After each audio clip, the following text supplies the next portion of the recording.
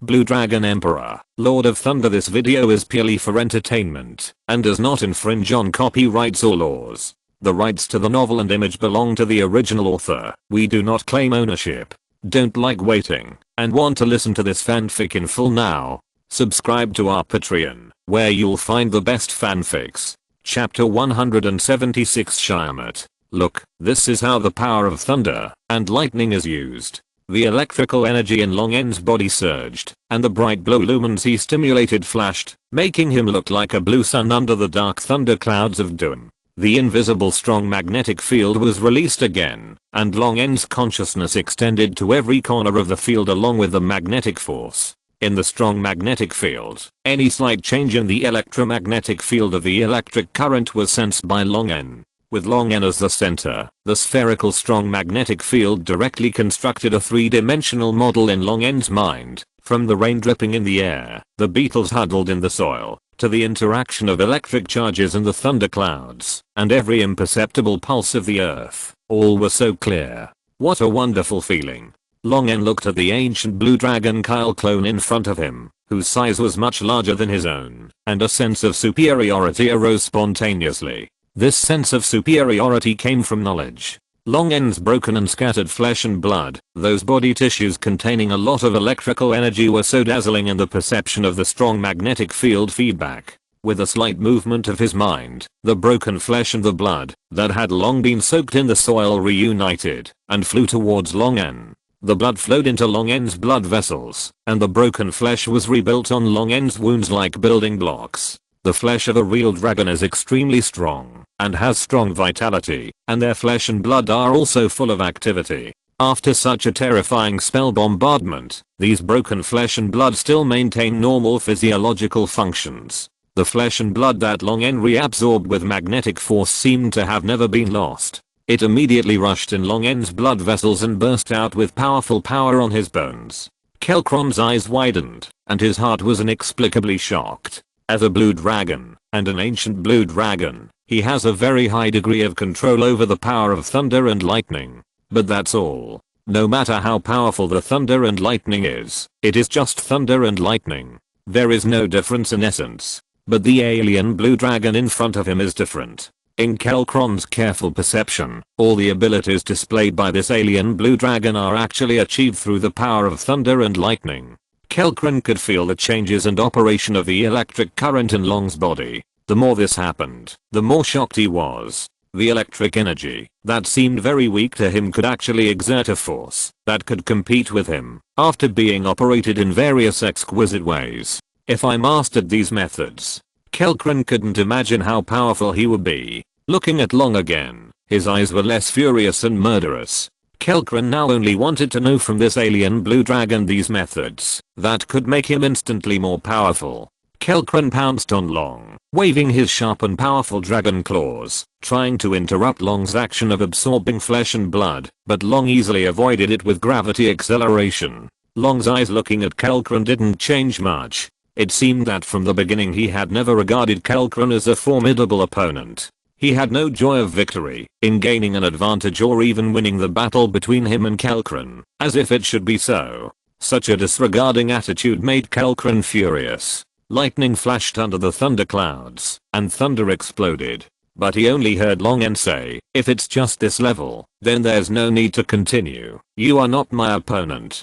Kelkron laughed in anger. "I will cut off your tongue. Pray that you will die soon, arrogant fool." Before he finished speaking, Kelkron suddenly felt a suffocating feeling, as if his neck was being strangled. No, he could still breathe freely. This suffocating feeling came from his powerful magic. The powerful elemental affinity of the real dragons made them natural spellcasters since their birth, and the base blood vessels kept pumping element and magic into the heart and blood of the real dragons. All real dragons are completely accustomed to the existence of elemental power, just as natural as breathing. But now, this breathing was forcibly cut off. In Kelkron's stunned eyes, a black metal ball with a diameter of more than 20 meters appeared out of thin air, and all the magic around it was instantly suppressed. Is this forbidden magic alloy? Having lived for more than 1,000 years, Kelkron has never seen so much forbidden magic alloy. The huge ball of magic forbidden alloy began to flow like melting, attached to the surface of Long's bright blue scales, and condensed into a thick layer of magic forbidden alloy armor.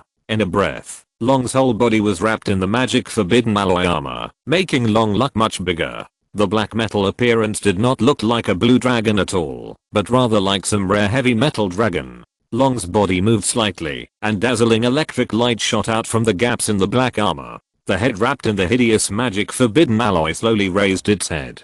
Kelkron looked at the huge metal dragon head, and inexplicably felt a little fear. Although he didn't want to admit it, he was afraid. Kelkron reacted immediately, and the great sense of shame and absurdity made his face look extremely wonderful. Fear? The great blue tyrant actually felt fear? Question mark?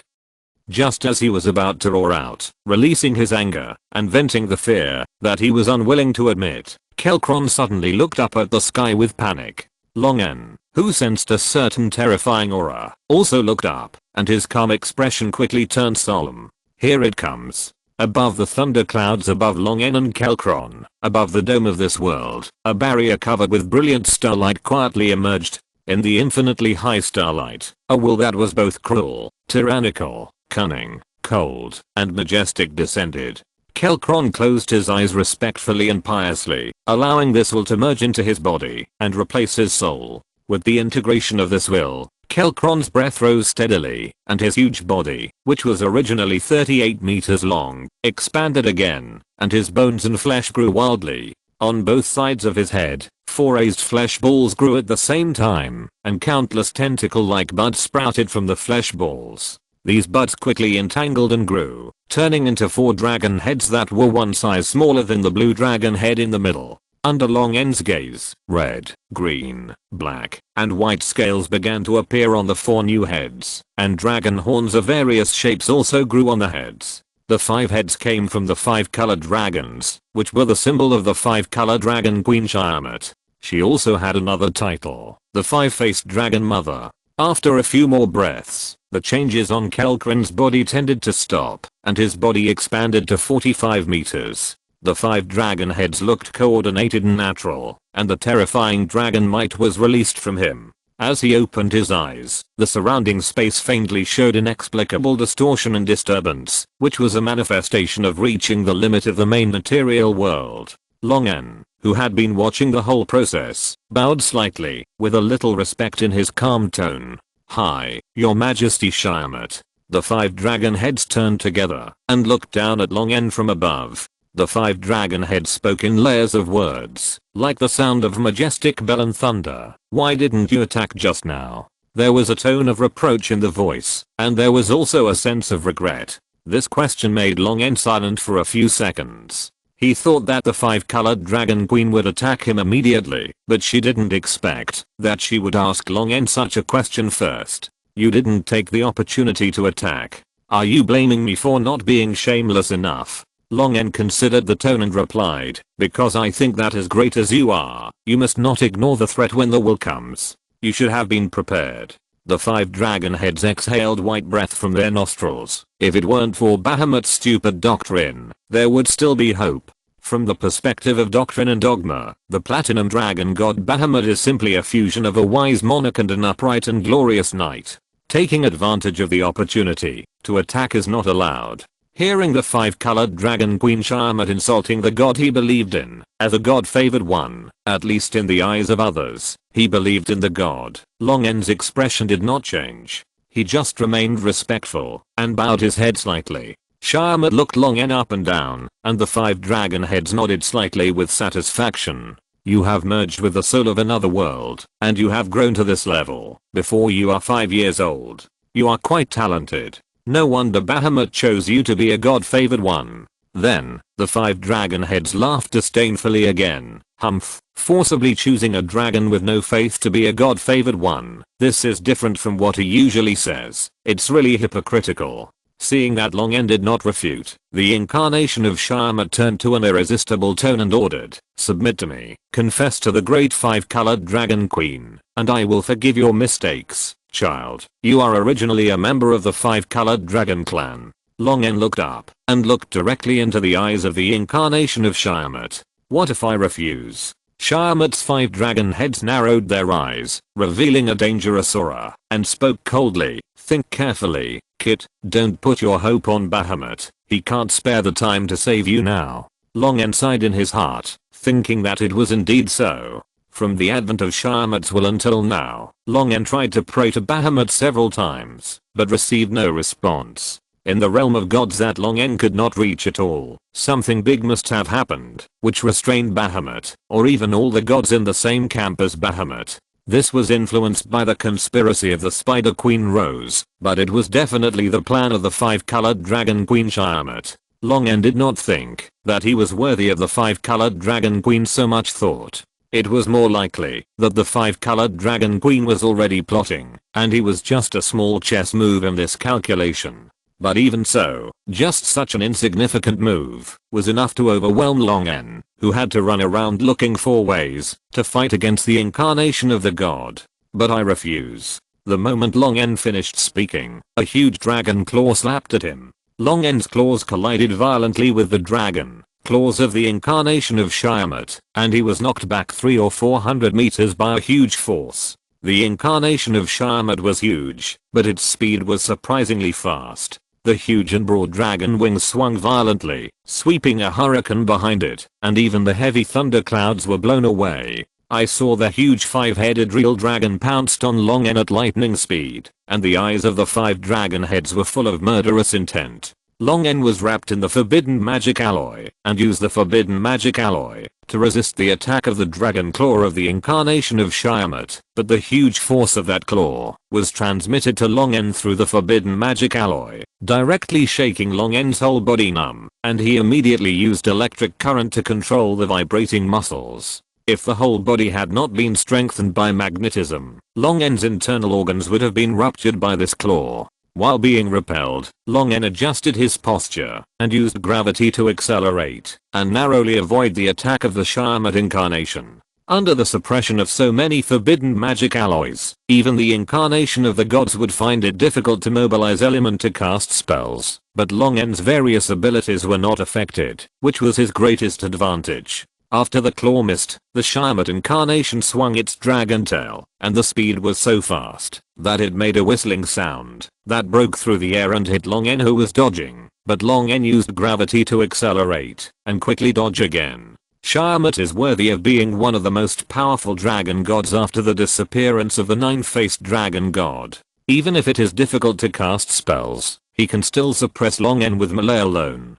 In the terrifying battle consciousness of the Shyamut incarnation, the dragon head, dragon horns, dragon claws, dragon tail, wings, and scales have all turned into terrible weapons, which may burst out with deadly killing intent at any time. With each full strength attack by the incarnation of Shyamut, the force that exceeded the limit of the rules of the prime material world would shake the surrounding space into shattered cracks. Long had no chance to fight back against the continuous attacks of the incarnation of Shyamut, and could only use gravity to accelerate his displacement to dodge. Sometimes the incarnation of Shyamut would predict the location of Long's displacement with a terrifying combat awareness, and Long could only resist the attacks of the incarnation of Shyamut with difficulty every time he found it difficult to dodge. In the process of dodging again and again, Long became more and more proficient in controlling gravity, and the incarnation of Shyamut gradually slowed down as Long delayed.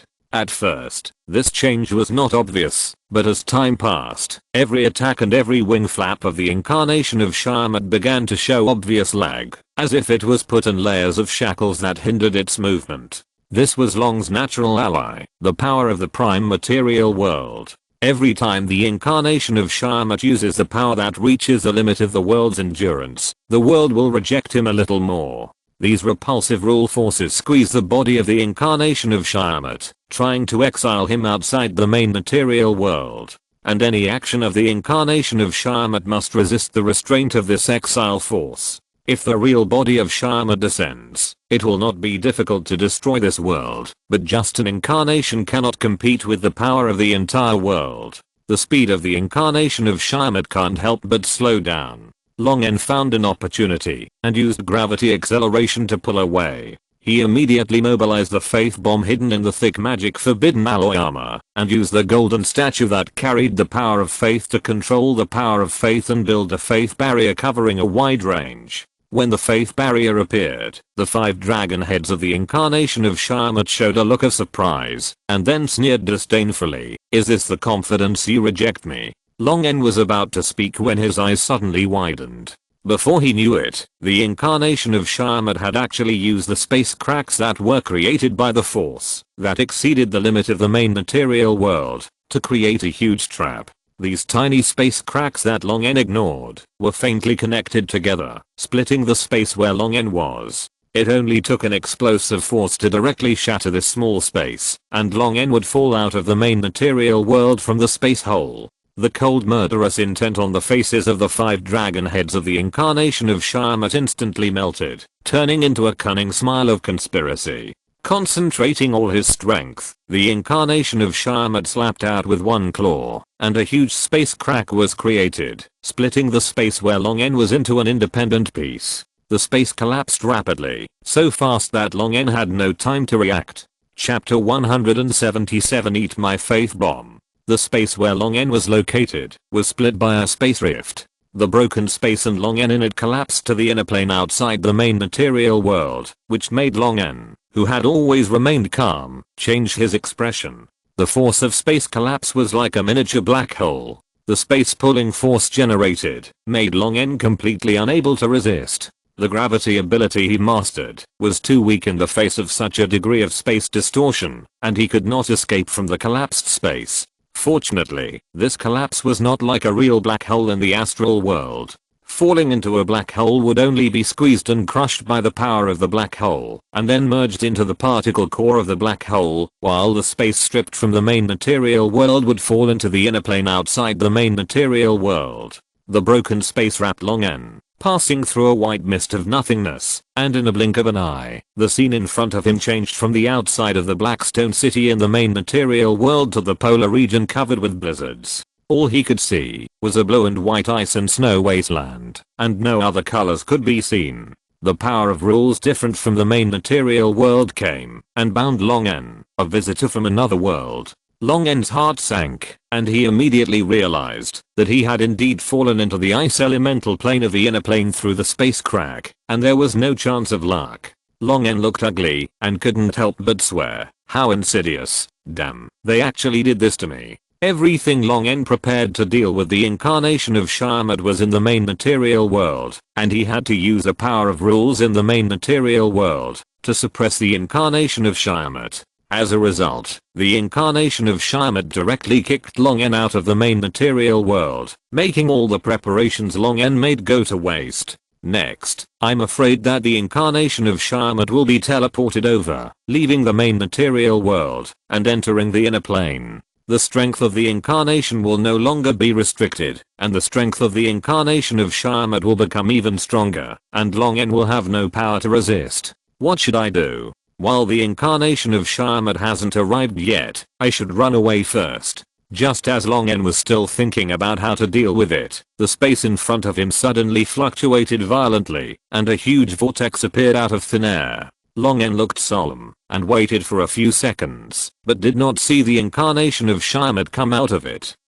If it's not Shyamut, then what is this? Long N, whose attention was completely focused on the vortex, suddenly felt a heavy blow from behind, as if he was kicked on the back. Fuck. Long N, who was kicked away, only had time to yell a Chinese curse before falling into the huge vortex that appeared out of thin air. Long N, who fell into the vortex, shuttled through the etheric plane filled with white nothingness mist again, and fell out of the vortex. The scenery in front of him instantly changed back to the main material world. The coordinates after returning to the main material world were less than 10 meters different from before leaving. In less than 10 seconds, he ran into the ice elemental plane and ran back. Long N was confused and wondered if he was dreaming. When Long looked up, he saw the incarnation of Shyamut standing in front of a newly opened portal, looking at him in astonishment. The incarnation of Shyamut couldn't figure out how Long returned to the prime material world at such a fast speed. Even if Long mastered some powerful spells that could cross planes, his casting speed shouldn't be faster than his. As a result, Long returned to the prime material world across planes, and the portal to the inner planes had just opened. "Hi," Long greeted, and the 5 dragon heads of the incarnation of Shyamad all became gloomy. In order to get Long out of the prime material world, the incarnation of Shyamad had been bound by the rules of the prime material world. Especially the claw that broke the space with all its strength. The restraint and suppression imposed on it was more than half of the suppression it had suffered before. The strength that the incarnation of Shyamad can exert now is less than half of what it was before. Longen didn't know how much strength the incarnation of Shyamad had, but he had no intention of trying to fight it head on. The power of the incarnation of Shyamad was completely beyond his ability to resist. Longen could at most fight the ancient dragons, and not lose to them, or even be better, but the power of the incarnation of Shyamad completely exceeded the level of the ancient dragons. I'm afraid that even the ancient dragons were not his opponents. Longen would only ask for trouble if he fought the incarnation of Shyamad head on. With his wings vibrating, Longen's figure quickly moved away from the incarnation of Shyamad in the acceleration of gravity, and removed the magic forbidden alloy wrapped around part of his body during the flight. The electrical energy in his body fluctuated, and Longen's exposed scales flickered in a certain pattern. The flickering light was very conspicuous under the heavy thunderclouds, as if sending some signal. In the gaps of the manhole covers on the road outside Blackstone City, a few mushrooms that emitted a faint glow, and were called cow dung fungi by farmers, were swaying gently in the wind. After Long gave the signal, the cow dung fungi immediately shrank into the sewers, and in their place, various mushrooms quickly emerged from the sewers of Black Rock City. These mushrooms extended their mycelium, sprayed spores, and grew rapidly in dark and humid corners where no one was. When these mushrooms grew to a certain number, a large number of spores fell from under the mushroom caps, drilled into every corner of Black Rock City with the wind, and adhered to hundreds of thousands of Black Rock City citizens. A powerful mental wave came from the underground of Black Rock City and spread throughout the city. Lisa Panna, who had transformed into a human form, was watching Long and the incarnation of Shyamad fighting in Black Rock City with concern. Feeling this powerful mental power, Lisa Panna frowned.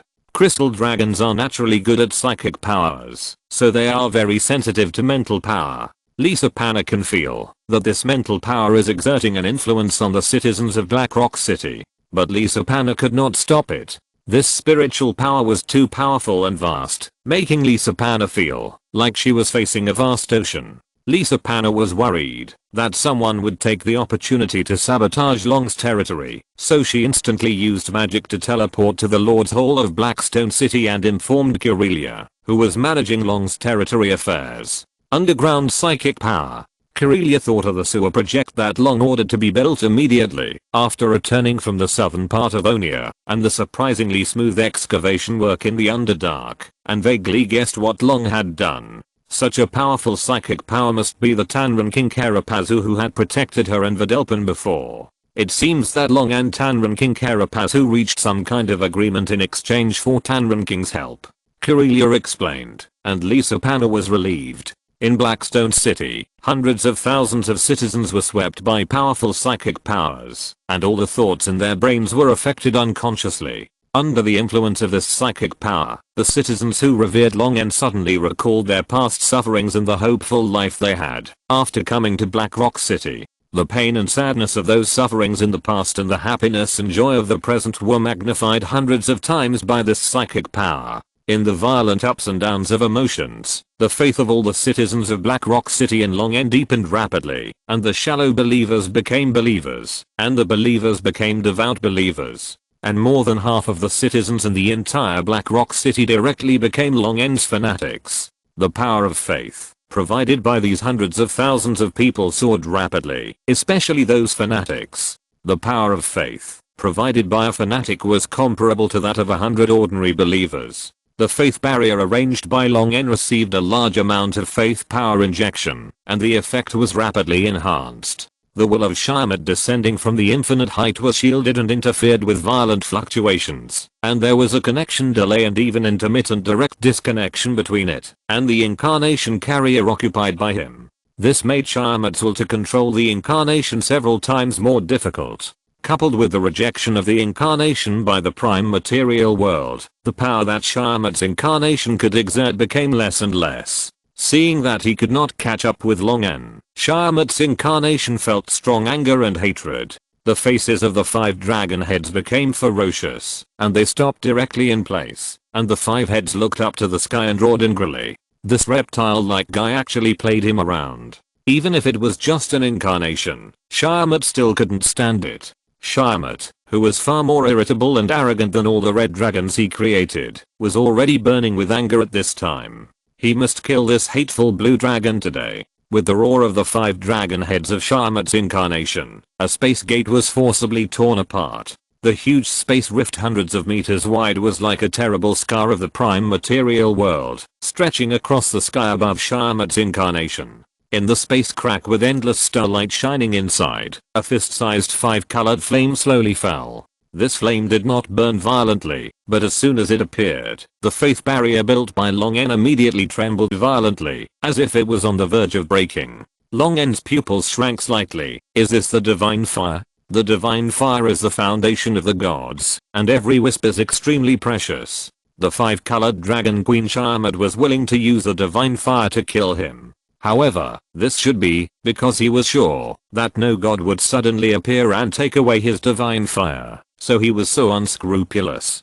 The divine fire sank into Sharmat's incarnation. The powerful energy made Sharmat's incarnation grow in size, but he suppressed it. No matter how strong this incarnation was, it would be kicked out of the main material world directly. Sharmat sent down the divine fire, just to establish a stronger connection between his consciousness and the incarnation, and eliminate the negative impact of the faith barrier. The interference and shielding effects were reduced to a minimum. The dragon head of Sharmat's incarnation stared at Longen, and the 5 pairs of dragon pupils revealed full of killing intent. Sharmat's incarnation's speed soared, and it rushed towards Longen. Along the way, the space was distorted and shattered, leaving dense space cracks. The space distortion caused by the powerful force of Sharmat's incarnation hindered Longen's gravitational acceleration, forcing him to face the Sharmat's incarnation head-on. Longen, who was wrapped in a heavy magic forbidden alloy, was hit by Sharmat, and his 5 internal organs were displaced in an instant, and his bones were shattered. He could only use his strong magnetic field to forcibly bind the broken bones, muscles, and internal organs in place, keeping his body intact and functioning. Longen, who was knocked away, had no way to avoid it, and was caught up by Sharmat's incarnation at high speed again. He had completely ignored the rejection of the main material world. He, who had merged with the divine fire, was already on the verge of being kicked out of the main material world. He now just wanted to quickly resolve the battle and kill Longen. The incarnation of Sharmat, who was using all his strength, would create a large area of dense space cracks around him whenever he moved his hands and feet, but he didn't care and kept beating Longen without any chance of fighting back with the speed and strength that was the upper limit of this world. Bang! The incarnation of Sharmat clenched his claws and punched hard, smashing Longen down from midair, and with a bang, a large dent was created. The incarnation of Sharmat folded his wings, and his huge body of 45 meters long fell down, stepping fiercely on Longen's chest. The 4 dragon heads on both sides bit the magic forbidden alloy on Longen's neck and chest ferociously, and the blue dragon head in the middle looked down at Longen below. Longen looked miserable at this time, and his magic forbidden alloy was broken into pieces, as if he was no longer able to control the magnetic force to repair it. The incarnation of Sharmat stepped on Longen's chest with his huge claws, and lowered his head and body, staring at Longen's eyes with cruel, brutal and cold dragon eyes. I'll give you one last chance. Forsake Bahamut and follow me. I can give you what he can give you, and I can also give you what he can't give you. Following his pedantic and stupid doctrines will only get in the way. Make your choice, and don't take my kindness as indulgence. A large piece of the magic forbidden alloy wrapped around Long's head was broken, revealing half of his face. But even in such a situation, Long's face was not afraid at all, but instead had a hateful smile. Sharmat's incarnation said in a cold tone, "It seems that you have made your choice." The giant claws that were stepping on Long's chest continued to exert force, but the incarnation of Sharmat saw Long, who was struggling to breathe, said, "Wait, I have something to say." The giant claws stopped pressing down, and the incarnation of Shyamut sneered disdainfully, "If you want to delay time and wait for the main material world to exile me, then you are wrong. No, no, no, great and respected Majesty Shyamut," Long said with a grin. "What I want to say is, take one of my faith bombs." Upon hearing this, the incarnation of Shyamut subconsciously wanted to move away, but the magic forbidden alloy that wrapped Long quickly entangled him, connecting Long and the incarnation of Shyamut together, and unable to separate. The faith bomb hidden in the magic forbidden alloy between Long's two hind legs came out of the magic forbidden alloy. Long thrust forward with pleasure and evil taste. The depression from being beaten so much before was released along with the detonation of the faith bomb. A hearty pleasure made Long completely ignore the mental pain caused by the explosion of the faith bomb. The pious soul of the frost giant's favored one mixed with Long's golden statue carrying the power of faith, and a terrible chemical reaction occurred instantly. A silent explosion released a terrifying mental shock. The broken and chaotic power of faith in the explosion was distorted in some way, becoming absurd, weird, and terrible, and also produced the characteristic of spreading pollution along the power of faith. Long transferred the power of faith to the golden statue. There was no power of faith in his mind. The explosion of the faith bomb was just a breeze for him, but for the incarnation of Shyamut, who had descended with the will of the gods, and integrated the divine fire of the essence of the power of faith, the power of the explosion was unparalleled. If this was a game, the information of the faith bomb might read, "Special attack on believers and gods." The violent power of faith impacted the will of Shyamut, and the polluting mutated power of faith invaded his divine fire, constantly devouring and transforming the normal power of faith, so that his will was gradually assimilated by this mutated weird spiritual energy.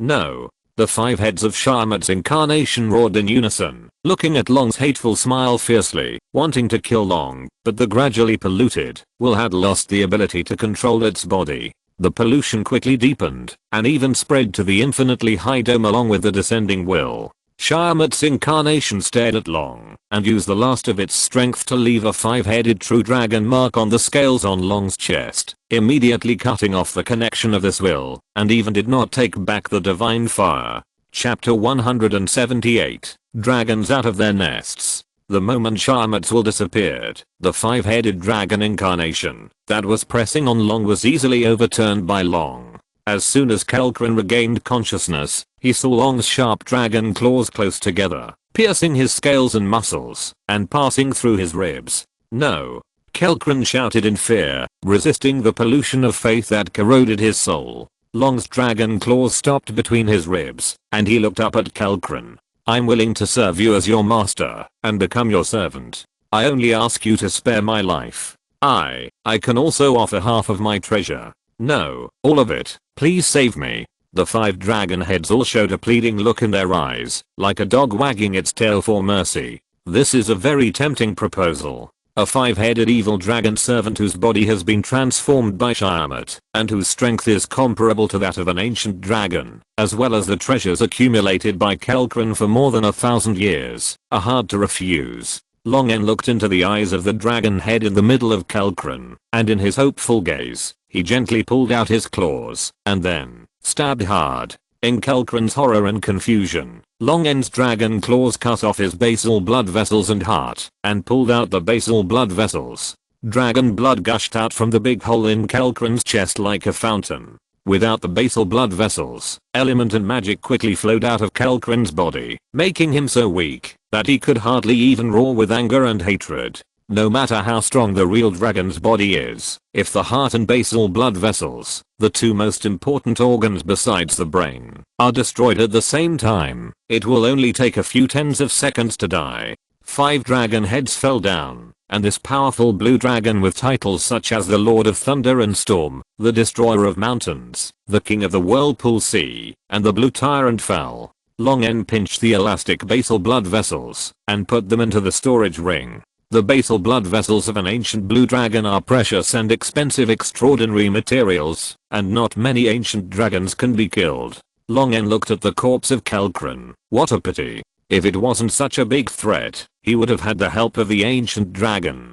Although Kelkrin was willing to surrender, he was a fanatic of Shyamut after all. His body had been transformed by Sharmat as an incarnation. His connection with Sharmat was too close. Even if he signed a contract, there was no guarantee that Sharmat would not use him to attack him again. By then, he would relax his vigilance and be more likely to be attacked by Sharmat. If Long N didn't care more about his own life, he wouldn't have to kill Kelkran. A living real dragon is still more valuable than a pile of extraordinary materials. This behavior is like picking up a double-door refrigerator, then smashing it and selling it for scraps. It's a big loss. Speaking of the threat of Sharmat, Long N lowered his head with a strange look on his face and looked at the 5-headed dragon mark on his chest. This is not a curse or hostile mark. On the contrary, it is a mark of a god's favor. That's right, Long N, who betrayed the 5-colored dragon clan, kidnapped a large number of 5-colored dragons, signed a contract under the witness of Bahamut, defeated the Dragon Queen's incarnation, and caused the 5-colored Dragon Queen Sharmat to lose a ray of divine fire, was actually marked by Sharmat as a god's favored one. After thinking for a while, and not being able to figure it out, Long N simply used the method in Elemental Finale to temporarily collect the divine fire, and then immediately returned to the empty nest. As soon as Long N arrived, a group of friends and followers followed. The first to arrive was actually the white dragon lady Zizala. Not 2 minutes after Long N entered the empty nest, Zizala tiptoed in. Long N glanced at Zizala speechlessly. Judging from the speed at which she came, she must not have been watching the battle in Black Rock City. It is likely that when Zizala saw the arrival of Sharmat's god's favored one, she ran to the side of Long N's dragon nest and waited. If Long was defeated and died, the contract on her body would naturally disappear, and she could then rush into the dragon's nest and take Long's treasure. If Long won, although she thought it was unlikely, he would definitely be seriously injured, and she could immediately show concern for Long. After being glared at by Long, Sizura smiled awkwardly and took 2 steps back, sitting obediently on the edge of the dragon's nest. After greeting Long awkwardly, Lisa Panna arrived immediately, followed by Spellscale Flawless, both of whom came directly using teleportation. Lisa Panna glanced at Sizura, who had arrived early, and thought to herself that it was not good.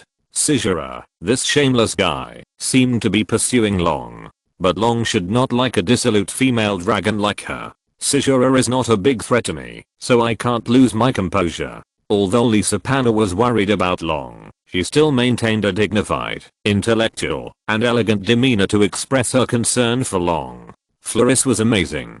She rushed forward and held Long's claws like an octopus, unable to shake them off, and forcefully declared her sovereignty over Long. Spell scales are very smart creatures. They can become rich by playing the role of merchants, and can handle various government affairs by playing the role of administrators. But in most cases, when they are not playing roles, they will act heartless and show their true feelings. White dragons and newly subdued 5-colored dragons arrived one after another and soon filled Long's dragon nest. The golden dragon Videlpin shouted make way and squeezed into the dragon nest. Galangsus and Agadius, 2 guys who were familiar with Videlpin, knew that Videlpin had a special relationship with Long, so they silently squeezed back to make room for Videlpin. As soon as Videlpin entered the dragon's nest, he saw Long with Flawless hanging on his arm, and Sizura and Lisa Panna who were squeezed next to him, as well as 2 other female dragons who deliberately approached Long. The anxious concern on their faces instantly turned into annoyance, as if they had caught an adulterer in bed. Long stroked his forehead and sighed helplessly. Long simply ordered all dragons to retreat outside the dragon's nest. When the dragon's nest was empty, Long pulled Flawless off his arm and walked out of the dragon's nest with pain. After walking out of the dragon's nest and standing on the protruding platform in front of the dragon's nest, Long suddenly felt emotional. The white dragon he rescued from the frost giants in the land of eternal winter, plus the various 5-colored dragons captured during this period of time. Now there are more than 50 real dragons squatting in front of the dragon's nest. Most of these real dragons are adult real dragons, each of which can fight dozens of high-level warriors or several high-level spellcasters. If all the real dragons under Long N came out, even the legends would have to retreat. If Long N wanted, these 50 real dragons alone could destroy a principality within a few days. Unknowingly, his power had grown to this extent. Long N looked down at the dragons. I know that most of you don't want to see me alive. An hour ago, you were even praying for me to die at the hands of His Majesty Shyamut, but you have to stand on my side due to the contract. Now you have to come to greet me, fearing that you will be punished by me. But, Longen said coldly and seriously, this is a world where the weak are preyed upon by the strong. The weak can only obey the strong. You were defeated by me and forced to sign the contract by me because you are too weak. I can defeat the ancient dragons and the incarnation of His Majesty Shyamut, but you don't even have the ability to intervene in this battle. Longen's eyes swept over, with naked contempt in his eyes, and he almost said directly, you bunch of trash. The white dragons that Longen rescued from the frost giants bowed their heads deeply. They had already recognized Longen as their master. If Longen said they were trash, then they were trash. But the other 5 colored dragons could not stand it. They were forced to submit to Longen because they were weak, but the pride of a true dragon could not be easily humiliated, especially those true dragons that had grown to adulthood, middle age, and old age. Even if the frost giants captured an adult white dragon, they would never waste time trying to tame it. The pride of a true dragon had been engraved into their bones. If they tried to capture and humiliate an adult true dragon, they would only explode. At this time, the 5 colored dragons under the dragon's nest were already restless and stared at Longen with unkind eyes. Some of the 5 colored dragons even began to show the punishment of the backlash of the contract, which showed the extent of their hostility towards Longen. Longen saw all the changes in the 5 colored dragons. He suddenly spread his wings and straightened his chest. His tall and majestic body gleamed in the sunlight. Majestic and powerful words came out of his mouth. Be hostile to me and hate me, you weaklings, if you can be stronger than Her Majesty Shyamut. On Longen's straightened chest, the 5-headed dragon mark that Shyamut had left on Longen before cutting off his wool was clearly visible on the light-colored scales on his chest and abdomen. The dragon's might containing the breath of Shyamut surged, shaking the hearts of the dragons. Longen raised his claws, and a flame full of divinity appeared in his claws. His Majesty Shyamut even sent down the divine fire, but was still defeated by me. After the defeat, he took the initiative to let me become his divine favored one. Do you understand what this means? The dragons looked at the flame in Longen's claws in amazement. They couldn't believe it, but the divine aura and the divine power that made all the 5 colored dragons feel afraid were true. Longen's claws were indeed a wisp of divine fire from His Majesty Shyamut. He could even defeat the incarnation of His Majesty Shyamut who sent down the divine fire. He was already the top powerhouse in the main material world where no gods appeared, and this powerhouse was also a powerful real dragon. It seemed acceptable to call them trash. What's more, His Majesty Shyamut, who was defeated by Longen, took the initiative to choose Longen as a divine favored one, and gave him the glorious divine favored one mark. This was undoubtedly His Majesty Shyamut's recognition and reward for Longen. Even His Majesty Shyamut endured it, so what else could they not endure? The restless 5 colored dragons quickly calmed down, and looked at Longen with awe and admiration. The 5 colored dragons were arrogant, but they were born with a strong mentality. After all, only the strong can have treasures, admirers, and everything. But the premise is that your strength can surpass theirs by a large margin, can pose a real threat to them, can beat them into submission, and you must also be a real dragon.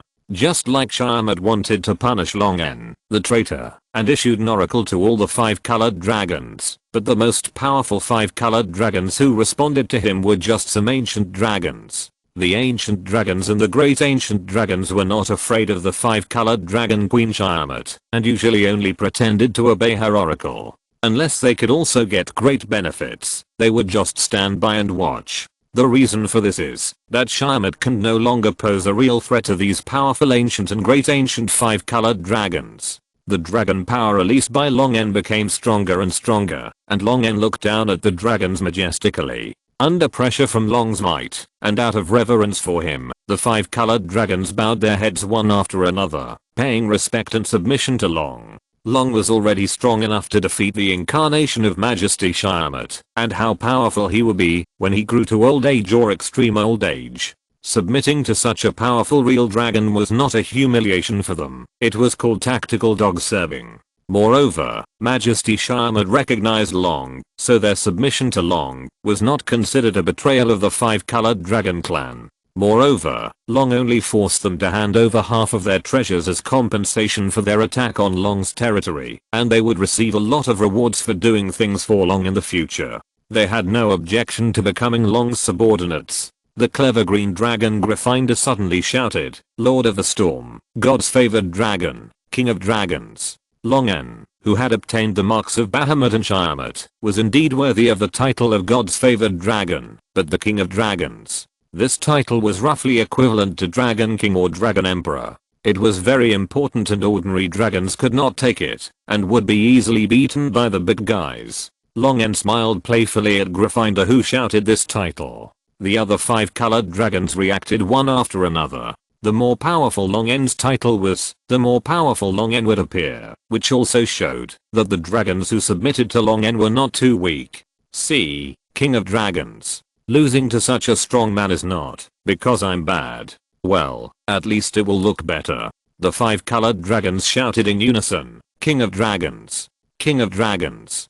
King of Dragons. Amid the shouts of the dragons, a silver real dragon rushed over and threw itself into Longen's arms. Corellia leaned against Longen with an anxious and worried look on her face. "Where are you injured? Is it serious? Have you prayed to His Majesty Bahamut? He will definitely heal your injury." Longen saw that the dragons under the dragon's nest were all looking at him and Corellia eagerly and coughed twice seriously. "Ahem. What are you looking at? Get out of here. I will give you a task soon." Longen spoke, and the dragons immediately flew away. Sisura and Lysipana also looked at each other unwillingly and returned to their empty nests. Longen knew that Corellia was helping him deal with the affairs and aftermath in Blackstone City, so she was the last to arrive. He was slightly moved and amused and said, "Do you think I look injured?" Although the incarnation of Shyamut beat him so hard that his bones were broken and his internal organs were ruptured under the restraint of Longen's magnetic field, the displaced scales, bones, muscles and internal organs were all reset and spliced together, and he really looked like he was intact.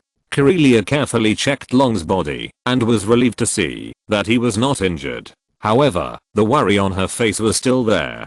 She insisted Long pray to Bahamut and let him check to make sure there were no hidden dangers.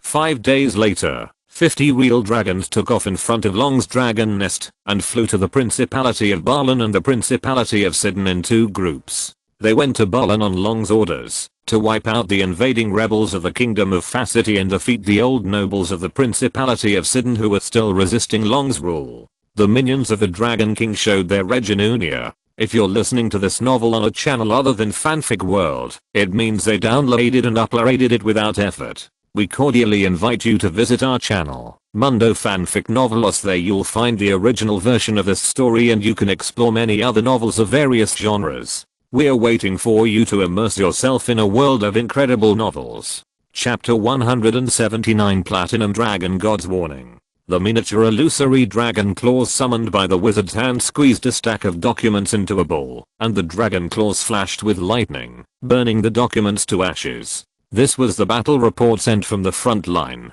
After the Principality of Balan and the Principality of Sidon each sent more than 20 real dragons to participate in the war immediately became one-sided. On the Principality of Balan, the enemy was the rebels who fled to the northern border of Balan after the civil strife in the Kingdom of Facity. These rebels roamed and plundered, repeatedly crossing the border between Balan and Facity. Whether it was the Kingdom of Facity, which was still in civil strife, or the Principality of Balan, which had not recovered from the civil war a few years ago, they were unable to wipe out the rebel army that had been transformed from the regular army of Facity. But when more than 20 real dragons passed through the sky, a black mass spewing flames, thunder, poisonous fog, acid, and frost swooped down, and the well-equipped and disciplined rebel army was instantly defeated without any resistance. More than 20 real dragons just flew through the sky, and the deterrent power was enough to make most of the troops surrender without a fight. After the real dragons joined the battle, they spent a day to detect the location of the rebel army, and another day to defeat the rebel army. In just 2 days, the Facity rebel army was directly eliminated. On the contrary, the energy of the monster army sent by Longen was involved in dealing with the small bandits formed after the rebel army was defeated. It is estimated that it will take at least half a month to completely wipe out the bandits in Balan. On the side of the Principality of Zitan, those nobles who resolutely refused to accept and recognize Long En's rule have gathered the private armies of nobles from various fiefdoms, and formed several noble legions with more than 50,000 people. In order to resist Long En, they took out all their belongings, contacted neighboring countries, discussed the matter of joining forces, and prepaid a large amount of weapons and equipment from neighboring countries to arm soldiers. Therefore, although most of the legions were hastily built, their strength should not be underestimated. Some nobles in the Zitan fiefdom still maintained this independence, and waited for a price, while some had completely sworn allegiance to other kings. But when more than 20 real dragons flew over the territories of the Viscounts, Earls, and Marquesses one by one according to the map and the planned route, before the war even started, the feudal nobles waved their flags, and surrendered without hesitation, and even stabbed their former allies in the back, and they were worried that they were not stabbing fast enough or cruel enough. The feudal nobles who had already surrendered to the neighboring countries wanted to argue that they were no longer nobles of Hidden, but the real dragons were obviously not so reasonable. They didn't care which country these nobles belonged to, they only knew that Long En wanted them to take back these territories. Any nobles who showed the slightest resistance were all killed by the dragon's breath. The Grand Dukes and Kings who accepted their loyalty all remained silent, and didn't dare to fart. With the previous demonstration, the feudal nobles behind them surrendered one after another, voluntarily and consciously supported the rule of the Grand Duke of Storm, and cooperated with the policies of the Lord's Hall, without causing too much killing. It was only a matter of time before the entire territory of Hidden was recovered. It has been 7 days since Long En fought against the incarnation of Shyamut, but there has been no news from either Shyamut, who left a mark on Long En, or Bahamut, the god of good dragons. Long En prayed to Bahamut every day, but never got a response. After reading the military intelligence report, Long En began his routine prayers for today. With the experience of the previous few days, he did not have any expectations for this prayer. But this time, as soon as Long En closed his eyes, a loving, just, and kind gaze fell on him. Before Long En could speak, Bahamut's will became serious. "Child, what's the matter with the mark on your chest?" Long En told him the whole process of the battle with the incarnation of Shyamut. The will of the Platinum Dragon God condensed a silver-white projection in front of Long En, full of majesty and good justice. After hearing Long En's words, the Platinum Dragon God was silent for several seconds in surprise. "This must have been a tough battle, kid. It all started with me, but I was careless for a moment, and put you in such a dangerous situation. Fortunately, you overcame this difficulty with your own strength. Your strong will and character are your most powerful strengths. I think there is no difficulty or setback in this world that can defeat you." All this was indeed caused by the fact that the Platinum Dragon God chose Long En as the god's favored one without asking for his opinion. But the Platinum Dragon God also gave Long En a lot of help, especially in the Underdark. If it weren't for the power given by the Platinum Dragon God, he would have fallen into the hands of the Spider Queen Rose. Long En naturally couldn't complain about anything. After humbly greeting the Platinum Dragon God, he quickly asked about the god's favored one mark left by Shyamut. The projection of Bahamut pondered for a moment and said, "Based on my understanding of my sister, when he does something, his purpose is usually not limited to the thing itself. His first purpose is most likely to continue to retaliate against you. The mark of God's favored eye left for you can block his perception. He needs a means to lock you, and his other means can be resolved by me. Only the mark of God's favored is a blessing from the gods, not a curse or other spells. I can do nothing about it. The second purpose is to monitor your every move. He obviously has a strong interest in you. For example, the way you control magnetic gravity without magic, the way you use the power of faith to block the divine will, and severely damage the incarnation of the gods, and the experience of inexplicably returning from the inner plane that you mentioned.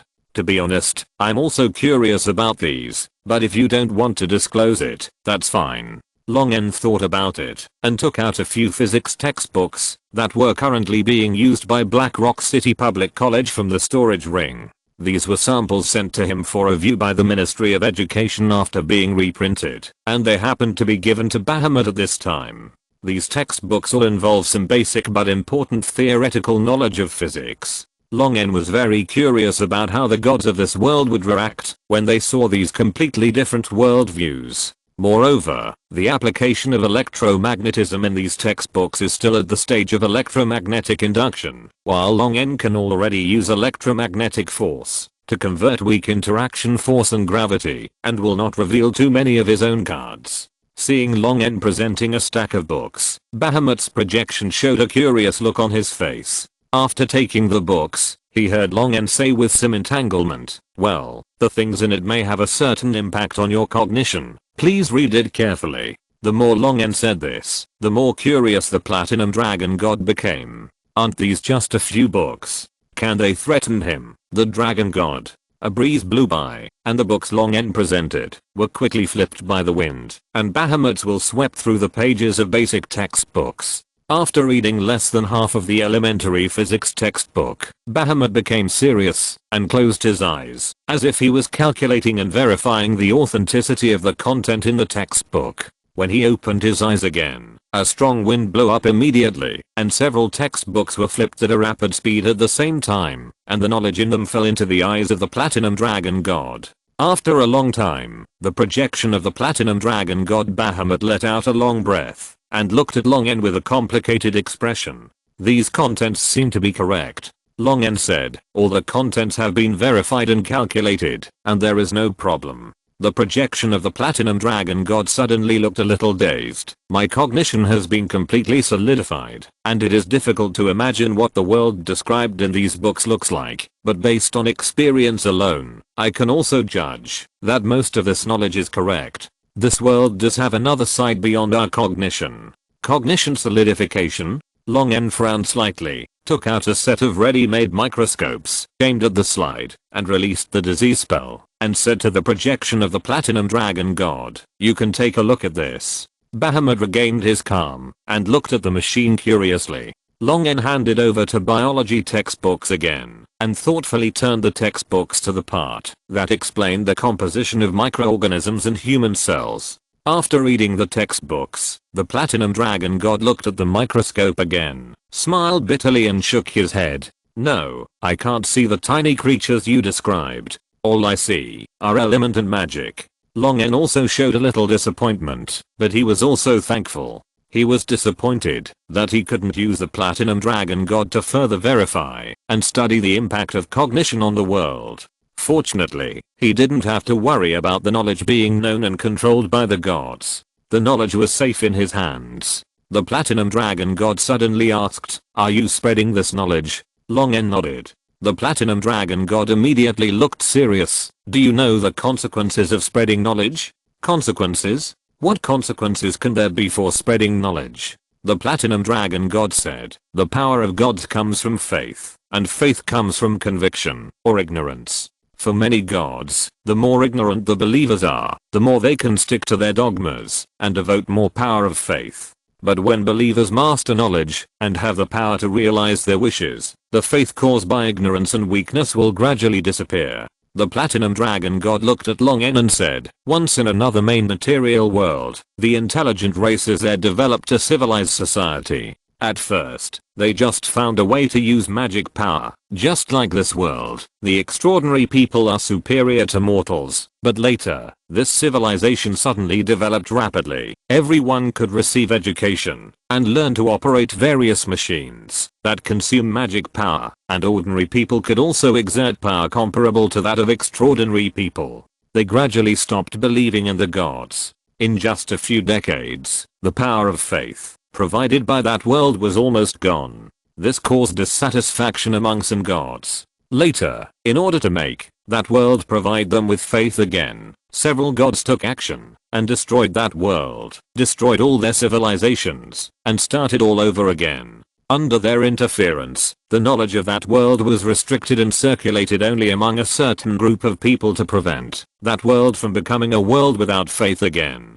The words of the Platinum Dragon God shocked Long N. "Knowledge is only circulated among extraordinary people and the upper class. Isn't this the same as this world? Are these the results of the gods' interference? Just to harvest the power of faith. Then, if I promote education and technology, will I repeat the mistakes of the world mentioned by the Platinum Dragon God?"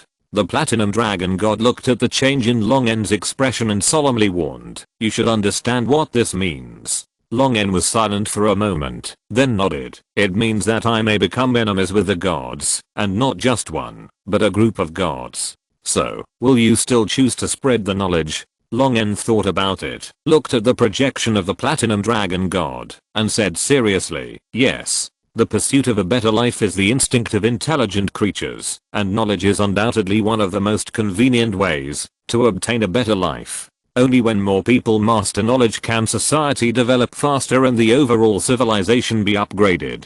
Even if knowledge is deliberately interfered with and only controlled by a few people, it will one day be obtained by the majority of people living at the bottom and suffering from oppression. This is the inevitable result of the development of civilization, and I just accelerated this process." The projection of the Platinum Dragon God showed an expression of approval, nodded and said, "Your will is very firm, which is a good thing. Do it according to your ideas. At least the gods of the good and lawful camp will not interfere." "Just not interfere?" Long N asked. The Platinum Dragon God shook his head. "The gods abide by the doctrines, and their actions are all affected by their camps and priesthoods. Good gods do good things, but for those who have no faith even good gods cannot help them." After thinking for a moment, Long N smiled and said, "Maybe I can get the good gods to stand on my side. There is no irreconcilable contradiction between the development of civilization and faith. Kindness, fairness, justice, and mercy should be followed by the world, no matter how civilization develops." The Platinum Dragon God said, "When civilization develops to a certain level, the faith of intelligent creatures whose minds are liberated is bound to be weak." Long N did not explain. In the process of territory development, he could completely ask the people to believe in some good gods and put up slogans such as "People have faith, the country has hope." When technology develops, and then some animation and games are made, these gods will be made into girly big-breasted cute girl characters, or made into autumn games, all of which are made into handsome men of various styles. A lottery price of 648 can make them crazy. These operations can more or less provide a little faith power. Even if they are all pan-believers, the faith power provided by a single believer is not much, but the total amount is still considerable after the population base increases. Skipping the topic of knowledge and faith, Long N took out the giant book The End of the Element from the storage ring, which looked like it was cast in gold. Bahamut, as the god of good dragons and the dragon of the best, were definitely not forcefully demand or rob him of his things. As he said before, the gods strictly abide by the doctrine. Long N briefly explained the uses of the end of the element, including his method of controlling magnetism and gravity. Long N showed expectation on his face. He really wanted to know how many pages the gods could turn. As the Platinum Dragon God Bahamut watched Long N introduce and explain a lot, his face became solemn, and he stared silently at the place where Long N pointed. "Your Majesty Bahamut, this book will present different contents depending on the user. You can try to read it, and see if you can get some knowledge that is somewhat useful to you." Bahamut looked strange and spoke slowly. "Do you really have such a book in your hand? Why can't I see it?" Chapter 180 Exchange. The Platinum Dragon God can't see the elemental epilogue in his hand. Long N frowned, holding the elemental epilogue in his claws, and the cold, hard metal touch was reflected on the pads of the dragon's claws. The dragon's claws touched the cover of elemental epilogue, and the uneven patterns and letters were clearly visible under Long N's fingerprints. It was such a real thing, but the Platinum Dragon God said, "I can't see it." The projection of the Platinum Dragon God tried to touch the air held by Long N's claws, but touched nothing. Elemental epilogue was originally given to him by Ryan, and at the banquet of the island owners of the Thousand Islands, the legendary Lich took out another elemental epilogue and asked all the island owners present to try to read it. These can all prove the authenticity of elemental epilogue. In this case, the problem lies with the Platinum Dragon God. Compared with Long N and other people who have seen and touched elemental epilogue, the biggest difference between the Platinum Dragon God and he is a god. Could it be that the elemental finale cannot be sensed or touched by the gods? Long N expressed his thoughts, and the projection of the Platinum Dragon God shook his head, indicating that he was not clear about this. He had never even heard of such a secret treasure that could affect the perception of the gods. Long N could only temporarily suppress his doubts and put the increasingly mysterious elemental finale back into the storage ring. Your Majesty Bahamut, there is one more thing I need to show you. Long N opened his mouth and spit out the Shahamat sacred fire that was sealed in a special way. Without Long N speaking, Bahamut could sense the divine aura of Shahamat from this wisp of sacred fire. Long N said, the incarnation of His Majesty Shahamat was severely damaged by me, but his divine fire was polluted in the battle and underwent certain abnormalities. The projection of the Platinum Dragon God smiled. So you want me to help solve the abnormalities in the divine fire? Long N was surprised and said, can you eliminate the abnormalities in the divine fire? This is not a difficult thing for me, and the same is true for my sister. The Platinum Dragon God explained, dealing with distortions of faith is common for gods. The thoughts of believers will also affect gods to a certain extent. When such thoughts form a trend of thought, they will distort the power of faith. This degree of distortion of faith is more serious than the distortion of faith caused by the trend of thought. After all, it has polluted the divine fire, but for the gods, it only takes a little more time to deal with it. Your faith bomb made by mixing two different powers of faith is very effective for gods who have descended through incarnations, because gods have very limited influence on their incarnations and cannot rely on that point of connection with the incarnation to deal with the faith pollution, but in front of the gods' true bodies, these faith pollutions have no effect. Long N nodded to indicate that he understood, but he said, I want to exchange this divine fire with you. Exchange? The projection of the Platinum Dragon God was slightly surprised. He originally thought that Long N would ask him to help eliminate the changes in the divine fire and then integrate into the divine fire himself, but Long N's choice was beyond his expectations. Once the divine fire is successfully absorbed and ignited, the limitations of the lifespan of a true dragon will disappear. As long as Long N does not die halfway, he can basically be regarded as a god. Even if he becomes the worst weak divine power, with the foundation of a true dragon, he is no less than most medium-level divine powers. Faced with such a great temptation, Long N gave up without any hesitation. The projection of Bahamut stared at Long N. Do you know what you are giving up? Long N smiled and responded, looking very open-minded. Of course, I'm giving up the potential and opportunity to become a god. Seeing that Long N had completely thought it through, the Platinum Dragon God said no more. Many of his followers, the ancient dragons and advanced dragons, have exhausted their potential and are unable to make further progress. The divine fire that Long N pulled out from Shahamat is exactly what they desire. The promotion of these ancient dragons, or advanced dragons, can also greatly increase the strength of his subordinates. The Platinum Dragon God will naturally not refuse such a win-win situation. The projection of the Platinum Dragon God raised his dragon claws, and the divine fire in Long N's hand immediately uncontrollably cast towards the toe bone of the Platinum Dragon God projection, turning into a 5 coloring on his dragon claws. Then, a virtual door opened beside Long N, and the door revealed a bright and peaceful sacred atmosphere. A dragon man with only gold, silver and copper scales walked out of the door carrying a gorgeous treasure chest or treasure box. The dragon man stacked all the boxes and boxes storing treasures, and returned to the portal. The projection of the Platinum Dragon God said with a little regret, compared to this divine fire, I'm more looking forward to your rapid growth. Long N smiled, and did not comment. Of course, the Platinum Dragon God meant that he hoped Long N would grow up to the point where he could follow him to fight. The speed he mentioned was measured in thousands of years. The projection of the Platinum Dragon God slowly dissipated, and the sense of being watched from an infinite height disappeared. Long N smiled slightly and said, it's too slow to advance by relying on the divine fire. If I had the time to endure it slowly, I would have been enthroned as a god long ago by taking the path of unified force field. Turning his head to look at the treasures that the Platinum Dragon God wanted to exchange, Long N's eyes lit up instantly. Long N was not worried about being cheated at all. The Platinum Dragon God adhered to the doctrine of fairness and kindness. The exchange with him would definitely be fair and just. He didn't expect the Platinum Dragon God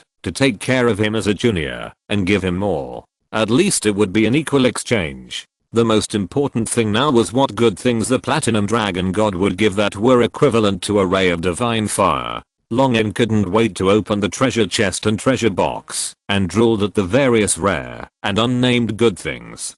Among these items, the most common ones are a large number of pure magic crystals and more than 10 powerful extraordinary equipment. In addition, there are 2 boxes of jade, or that exudes sacred dragon power. Long N secretly complained, "Is this dragon nest stone? Why is this breath so familiar? Could it be that the platinum dragon god picked it from the wall of his bedroom?" Passing by a pile of rare things such as immortal spring water and dimensional stone slabs, Long N's attention was attracted by a crystallized heart.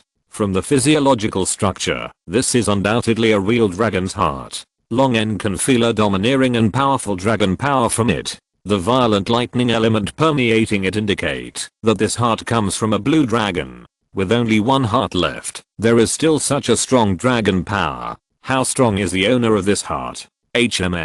This dragon power, have I seen it somewhere? Long N searched through his previous memories and suddenly realized that this breath was exactly the same as the dragon nest stone he cut out from the belly of a sea snake in the storm sea. Could the dragon's nest of the owner of this heart be in the storm sea? Long N once thought that the jade dragon's nest stone obtained from the stomach of the sea snake came from the nest of an ancient blue dragon, but judging from the aura of this heart, its owner is definitely not just an ancient dragon. After the battle with Kelkron, Long N was sure that an ancient dragon would never have such a breath, and the owner of this heart should be an ancient blue dragon. The lair of the ancient dragon. I have to find time to go to the storm sea to take a look. The voice transmitted by lightning in the storm sea has always made Long N very concerned, but he has not had the opportunity to take a look again during this period. Next time, he can explore it in depth and look for the ancient dragon's nest by the way. Not to mention picking up the ancient dragon treasure, it is also good to be able to dig out the dragon's nest stone. This heart can be transplanted into the body, which should further strengthen the attributes of the body in all aspects. It can also act on the basal blood vessels to improve the ability to absorb and store element. Organ transplantation is a very common means for spellcasters to improve their strength. For example, transplanting the eyeballs of a beholder or the tentacles of a mind flayer can allow spellcasters to obtain certain innate spellcasting abilities of the transplanted organs, or improve the malleability of the relatively fragile body of the spellcaster. Magic crystals and dragon nest stones accelerate growth, and the heart of the ancient dragon directly improves strength. The platinum dragon god is really considerate. Bahamut could easily give Long N a bunch of rare things, but these things were obviously carefully considered, and were all what Long N needed to improve his strength at the moment. Putting down the heart of the ancient dragon, Long N picked up a diamond cut into a round shape, shining with bright starlight, from a large box. Long N looked at the diamond and said uncertainly, "Is this a star diamond?" The most common currencies in this world are gold and silver coins. Copper coins are mostly used by civilians. Above gold coins, there are platinum coins made of platinum. According to the content of precious metals in gold and platinum coins, the exchange rate is usually between 80 and 120 gold coins for one platinum coin. Platinum coins have the highest platinum content. The coin minter, which is a benchmark in the industry, is located in Heaven Mountain. The raw material is platinum produced in Heaven Mountain, so it is also called Heaven Coin. Heaven Coin is the platinum coin with the highest exchange rate. The exchange rate between star diamonds and Heaven coins is a nominal 1 to 100. In other words, one star diamond is worth about 10,000 gold coins. There are at least 4,000 star diamonds in this box. Although things like divine fire cannot be measured by currency, star diamonds are an exception.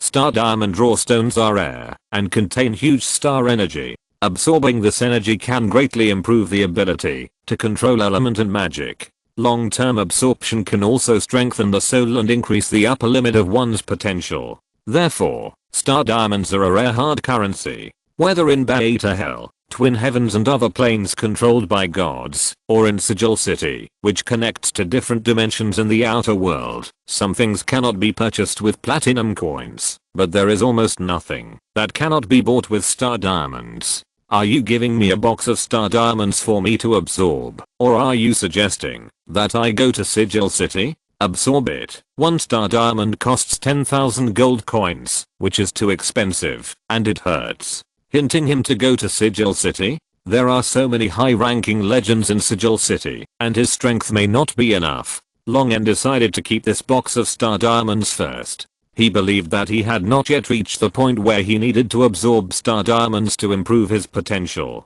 True dragons did not have any potential exhaustion before becoming extremely old dragons. The only time they really needed to break through their potential in front of true dragons was when they were promoted to ancient dragons, and ancient dragons. Long N planned to wait until his strength improved before going to Sigil City for a while, and these star diamonds might come in handy at that time. He put away the things he exchanged with the Platinum Dragon God, leaving only a few high-level magic props or equipment. After thinking for a while, he took out a dozen pieces from his treasure pile like rags. Tail knocked on the manhole cover in the corner of the dragon's nest, and a dragon vein dog-headed man quickly crawled out and stood still, waiting to convey Long N's order. Send these things to Blackstone City, and reward the commanders of each corps and officials of the Lord's Hall with outstanding political achievements in the name of the Lord's Hall. The dragon vein dog-headed man suddenly put his legs together, clenched his right claw into a fist and hit his left chest, making a sound of steel armor knocking against each other, and shouted enthusiastically with full spirit, "Yes,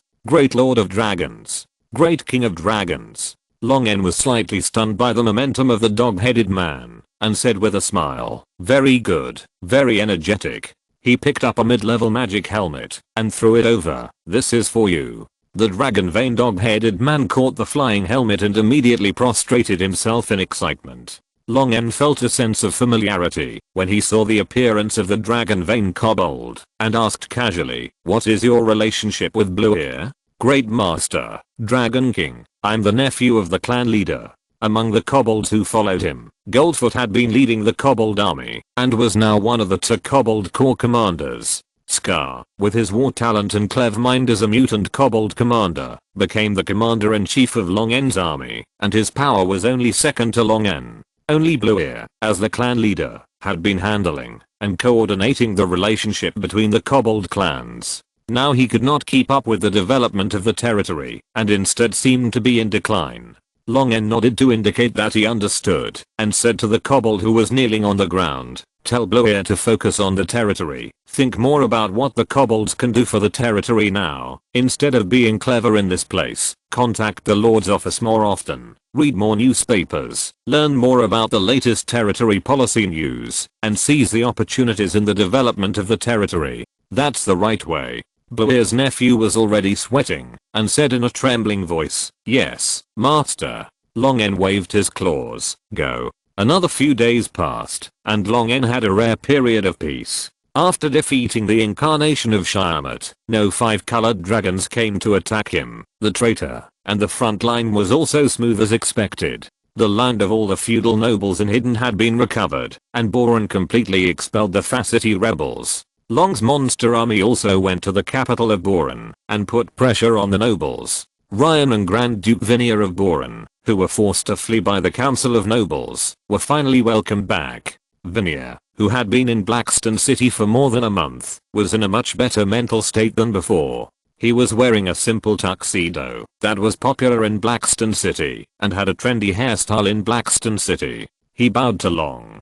"Thank you again for your help, Your Majesty the Grand Duke of Storm." Long occupied the Principality of Hitton, and announced the establishment of a country in Hitton. Although he had not been officially crowned, the name of the Grand Duke of Storm had spread. Vinier was also a Grand Duke, but he called Long His Majesty to show his respect. Long smiled and said, "Don't be so polite. I have arranged for my subordinates to send you back. I wish you a safe journey." During Vinier's time in Blackstone City, Long had deliberately let him get in touch with the limitations of the feudal nobles and the administrative methods of Blackstone City. Vinier's thoughts had already shown some signs of radical reform. Long N raised the corner of his mouth. He was looking forward to seeing what kind of sparks would collide between Vinier and those stubborn feudal nobles after he returned to the capital of Boran. Chapter 181 Invitation from the Storm Clan. Your Majesty, Lady Lisa Panna has sent a message saying that everything is ready. Long N nodded to indicate that he understood, and retracted his gaze from watching Ryan, Vinil and his party riding on the back of the white dragon leave. He turned and walked towards the spiraling stairs, leaped from the building of the Lord's Hall in Blackstone City, transformed into a real dragon, and spread his wings to fly towards the Storm Mountain range. Controlling gravity to expand in front of him, the lightning speeding in the air slowed down instantly, and Long N folded his wings and landed on an empty rock platform that was leveled by magic. Long N looked up at the 5-headed dragon corpse placed in the distance. The huge body of Kelkran, which had mutated after the descent of God, was wrapped in a vast magic circle. The magic circle was created by Lisa Panna, which could delay the loss of extraordinary power in Kelkran's corpse, and ensure that the corpse was fresh. The whole body of a real dragon is made of precious materials, and the older and more powerful the dragon is, the more so. Kelkran, who had been descended by Shyamut, has already entered the level of an ancient dragon in terms of size alone. His corpse has many uses, and cannot be wasted. Lisa Panna walked closer, and took a few steps forward, almost sticking to Long N. Long N was a little embarrassed, but he couldn't take 2 steps back deliberately, so he could only pretend that nothing happened. The life resuscitation array has been set up, and there will be no problem with the organ transplant. Lisa Panna's scales, which were polished and waxed by magic, shone brightly in the sunlight, making her look like a pure, transparent and sparkling glass sculpture. In the aesthetics of dragons, Lisa Panna today is definitely worthy of the word bright and moving. Lisa Panna's intellectual elegance and charming eyes were like silk, and she said to Long N in a soft voice, "Except for the materials consumed, you can pay me an additional 80,000 gold coins. After all, we are friends." Lisa Panna emphasized the word friend, but Long N just pretended not to understand and smiled. "Yes, of course we are friends." Then he readily paid the gold coins to Lisa Panna. Organ transplantation is not without risks. Depending on the different transplanted organs and the degree of compatibility with the transplanted organs, the degree of danger will also vary. Therefore, when transplanting, various magic arrays are prepared to assist the transplantation, to increase the success rate, or prevent the failure of the transplantation. Generally speaking, the closer the difference between the transplanted organ and its own race, elemental attributes, and strength, the higher the compatibility. The ancient dragon heart that Long N wants to transplant is compatible with his fellow blue dragon, which can be said to be nearly 100%. But the problem is that the owner of this heart is too different from Long N in strength, and the transplantation location is such a vital part as the heart. If you are not careful, Long N may be seriously injured. Therefore, Long N asked Lisa Panna, a legendary spellcaster who is well versed in various spells, to help him arrange a legendary magic array that can save his life at a critical moment. In organ transplantation, this magic array is definitely the top configuration. Once Long N encounters an accident during the heart transplant, the magic array will be activated, extracting a large amount of life energy from the precious materials such as the immortal spring water, the fruit of the elf tree, and the heart of the earth vein arranged in the magic array, and infusing it into Long N's body. The cost of asking a legendary spellcaster to help set up the magic circle is not low, and a legendary magic circle is even more labor intensive. Lisa Panna's offer is purely a friendly price, at least a 50% discount, which is somewhat incredible for a real dragon. Unfortunately, a certain blue dragon played dumb and wasted her efforts. Taking out a storage ring and packing 80,000 gold coins to Lisa Panna, Long N walked into the magic circle on his own. Lisa Panna was secretly annoyed that she took 100,000 gold coins less, but it was of no help in the strategy of conquering Long N. She almost broke her teeth out of heartache. Taking a deep breath and telling herself to calm down and not rush, Lisa Panna smiled again and asked Long N to walk into the designated position and prepare to start the transplant. A series of rays that weaken spell resistance hit Long N. Lisa Panna explained, "During the transplant process, we will release various spells on you to check your physical condition, but your spell resistance is too strong, so we must first weaken some of it." Long N expressed his understanding, leaving professional matters to professionals, and stood there to let Lisa Panna do it. Various spells were continuously released, and the preparations took more than 10 minutes. Lisa Panna finally spoke, "Now you can take out the heart. I suggest breaking open the abdominal cavity below the ribs, and then taking out the heart from the bottom up, but be careful to avoid the basal blood vessels below the heart." "Don't be so troublesome," Long N said, and he directly broke open the ribs on his chest with one claw and looked at Lisa Panna. "What's next?" Lisa Panna was silent for 2 seconds and instructed Long N how to close the blood vessels and cut off the connection between the blood vessels in the heart according to the steps. After a moment, Long N took out his bloody heart that was still emitting heat and beating vigorously, and then put the crystallized ancient dragon heart into his chest. Until this point, there was no problem, until Long N's blood vessels twisted like tentacles and instinctively connected to the heart of the ancient dragon. A sudden change occurred. In an instant, the sky and the earth changed color, sand and rocks flew, heavy lead clouds surged in the dark sky, lightning flashed from time to time, and the howling wind broke the surrounding trees and even uprooted them. This scene reminded Long N of the hurricane disaster on the Storm Sea. The sound of thunder and howling wind continued to sound, but fortunately, the magic circle arranged by Lisa Panna itself had a certain protective function, blocking this natural disaster scene from outside. As a blue dragon, Long N was like a fish in water in this storm, but it was a torture for other true dragons. The power of the lightning that fell from the thunder cloud was equivalent to that of a mid-level to high-level lightning spell. Except for the blue dragons, who were born with high lightning resistance, other true dragons would definitely not feel good if they were struck by more than a dozen times, even if they would not be seriously injured. As Long N's blood vessels connected with those of the ancient dragon's heart, new flesh and blood grew to heal the broken part, and the crystallized ancient dragon's heart gradually turned bloody. After the blood in the blood vessels poured in, the ancient dragon's heart immediately began to beat steadily and powerfully. The blood rushed to every blood vessel in the body under the squeeze of the new heart, making Long N feel a stronger force than before coming out of his limbs. At the same time, a strange dragon's might merged with Long N's dragon's might, making Long N's dragon's might even more powerful and majestic. Lisa Panna, who was standing by, had an illusion that she was facing a dragon king who had come to her across tens of thousands of years, and her muscles tensed involuntarily. After a few breaths, Long N finally regained control of the extra power in his body and the changed dragon's might.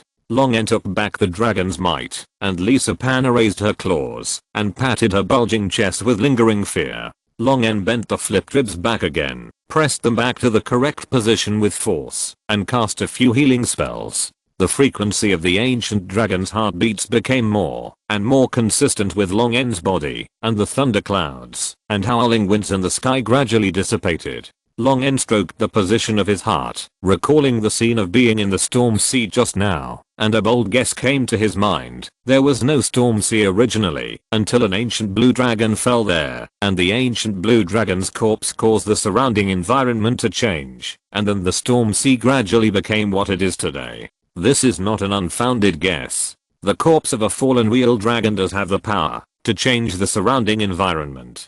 A large amount of element escape from the corpse of a real dragon, and a specific element enriched environment will be formed in a range, thus changing the environment.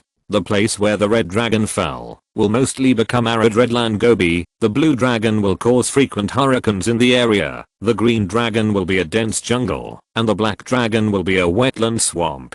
But if the Storm Sea is really formed after the fall of the ancient blue dragon, how powerful is this ancient blue dragon? Long N's heart is burning, and he is more looking forward to going to the Storm Sea. Lisa Panna cast several regeneration spells on Long N, and Long N nodded in greeting.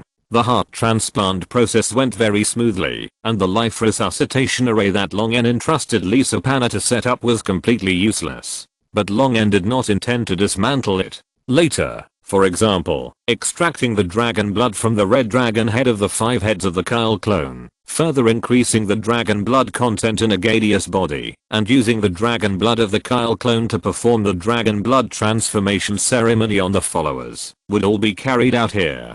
Keeping this array will always be useful. Anyway, it is not a one-time array, and it will not consume much life energy to save those followers. Long N walked out of the array and signaled the followers who were dismantling the Kyle clone body and extracting dragon blood to continue.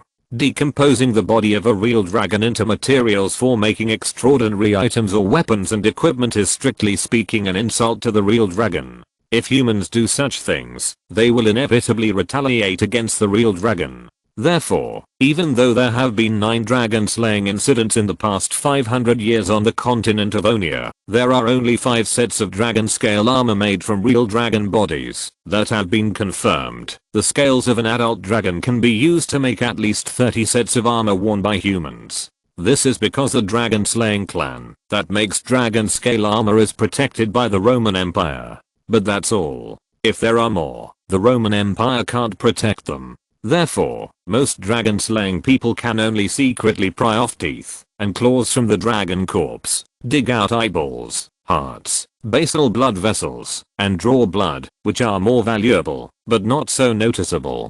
The biggest profit is the treasure of the real dragon and the glory and reputation after slaying the dragon. But Longen doesn't care about these. He's dead anyway, so of course he has to make the best use of it. What? Do you think I'm insulting your kind? Come on, let's fight first, and I'll make use of you as a waste by the way. Real dragons are always more tolerant of real dragons, especially when Longen defeated the incarnation of Tiamat. The tolerance of true dragons to more powerful true dragons is beyond imagination. It's nothing, they just can't beat them. A young white dragon suddenly flapped its wings and flew over. It was one of the white hounds that Longen rescued from the Frost Axe clan. The young white dragon landed in front of Longen, bowed its head and wings to salute Longen. Longen motioned him to look up and asked, "What happened?" The young white dragon stood up, bowed his head and replied respectfully, "Great Dragon King, an old blue dragon appeared in your territory, but she did not attack your property, but asked me to report to you that she wants to see you." Oh. Longen raised his eyebrows. Since the incarnation of Tiamat was defeated by him, and the fanatic Kelkron of Tiamat fell, it has been a long time since the 5-colored dragon came to visit. This time it was a bit interesting, and it didn't seem like it was looking for trouble with him. What did she say? The young white dragon said, she said she came from the South Whirlpool Sea, and that Kelkron was her grandfather. She also said that, as long as I tell you these 2 points, you will definitely meet her. Kelkron's granddaughter? Longen was full of confusion. Why did his granddaughter come to see him? I have only heard of beating the younger to the older, but I have never heard of beating the older to the younger. Kelkron died in his hands. Wouldn't his descendants come to Longen just to give him a head? Longen suddenly became very interested in the visiting blue dragon and said to the young white dragon, "Bring her to my dragon's nest to see me." "Yes, sir." The young white dragon lowered his head. Longen returned to the dragon's nest, lying on the pile of gold coins, waiting for the blue dragon to visit. After playing with the legendary ice axe obtained from the frost giant god's blessing for a while, an old blue dragon finally walked into Longen's nest under the guidance of the young white dragon. The young white dragon who led the way withdrew respectfully, and the old blue dragon came in and first looked at the pile of treasures under Longen, not Longen, with greed and desire in her eyes. Fortunately, she quickly came to her senses, looked at Longen, and immediately bowed her head and saluted, saying, "Salute you, the powerful alien dragon who killed my grandfather." Longen was amused by this title. Even if the 5-colored dragon did not value family affection, this title was a bit too filial. Seeing that Longen did not respond, the old blue dragon continued, "My name is Mirilda. I'm from the Storm clan living in the South Whirlpool Sea, and I'm an elder." Longen said, "Since you are the granddaughter of Kelkron, you should be more or less disgusted with me." Mirilda was unexpectedly calm, and even a little gloating. "No, powerful alien dragon, I don't feel the slightest sadness for his death. This is all his own fault." Longen became more interested in Mirilda. He adjusted his lying position and said, "Tell me why you are here." "Yes." Mirilda lowered her head respectfully and replied, "You killed the dictatorial tyrant of the Whirlpool Sea, and the entire Storm clan was jubilant, but without the supreme leader, the Storm clan is facing disintegration. This is the sorrow of the entire clan. The tyrant ruled us and prompted us to unite, but when the tyrant died, we immediately became enemies. Therefore, after the Storm clan elders meeting, I, the granddaughter of the tyrannical tyrant Kelkron, will invite you to go to the Whirlpool Sea to serve as the head of the Storm clan." Longen looked at Mirilda with a strange expression, as if he had seen a ghost. He killed the head of the Storm clan, and after discussing it, the Storm clan unanimously decided to invite him to take office as the clan manager. Isn't this a joke? Chapter 182 Heading to the Whirlpool Sea. I need to think about it. Can you tell me more about the Storm Clan? Longen did not comment on Merilda's invitation. He did not mind being the patriarch of the Blue Dragon family, but he knew with a little thought that the Storm Clan must have other purposes for inviting him. Otherwise, why would they not elect a patriarch from within, but come to an outsider like him? Longen must at least find out more about the Storm Clan first, so as not to plunge into the vortex of chaos with his eyes black. Merilda saw that Longen seemed to be interested, and bowed slightly to show respect. Yes. After Merilda's introduction, Longen roughly understood the current situation of the Storm Clan. The Storm Clan lived in the Vortex Sea in the southeast of the Misty Sea on the east side of the Onia continent. The Misty Sea is vast and boundless, and the distant sea is full of thick fog all year round, so the sea route is blocked. Long had accompanied Curelia back to Silver Castle, heading to the northwest of the Misty Sea. The Silver Dragon tribe, where Lothronis was located, settled in an archipelago in the northwest of the Misty Sea, and could be considered a neighbor of the Storm Clan in the southeast. Therefore, when Kelkran set out, the Silver Dragons who had received the news long ago, and had been closely monitoring this Sharmat fanatic who was very likely to cause trouble for Long, were able to stop him in time. Although they failed to stop him in the end, they at least bought Long a lot of preparation time. There were a total of 547 dragons of the entire Storm Clan who settled in the Whirlpool Sea, but they also included more than 100 ocean dragons and nearly 100 cloud dragons, and less than 300 blue dragons. Many blue dragons would choose to leave the tribe after adulthood, to establish their own territory and collect treasures. Therefore, 1/6 of the less than 300 blue dragons were underage adolescent dragons. However, these more than 200 blue dragons were instantly divided into more than a dozen small groups after Kelkran's death, either fighting for power or directly making a fuss about splitting up. The clan elders also tried to win over their own clan members to increase their voice, hoping to get a bigger share of the Kelclone legacy. After fighting for several days without a solution, Yanglang and Yunlang took the opportunity to make trouble again. Although they are also members of the Storm Clan in name, Yanglang and Yunlang, as original dragon species, are far less powerful and strong than the blue dragon, which ranks second among the 5-colored dragons. Original dragon species do not have any dragon heritage, and young original dragons have low intelligence, which is far inferior to the white dragon, which is ridiculed as a beast by other 5-colored dragons. Original dragons have to grow up to adulthood to have the IQ of normal humans, and only when they grow to the age of the ancient dragon can they have the strength close to the legendary level. As for relying on the study of spells to find another way to become a legendary, it is almost impossible for original dragons to accomplish. Although the blue dragons use dragon blood to transform Yunlang and Yanglang's dragon veins from time to time to improve their strength, it only makes them wiser earlier and slightly improves their strength. After all, the original dragons are not half-dragon creatures whose blood is not pure enough. The improvement after obtaining dragon blood is not as obvious as those subspecies. This led to the low status of cloud dragons and ocean dragons in the Storm Clan. They were almost reduced to the role of servants. Their treatment was naturally not much better. It was not an exaggeration to say that they were abused by the blue dragons. This also led to the fact that when the blue dragons had an internal conflict, the original dragons immediately wanted to move their entire clan just to get rid of the rule of the blue dragons. Merilda said that the clan elders voted to invite Longen to be the patriarch, but in fact it was only a private decision made by her line, and other elders or leaders of small groups were not notified. It was just that her line occupied 3 of the 12 elder seats, so they had a higher voice. Longen asked about the whole story, and looked at Merilda, who bowed her head respectfully, with a sneer. You don't want the clan to split, and the collective interests to be damaged, so you want me to take over this mess? Then use my name to increase your prestige, so that you can secretly reap the benefits, and the bad reputation will only be attributed to me. Haha, it's a beautiful idea. Merilda lowered her head and said nothing, as if she tacitly agreed to what Longen said. But she believed that Longen would not refuse. Just part of the inheritance of Kelclone was enough to tempt her, and the position of the patriarch of the true dragon clan was even more irresistible to the blue dragon, who was eager for power and control. As she expected, even if Longen saw through their plan, he finally agreed. I accept your invitation and will set off in 3 days. Merilda, who was lowering her head, suddenly raised her head. The struggle within the clan is very fierce. If I go back 1 day later, the situation will be. I said I will set off in 3 days. Merilda looked at Longen with cold and majestic eyes, and a very high level of dragon power, as if the ancient dragon descended, pressed on her, causing her to droop her eyelids involuntarily.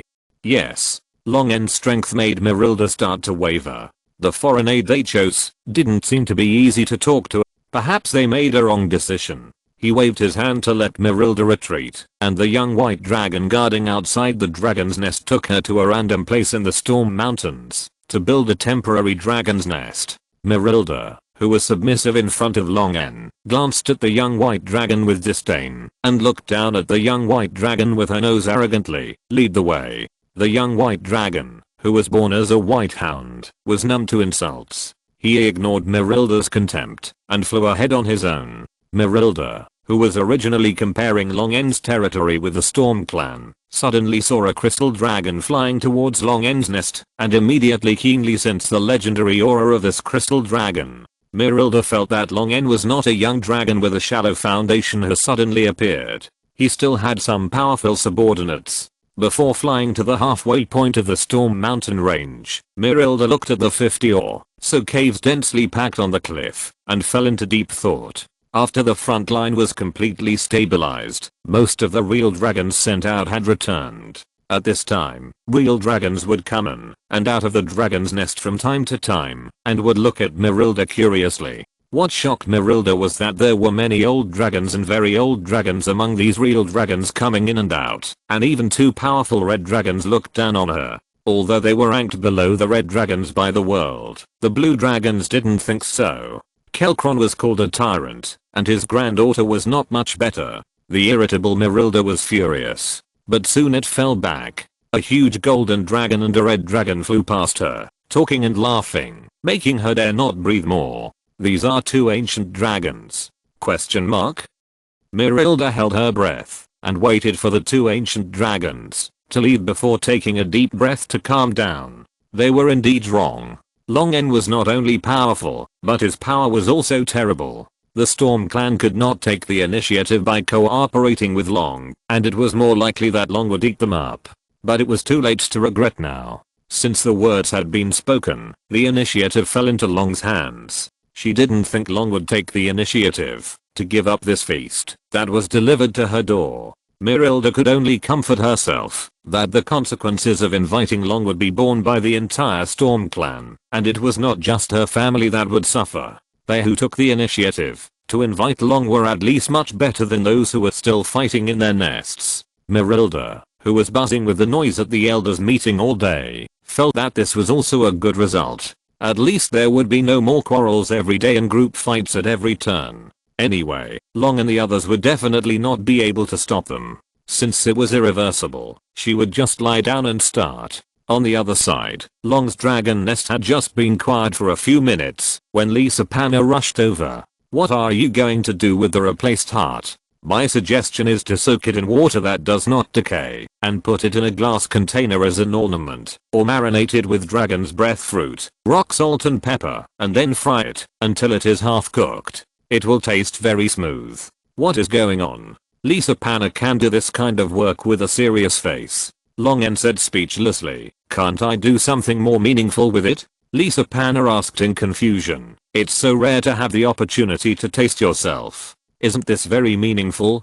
The organs replaced by the dragons I know will eat themselves. There is also a guy who used his intestines to make a 9-turn large intestine according to the human recipe and asked us to enjoy it together. However, he didn't even clean his intestines. He said that he deliberately retained the original taste of the ingredients. How abominable. Longen was sweating wildly. It seems that it was not Lisa Panna's work, but simply because the real dragons were too strong and perverted.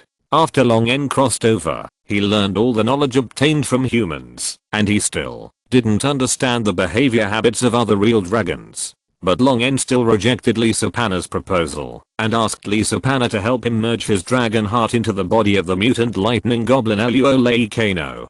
Kano did not undergo the dragon vein transformation and could not grow stronger like the Minotaur sorter. And it was said that it led the goblins to fight very bravely, so it should be rewarded. Especially after receiving so many goblins, it was still the only one that mutated into lightning attributes, which showed that Kano was special, just like her chosen son. Long N felt that it would be unreasonable not to turn Kano into a hero template. I'm going out in a few days. Please help me do the dragon vein transformation ceremony. A dragon this big as Keelkran has a lot of dragon blood.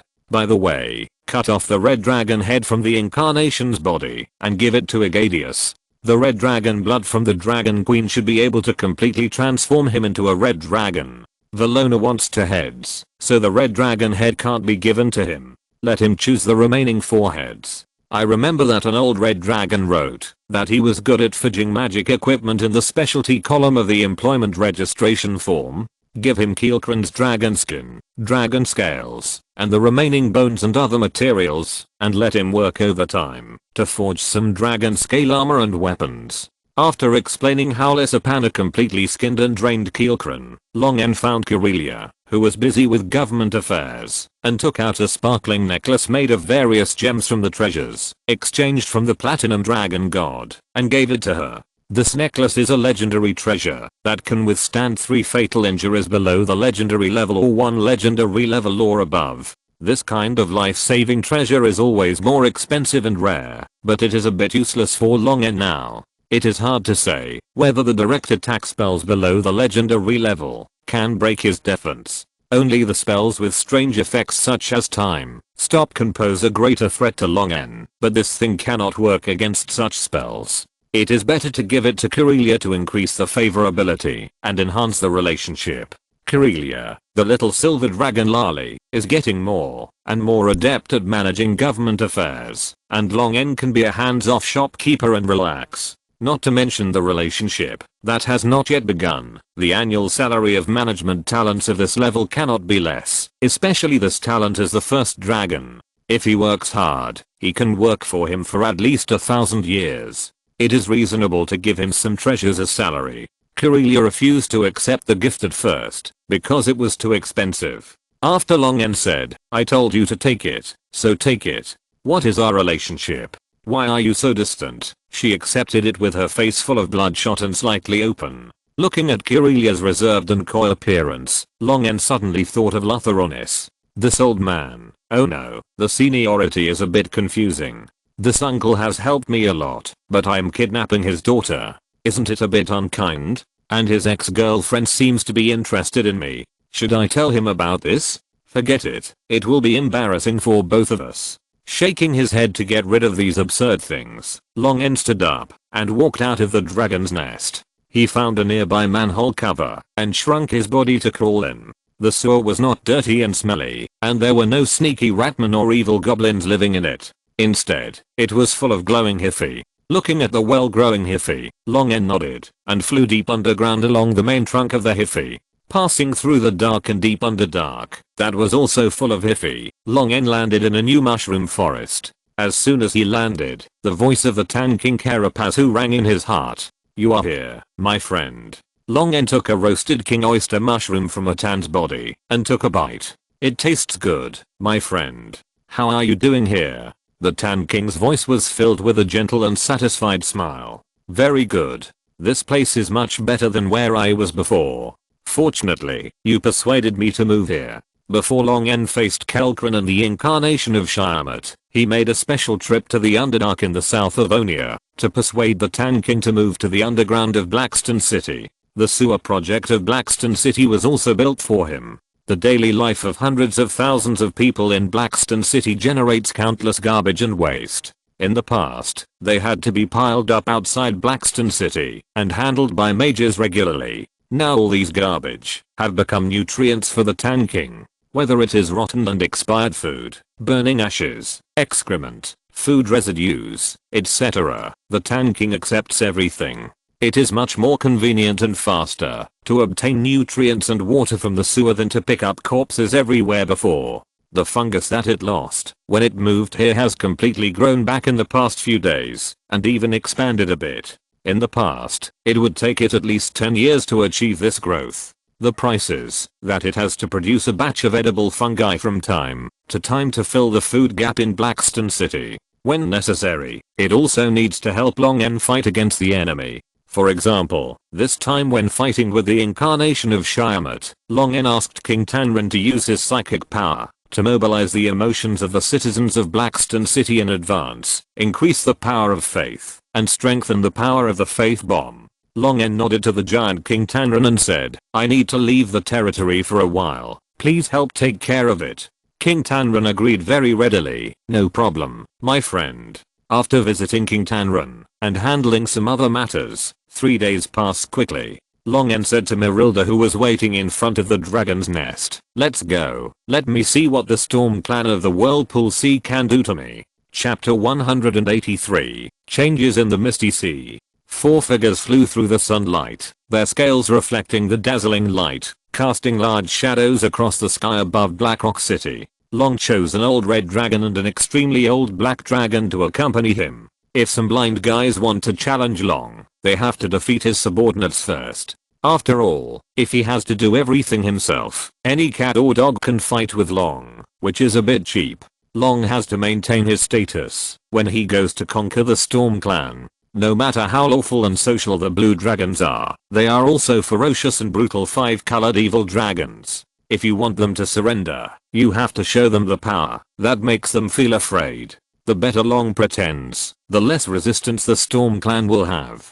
Together with Merilda, a group of 4 dragons flew towards the east of Onia. The 2 subordinates, the old red dragon and the extremely old black dragon, followed Long N fearfully. The psychological trauma of being beaten had not been completely eliminated, and Merilda also consciously lagged behind Long N and followed him to show him the way. Flying over the human countries that were still in turmoil, Long N could feel the atmosphere of chaos growing wildly on this land. He frowned slightly, but Long N did not stop and flew straight to the foggy sea, crossing the coastline and flying into the endless sea. After the sun and the moon alternated twice above the sea, a grey wall of clouds appeared in Long N's eyes. The wall of clouds hanging from thousands of meters high stretched across the sea, extending to the left and right below the sea level without seeing the boundary. Even a huge real dragon would feel insignificant in front of this wall of clouds. Flying southeast from the reef island in front for another 2 days will reach the Whirlpool Sea.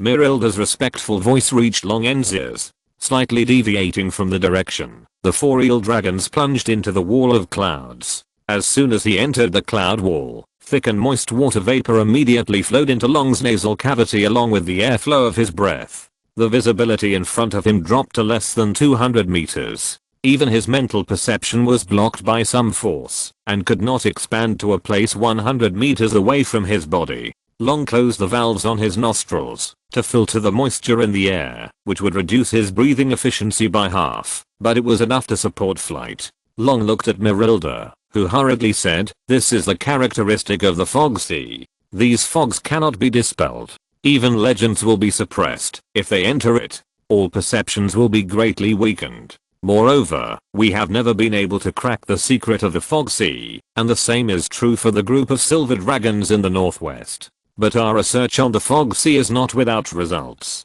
Merilda cast a mid-level spell on each of the 4 dragons in the line.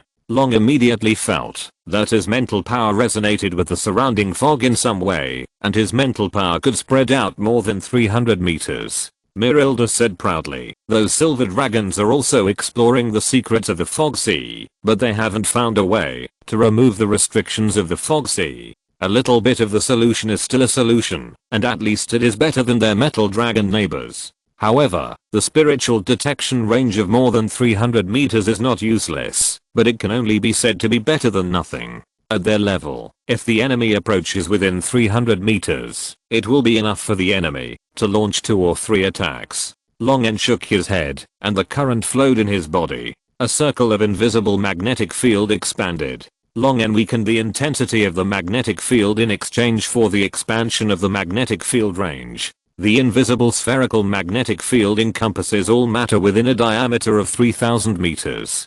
Through the changes caused by the magnetic force passing through these substances, everything is fed back into Long N's mind, presenting a clear 3-dimensional picture. HMM. The magnetic force is also suppressed. Long N thought to himself, the magnetic field range is compressed by about a quarter, which is less than the suppression of vision and mental power. It may be that the magnetic field in this sea area is chaotic. A diameter of 3000 meters is enough. No matter what it encounters, this distance is enough for Long N to act. Long N said, follow up, don't fly far away and get separated. Merilda, the old red dragon and the extremely old black dragon hurriedly followed, keeping a distance of 10 meters from each other and gathered together. The fog covered the sky and the sun, and it was impossible to know the passage of time. I don't know how long they flew, and a twisted tentacle suddenly broke into Long N's magnetic field perception. Long N's eyes were stern. Attention. Long N's reminder startled Merilda and the other 3 dragons. They did not feel any dangerous breath. But they still reacted quickly, constantly releasing the dancing light technique to summon one light spot after another to illuminate the small piece of fog, and looked around vigilantly. While they looked around, Long N directly summoned a lightning bolt to strike the tentacle. Long N's attempt did not cause much damage to the tentacles, but it angered the owner of the tentacles. Squeak, a strange and twisted scream sounded, and dozens of tentacles stretched out from the bottom of the sea and shook wildly, and a twisted mass of flesh and blood floated to the surface of the sea.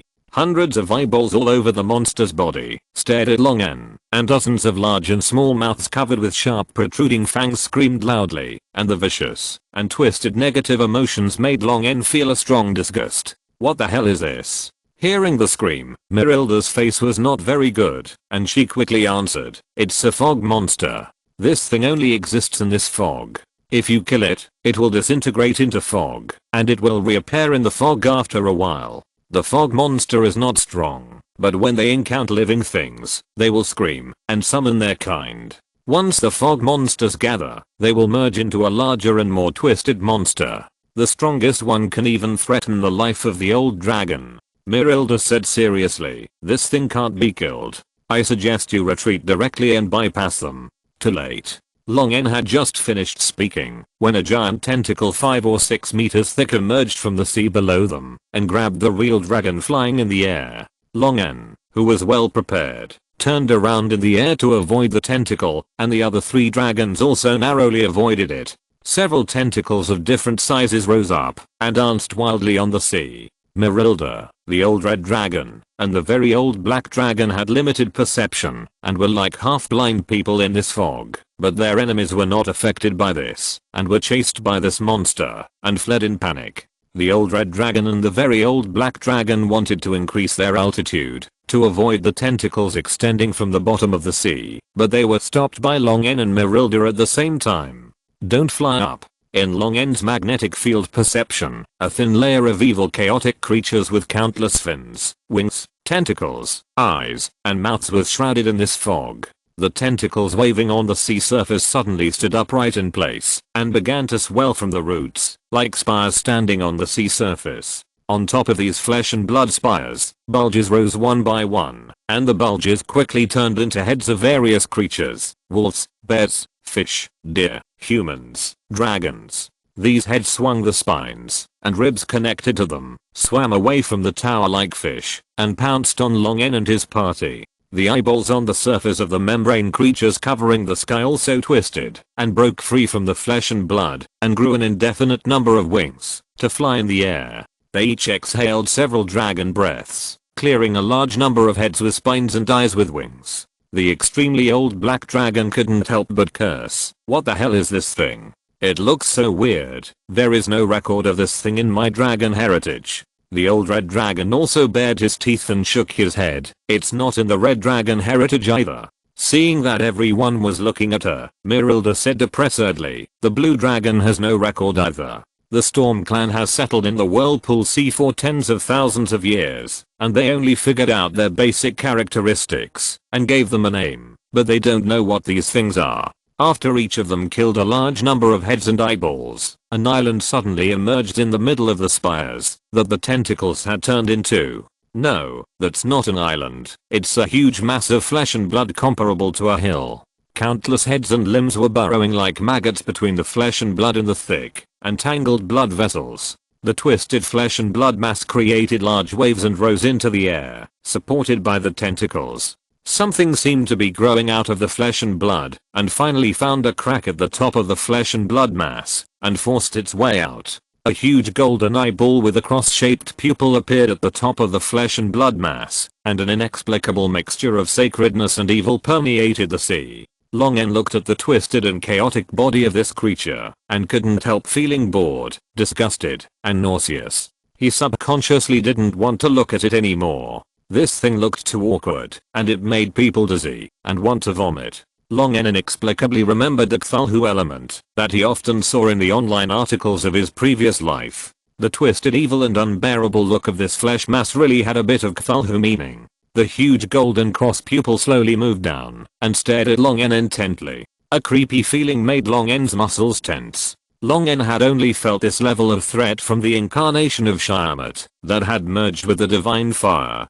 Is this monster divine? Feeling threatened, Long En no longer held back, and mobilized a lightning ball that had been compressed to the extreme to shoot at the giant eye of the flesh monster, but it exploded directly in midair under the gaze of the cross pupil. The exploded lightning ball released powerful electrical energy, lightning flashed, and the eyeball of the flesh monster was stinging, and drilled into the flesh. The head and huge mouth of the flesh monster all over the body issued a sharp and strange howl like a horn. The repeated screams from countless mouths made Long En's blood surge, and his internal organs tremble. The other 3 dragons were even worse, and could only barely maintain their flight without falling into the deep sea under the fog. Long En took advantage of the disappearance of the giant eye's gaze, tapped his fingertips, and 3D formation spells shrank the 3 dragons that actively cooperated, and grabbed all of them into his claws. The electromagnetic force distorted the space to simulate gravity, and the expanding and contracting space instantly pushed his figure 600 or 700 meters.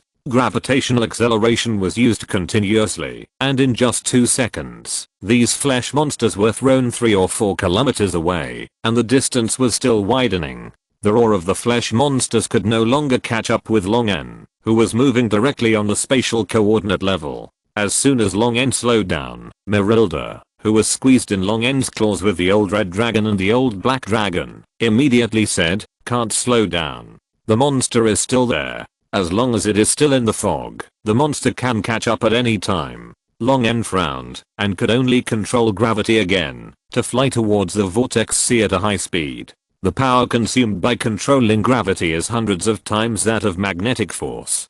Fortunately, Long En has merged with the heart of the ancient blue dragon, and the basal blood vessels connected to the heart have also been strengthened by the new heart. They greedily absorb free lightning element, and replenish them into Long En's blood all the time. Then the ancient blue dragon heart pumps the blood filled with lightning element to the whole body. Long En's endurance at this time has been greatly increased. If he just accelerates to fly without additional fighting, he can basically maintain the balance of electrical energy in his body. After several hours of galloping, Long En and his party finally broke through the clouds, leaving a thorn-shaped cloud on the cloud wall that was consistent with the flight trajectory. Bathed in the bright sunshine again, Long En's scales emitted a faint grey mist. The 3 dragons of Merilda flew out of Long En's claws, restored their original size, and trembled uncontrollably for a few seconds in the sunlight. A large amount of grey mist flowed out of their bodies, and dissipated completely under the fierce sunlight. Merilda explained, "This is a normal phenomenon. If you stay in the fog sea for a long time, you will be eroded by the fog. If you are completely soaked by the fog, your body will disintegrate, and become the food of those monsters. But a real dragon must stay in it for at least a few months, before it is completely eroded. This little bit of fog will be automatically discharged soon."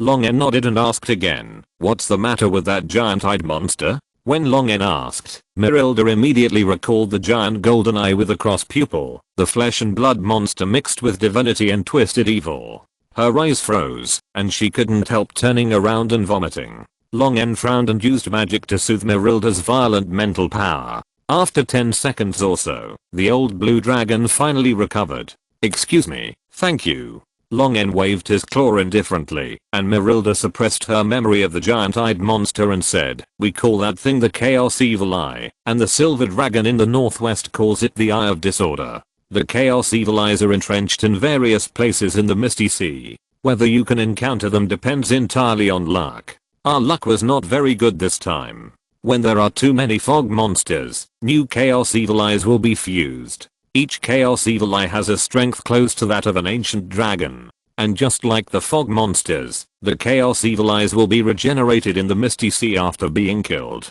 8,000 years ago, the Storm Clan cooperated with those silver dragons to jointly eliminate all the Chaos Evil Eyes in the Misty Sea, but in less than a month, those Evil Eyes were resurrected.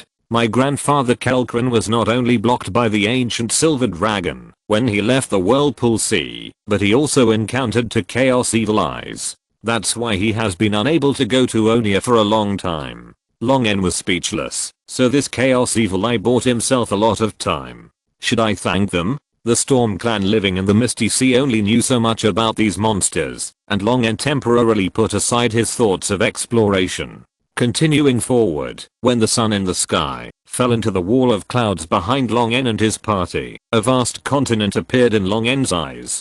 Countless flying dragons circled in the strong winds high in the sky above the continent, roaring and howling, and they also discovered Long N. Chapter 184 The Storm Clan's Dilemma. The dragons that discovered Long N suddenly fell silent, and the roars and hisses all disappeared, leaving only the whistling wind. Floating above the white clouds in the sky, an ignorant young cloud dragon looked around at the suddenly silent world, and just as it raised its neck and opened its mouth to roar in a childish voice, it was immediately wrapped around its mouth by the tail tip of an old cloud dragon and dragged into the nest built by the cloud mud. After a few seconds, the dragons flying in the strong wind resumed their previous noise, as if nothing had happened. The entire land looked like a tree stump rising from the ocean, becoming narrower as it went higher, and was cut off at an altitude of about 2,000 meters. At this time, 3 blue dragons ranging from old to extremely old flew out from the top of the stump and flew towards Long N. Feeling the goodwill released by the other party, Long N hovered in place and stood opposite the newcomer. The 3 blue dragons were huge, about 28 meters long, but they were all approaching old age. They looked old despite being strong. At first glance, they were the kind that had exhausted their potential. They were likely to be stuck at the threshold of being promoted to ancient dragons, and they didn't have many years left to live. While Long N was looking at the blue dragons, the 3 blue dragons were also observing Long N. The fall of the ancient dragons caused a lot of commotion, especially since they were the incarnations that Shyamut had descended upon. Shyamut descended with great fanfare and split the divine fire into the main material world. All the 5 colored dragons in this world that continued from his bloodline could more or less sense the terrifying power behind this 5 colored dragon. But this mysterious induction lasted for a short time and suddenly disappeared. It was not the kind of calm retraction of the divine fire by His Majesty Shyamut, but an abrupt stop that caught people off guard. When Long's claws pierced into the heart of Kelkran and pulled out the base blood vessels, all the 5 colored dragons in the main material world that were implicitly connected to the incarnation of Shyamut felt phantom pain at the same time, making it easy for them to guess that the incarnation of Shyamut had fallen at the hands of the traitor blue dragon. The fall of the incarnation of Shyamut was equivalent to a world announcement to all the 5 colored dragons in this world, which gave Long a big publicity. Although the 5 colored dragons around the world may not be able to call out Long's name, they all know that a blue dragon who defected to the metal dragon killed the incarnation of His Majesty Shyamut, the mother of evil dragons. Long's appearance was beyond the expectations of the 3 old blue dragons. They originally thought that Long would be at least a giant dragon with a body length of more than 30 meters, but Long looked less than 25 meters.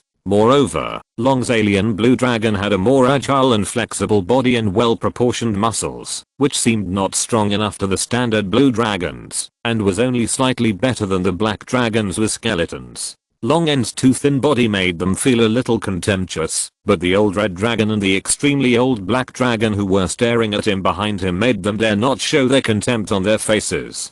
Being able to make the old red dragon and the extremely old black dragon surrender already means a lot. The 3 old blue dragons still maintained the most basic courtesy. After all, they took the initiative to invite Long N. If they invited someone and then looked down on him, it would undoubtedly be a bad provocation and insult. Mirilda stepped forward and introduced, "This is Longen, the Stormlord and the dragon favored by God who defeated the incarnation of His Majesty Shyamut and killed the blue tyrant Kelkran."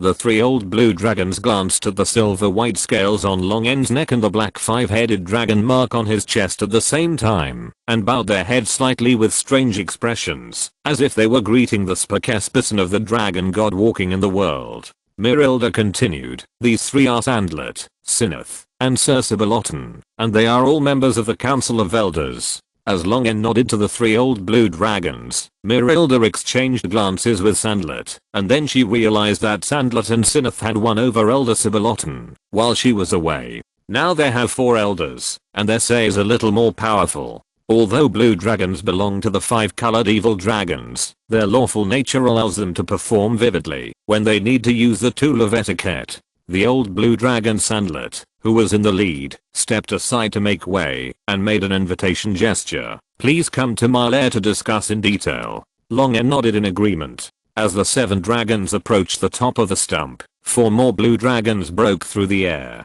3 of the 4 blue dragons were potential depleted dragons who were about to become extremely old dragons, but the leading blue dragon, which had already reached an extremely old age, had sharp and domineering eyes, rough scales but full of vitality, and was full of pride and confidence in his every move.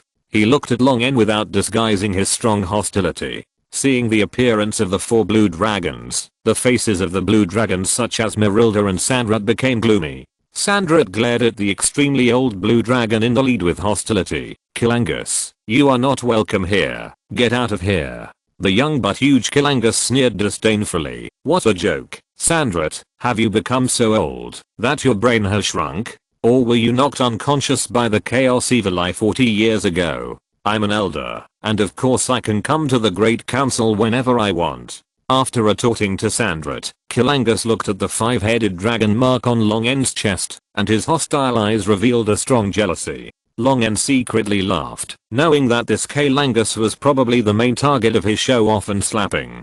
Sandlet was already furious at being mocked and insulted in front of Longen and his group of outsiders. The thick scales on his body were slightly opened and stood up, looking dangerous and ferocious. Electric snakes crackled between the scales, and a strong fishy ozone smell filled the air. Although Kilangus was young, he was bigger than Sandlet. He was not afraid of Sandlet's anger at all. Instead, he deliberately showed a contemptuous smile and tried to completely anger Sandlet. "Enough." Mirilda, who stopped him, looked at Kilangus gloomily. "Longen is the favored one of His Majesty Shyamut. Kilangus, don't lose the face of the Storm Clan." Longen raised his eyebrows. He didn't expect Mirilda to dare to rebuke Kilangus, who was more powerful than her. But when Kilangus heard Your Majesty Shyamut, his face was stiff, and he said in a muffled voice, "Yes, mother." "Wait, mother?" Longen looked at Kilangus who flew away in displeasure, leaving only his back, and then looked at Mirilda who looked livid. This family relationship is really complicated. Mirilda first apologized to Sandret, and Sandret's face was slightly relieved after he stepped down. Then Mirilda turned to Longen and bowed her head and said, "I'm sorry to make you laugh." Longen shook his head. "It's okay. Young dragons are young and energetic. I can understand." Mirilda nodded in greeting, but secretly rolled her eyes. She was just pretending, but she didn't expect Longen to take it seriously. What's the young dragon young and energetic? Longen is much younger than Kilangus. It's really said that you are fat and you are still out of breath. After experiencing this little episode, Longen finally followed Sandret to the top of the stump in the center of this continent. The top of this mountain is a large area of hard basalt flatland, and around the edge of the peak sits a circle of basalt palaces built with magic. Whether it is the pillars, walls, or reliefs on the surface of these palaces, they are extremely thick and rough, just like the style of these blue dragons. Following Sandlet to land in front of a palace, Longen stepped into the narrow gate, and only when he entered the main hall of the palace did he suddenly feel open. Blue dragons are not as hospitable as silver dragons, and they don't often receive guests in their own nests. Therefore, the main hall of this palace is not as big as the silver castle in Lutheronis that Longen has been to, but it is more than enough to accommodate 7 real dragons that are nearly 30 meters long, at least much better than Longen's randomly dug nest. Long En looked at the decoration inside the palace, thinking in his heart whether he should also build a palace. Otherwise it would be too embarrassing to have too little space in the dragon nest every time he convened a group of dragons for a meeting. After all, he now occupies a land as big as a duchy, so it is easy to find a place to build a palace. Well, when Lisa Panna finishes building her palace, he will ask her to build one for him. Roland also has some knowledge in architecture, so they can build it together. Sandler did not put on airs in front of Long, the dragon favored by God, and did not sit at the top of the hall. Instead, he found a place in the hall to sit with his tail crossed, like Long and the others. As soon as he sat down, without twists and turns in politeness, Sandler said to Long, "The Storm Clan is in chaos now. Some of the clan's resources and territories have begun to be coveted by other real dragons. During the days when Merilda left, the clan's Gulfstream Peninsula has fallen into the hands of an ancient bronze dragon." "What? The Gulfstream Peninsula was taken away?" Merilda interrupted Sandler in shock, and Sandler responded with a helpless look.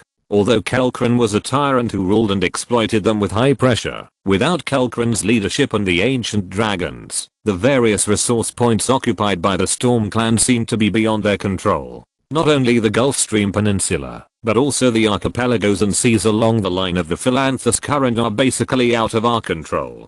Even those humble humans are secretly coveting our territory on the north coast of the southern continent. The Storm Clan is now faintly divided into more than a dozen small groups, large and small, and no one is willing to obey anyone. Who will take the turn to guard which territory, and who will arrange the guarding have become big problems, which involve the resource interests of the garrison. Under the endless quarrels, the rotation list has not been determined, and even some territories that have already been stationed have forcibly called back the dragons on duty. This has left all the territories of the Storm Clan unattended, which is equivalent to leaving them there for free. Even if there are still dragons stationed at the resource point, the metal dragons come to attack. Whether to provide support, who to send support, and how to divide the benefits of the resource point can be argued for a long time. When all parties finally compromise and send support, the resource point has already been taken down by the metal dragons. So the Storm Clan is in urgent need of a leader, even if it is just a nominal leader, as long as it can temporarily unite the Storm Clan and put its strength together. Although Long En is the favored one of the Platinum Dragon God, he is first and foremost a dragon. When he becomes the head of the Storm Clan, he must prioritize the interests of the Storm Clan, and the interests of the clan are linked to the interests of the head of the clan. In particular, Long En has also won the 5-headed dragon mark of His Majesty Shiamat. From the perspective of the camp, Long En is more inclined to neutrality. They have also considered the possibility of letting the wolf into the house. If Long En really does something that harms the interests of the Storm Clan, the worst that can happen to the Storm Clan is that both sides will be destroyed, but it will not be worse than the entire Storm Clan being torn apart. Sibylotton, who had been quiet all the way, suddenly interrupted and asked, "Lon, what do you think of these two?" Sibylotton made a gesture, implicitly referring to the Platinum Dragon God and the 5-colored Dragon Queen. Long En thought of the former head of the Storm Clan, Kelclone, a fanatic follower of the Dragon Queen, and Kilangus, who almost had a conflict with them just now, and had a plan in mind.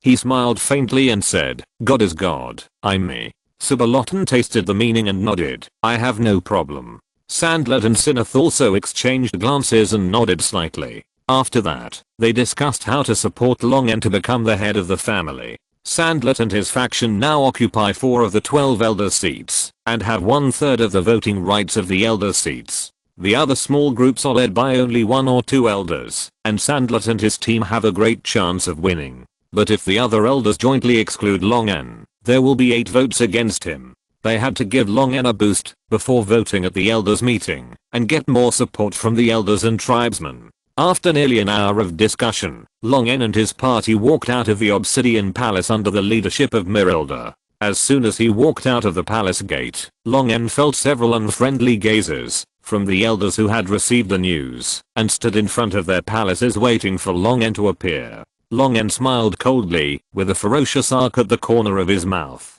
He wanted to leave a good impression on these elders. The surging dragon power was like a tsunami. After the fusion of the ancient blue dragon heart, the pressure was like the arrival of the ancient dragon, which made the elders who were watching Long En feel pressured, and their faces changed drastically. The next moment, this terrible dragon power disappeared instantly, making all the elders secretly relieved. The blue dragon elders who came to their senses turned around and returned to their own palaces with anger, shame, and thoughtfulness on their faces. Long En didn't care what these elders thought at this time. They had already made plans. There is only one way to quickly gain the recognition of the Storm Clan: show strength. As long as you find an opportunity, use an unmatched tough attitude to beat everyone once. Prove that Long is qualified to lead and rule them. All problems will no longer be problems. Sandlet and his team still need a few days to prepare. Long first followed Merilda to the temporary nest, arranged by Sandlet to rest.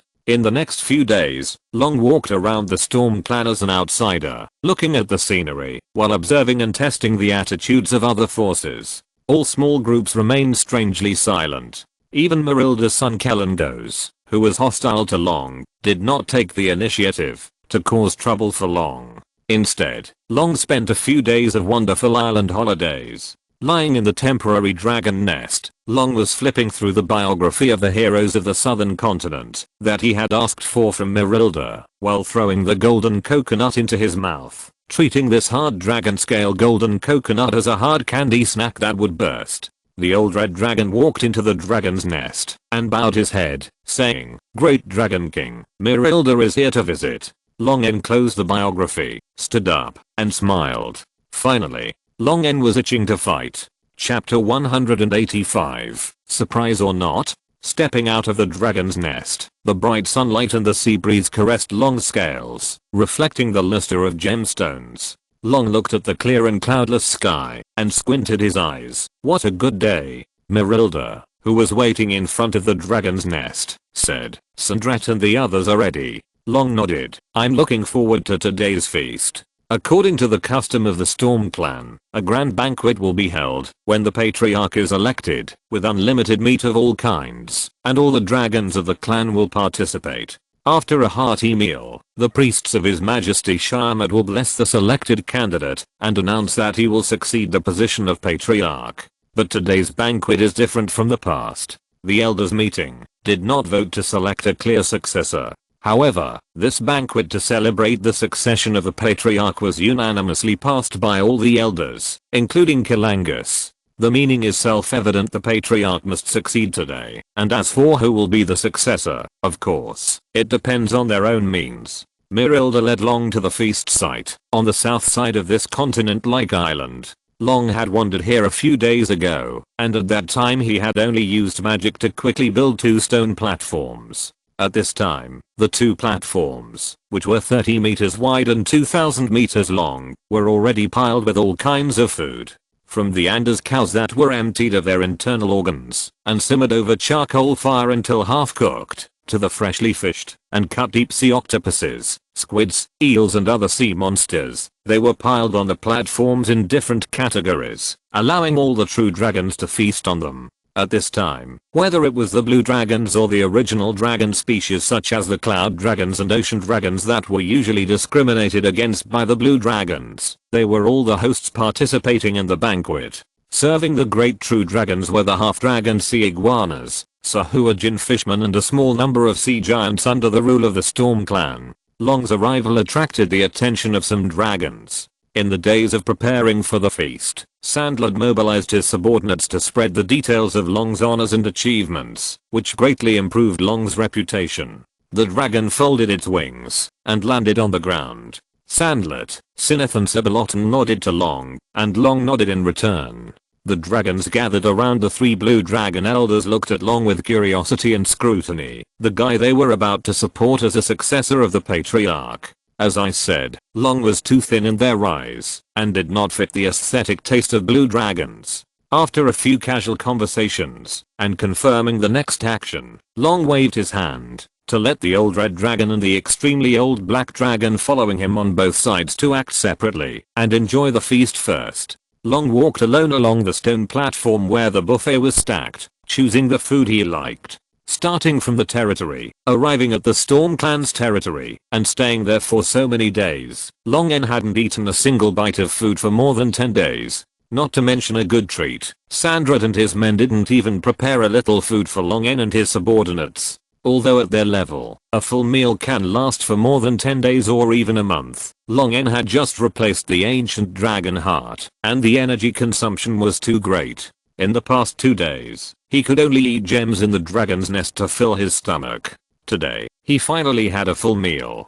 He swallowed a few electric burned sheep alive, grabbed a roasted whole cow, tore off the cow leg in one bite, chewed the hard leg bone mixed with beef and swallowed it. Long N bypassed the table where charcoal roasted cloud giants and cold eating sea elves and other humanoid creatures were placed, and ordered the humble half-dragon marine iguana to bring him 2 bunches of sea wind chime fruits. He swallowed a bunch of them in one gulp.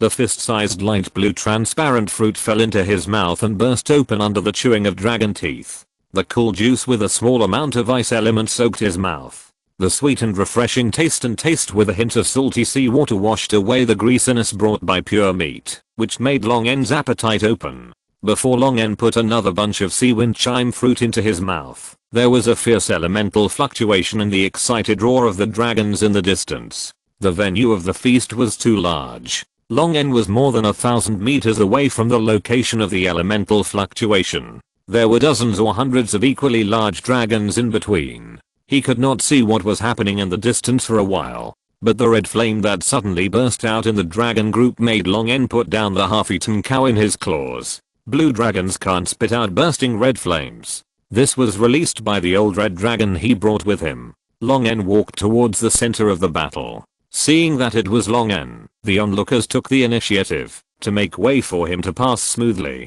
Walking to the front row, Long N watched the old red dragon fighting with an old blue dragon.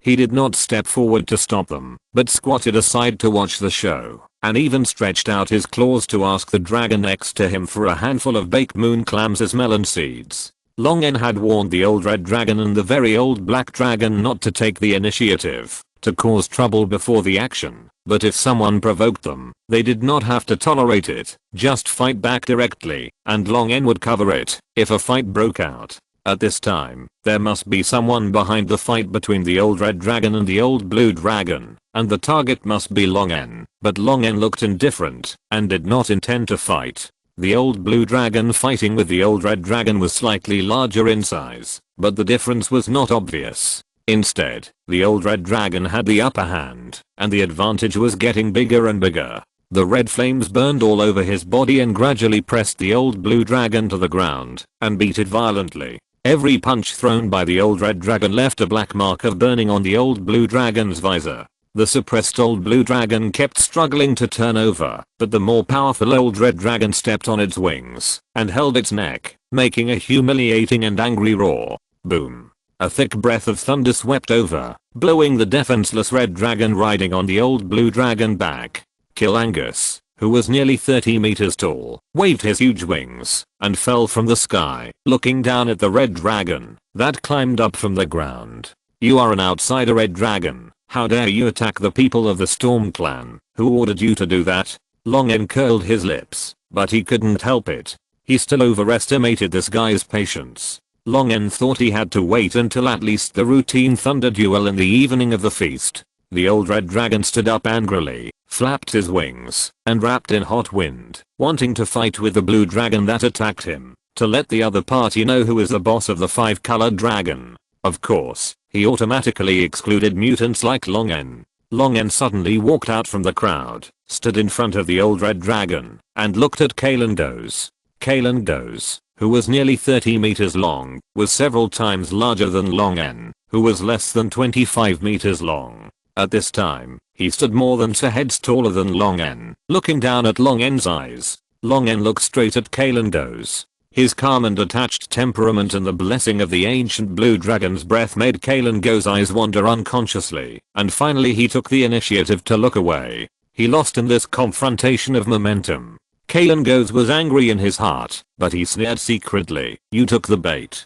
Kalendos sprayed 2 white mists from his nostrils, and said to Long N, "Outsider, your subordinates injured the members of the Storm Clan. What do you want to say?" Long En rolled his eyes disdainfully. He didn't even bother to refute such a low-level method. Even if the Storm Clan dragons rejected him, strength was the only way to go. Long said directly, "You just want to fight. Since you are so eager to be beaten, I will grant your wish." Long's words were exactly what Kalen Goss wanted, and he deliberately provoked him. "Humph, skinny guy, you actually have the courage to declare war on me when you kneel down and beg for mercy at my feet. You will regret your offense to me now." Long stretched out a dragon claw to dig the earhole under the scales of the face armor, as if he heard a joke, and smiled disdainfully. "If you think you are stronger than Kelkran, then come on." Long's words made Kalen Goss choke, although he was sure that this small guy must have relied on the power of the Metal Dragon clan and His Majesty Bahamut to defeat his grandfather, the Blue Tyrant Kelkran, and the incarnation of the great His Majesty Shyamut by despicable means. But he could not find any words to refute Long. He could only stare at Long hatefully, turn around and fly straight to the mountain in the center of the continent. Long En's wings were wrapped in a gust of wind, and he shot out, surpassing Kilangus, who was flying in front in a blink of an eye. Sandrit, Mirilda and other elders looked at each other, nodded, and immediately ordered the Thunder Duel to start in advance. The dragons immediately grabbed the food and flew excitedly to the top of the mountain. Kilangus flapped his wings with all his strength and finally landed on the great meeting place surrounded by a circle of palaces on the top of the mountain. He glared at Long En, who had been waiting in the great meeting place. "Humph, this guy's not slow, and he has some advantages, but in the Thunder Arena, this speed is useless." Long En looked at Kilangus, who was angry and gloomy, and his face suddenly turned into a gloomy sneer. He raised his eyebrows, but did not express anything. This kid must have prepared an off-field move, but it doesn't matter. In the face of absolute power, all conspiracies and tricks are a joke. And now Long En has the power of relative absolute. When the dragons hovered in the air and entered the audience, the 11 blue dragon elders, except Kalen Goss, jointly activated a magic circle, and the entire meeting place was instantly covered by a faint blue light. Kalen Goss showed an excited and cruel smile on his face. "Here it comes. The power of the Thunder Duel Field. This Thunder Duel Field comes from the relics of ancient times, and not only this duel field, but also the entire island is actually a huge war fortress. Various powerful heavy magic weapons are built inside. It is also with these things that the Storm Clan can gain a foothold here and develop safely for tens of millions of years. The secrets of the entire island are all mastered by the elders, and only the head of the family knows all the secrets of this island. And he, Kalen Goss, as the favorite grandson of the former head of the family, Kelkran, also knows part of it, including how to control the Thunder Duel Field through advanced settings." Kilangus looked at the 5-headed dragon mark on Long's chest with jealousy. He wanted to prove to all his people, and to Majesty Shyamut, that he was stronger than this alien dragon, and to let Majesty Shyamut's grace be transferred to him. But gradually, Kilangus felt something was wrong.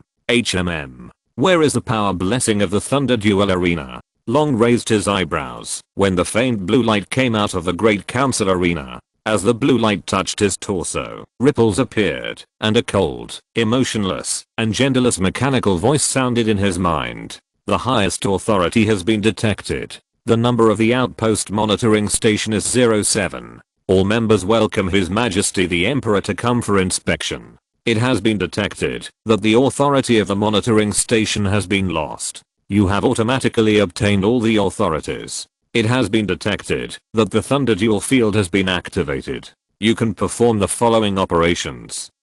1. Open or close a duel field. 2. Open or close a duel field barrier. 3. Open or close a duel field power balance device. 4. Surprised, Long En looked at the somewhat confused expression of Kalen Goss calmly.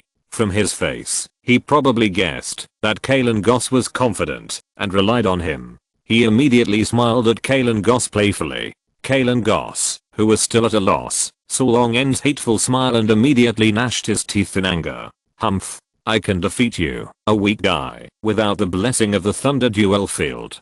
Kalen Goss flapped his wings, and his thick hind legs burst out with powerful strength. His huge body was ejected and hit Long En in the surge of lightning. Long En's mouth curled up a smile. Activate the power balance device. We can target one's power by 90% and strengthen target 2 by 200%. Kaelangus was horrified to find that his power was rapidly weakening, and no matter how hard he tried, he could not reverse the loss of power. Kaelangus looked up at Long in astonishment and saw a trace of pity in Long's playful smile. "It's you." Bang! Long, whose power was doubled, hit Kaelangus in the face with an uppercut, directly knocking Kaelangus's light body hundreds of meters away, falling into the group of dragons outside the meeting hall, and was caught by several blue dragons. Seeing Kaelangus sprinting and attacking, the dragons who were about to cheer for the fierce fight fell into a deathly silence, and the cheers were stuck in their throats. Where is the fierce and exciting thunder duel? Where is the duel between the strong? Bang! It's gone. In the weird atmosphere, the eyes of the 11 blue dragon elders looking at Long En changed. Even Marilda and Sandret, who had discussed with Long En in advance, were full of resentment. "You said you were so good at fighting. You killed Kaelangus, who was regarded as a successor by Kalkron, with one punch.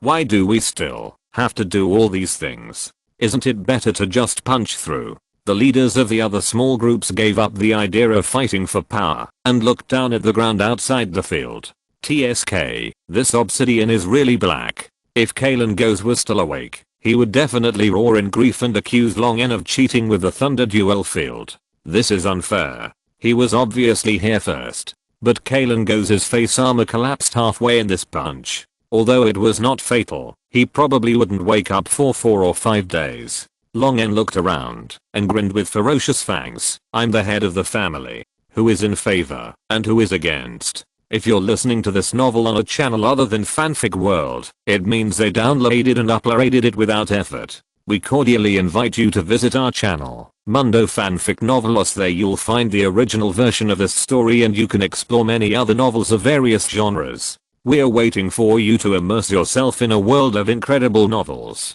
Chapter 186, Megastructure, Watchtower. Sir, the property of the former head of the family, Kalkron, has been counted. Here is the statistical list. Sandlet saluted Long En respectfully, and the extremely old cloud dragon beside him, who was like a servant, immediately presented a transparent crystal. After seeing Long En kill the extremely old dragon-sized Kaelangus with one strike, Sandlet and other dragons became more respectful to Long En and did not dare to act in front of him.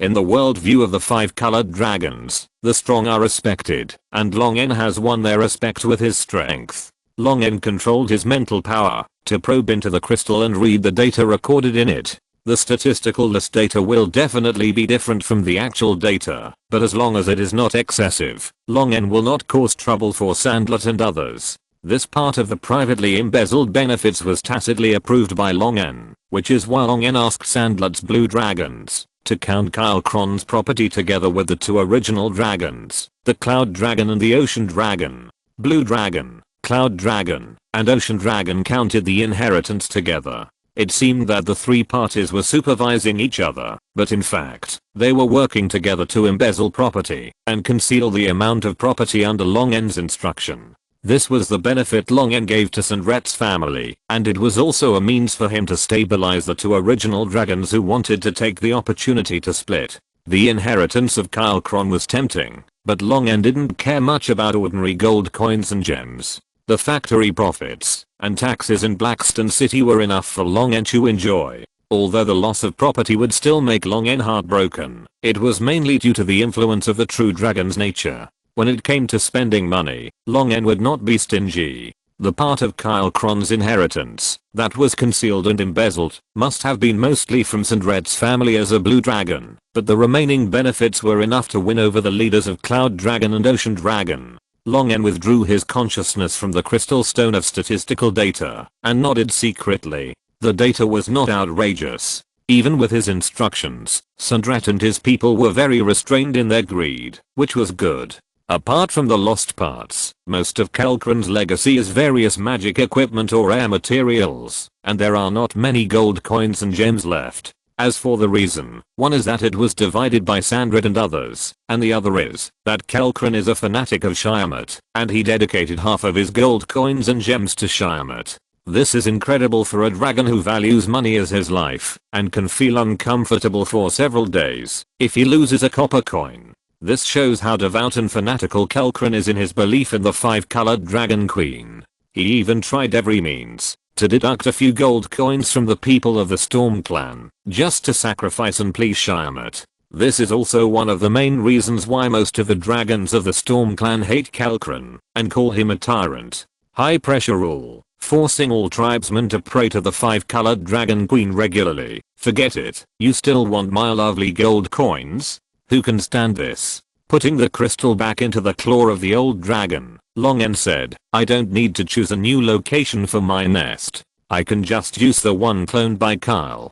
Please send someone to take my followers to guard the dragon's nest. Sandlet bowed his head in awe. Understood, I will arrange it immediately. Sandlet gave a few instructions to the old dragon. The original dragon, which was emitting a hazy cloud, saluted Longen and retreated respectfully. After the dragon left, Longen said to Sandlet, there is one more thing. Sandlet bowed his head. Please tell me, how much do you know about this island? Longen's meaningful words made Sandlet stunned. Do you know the secret of this island? Sandlet asked in surprise. When he came to his senses, he immediately realized that he had said something wrong. Sorry, please forgive my impoliteness. Longen waved his claws. No problem. Sandlet nodded and said, I was just about to tell you about this island. This is the right of every elder dragon and patriarch when he succeeds. Sandlet continued at Longen's signal, saying, according to the records in the inheritance, the Storm clan has lived on this island for tens of thousands of years. We found that this island was not formed naturally, but evolved from a huge construct. After experiments and explorations, we have mastered some of the functions of this construct. It treats blue dragons, especially blue dragons of the Storm clan, with special preferential treatment. Many control permissions seem to be related to the bloodline of the Storm clan, but there is no record of information about this island in the inheritance of the Storm clan, as if it was deliberately erased by some existence. This island is actually a construct. Longen raised his eyebrows in surprise. Constructs are mechanical life forms assembled and built by powerful supernatural spellcasters using various materials. The power and ability of constructs vary according to the size of the construct and the materials used. The most representative construct is a golem. These big guys made of hardwood, rock, metal, gemstone and other materials are tireless. As long as the stored energy is not exhausted, they can exert terrible combat power. Some golems made of fine gold even have the power to rival legendary dragons. Of course, golems of this level are very expensive, and their power is proportional to the cost.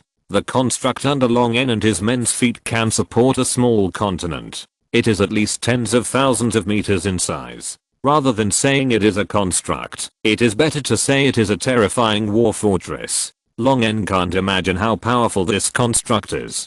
Sandler looked at Longen with implicit expectation. Do you know the secret of this construct? Sandler concluded that Longen must know something, otherwise how could he ask him so suggestively? Longen did not respond directly, but only said, take me to the place where you control this construct first. Sandler nodded in agreement, and took Longen to change his body shape, and walked into the stump-shaped mountain from a downward passage. After passing through the rock layer hundreds of meters thick, the environment in the passage changed drastically in an instant. The surrounding walls, roads and domes were all made of some alloy that Longen had never seen before. It was not until he came to a large alloy door that Sandler stopped and explained to Longen. This door to the control room requires 12 elders to open together. I have notified all the elders, and they will be here soon. Longen nodded in agreement. One by one, the elders arrived, even Kalengos, who was knocked unconscious by Longen's punch. The pit on Kalengos' visor had recovered, but the broken scales and the severe pain and the fractured skull made him still unable to forget the punch that Longen hit him in the face. He stood in the middle of the other 11 elders and looked at Longen with resentment.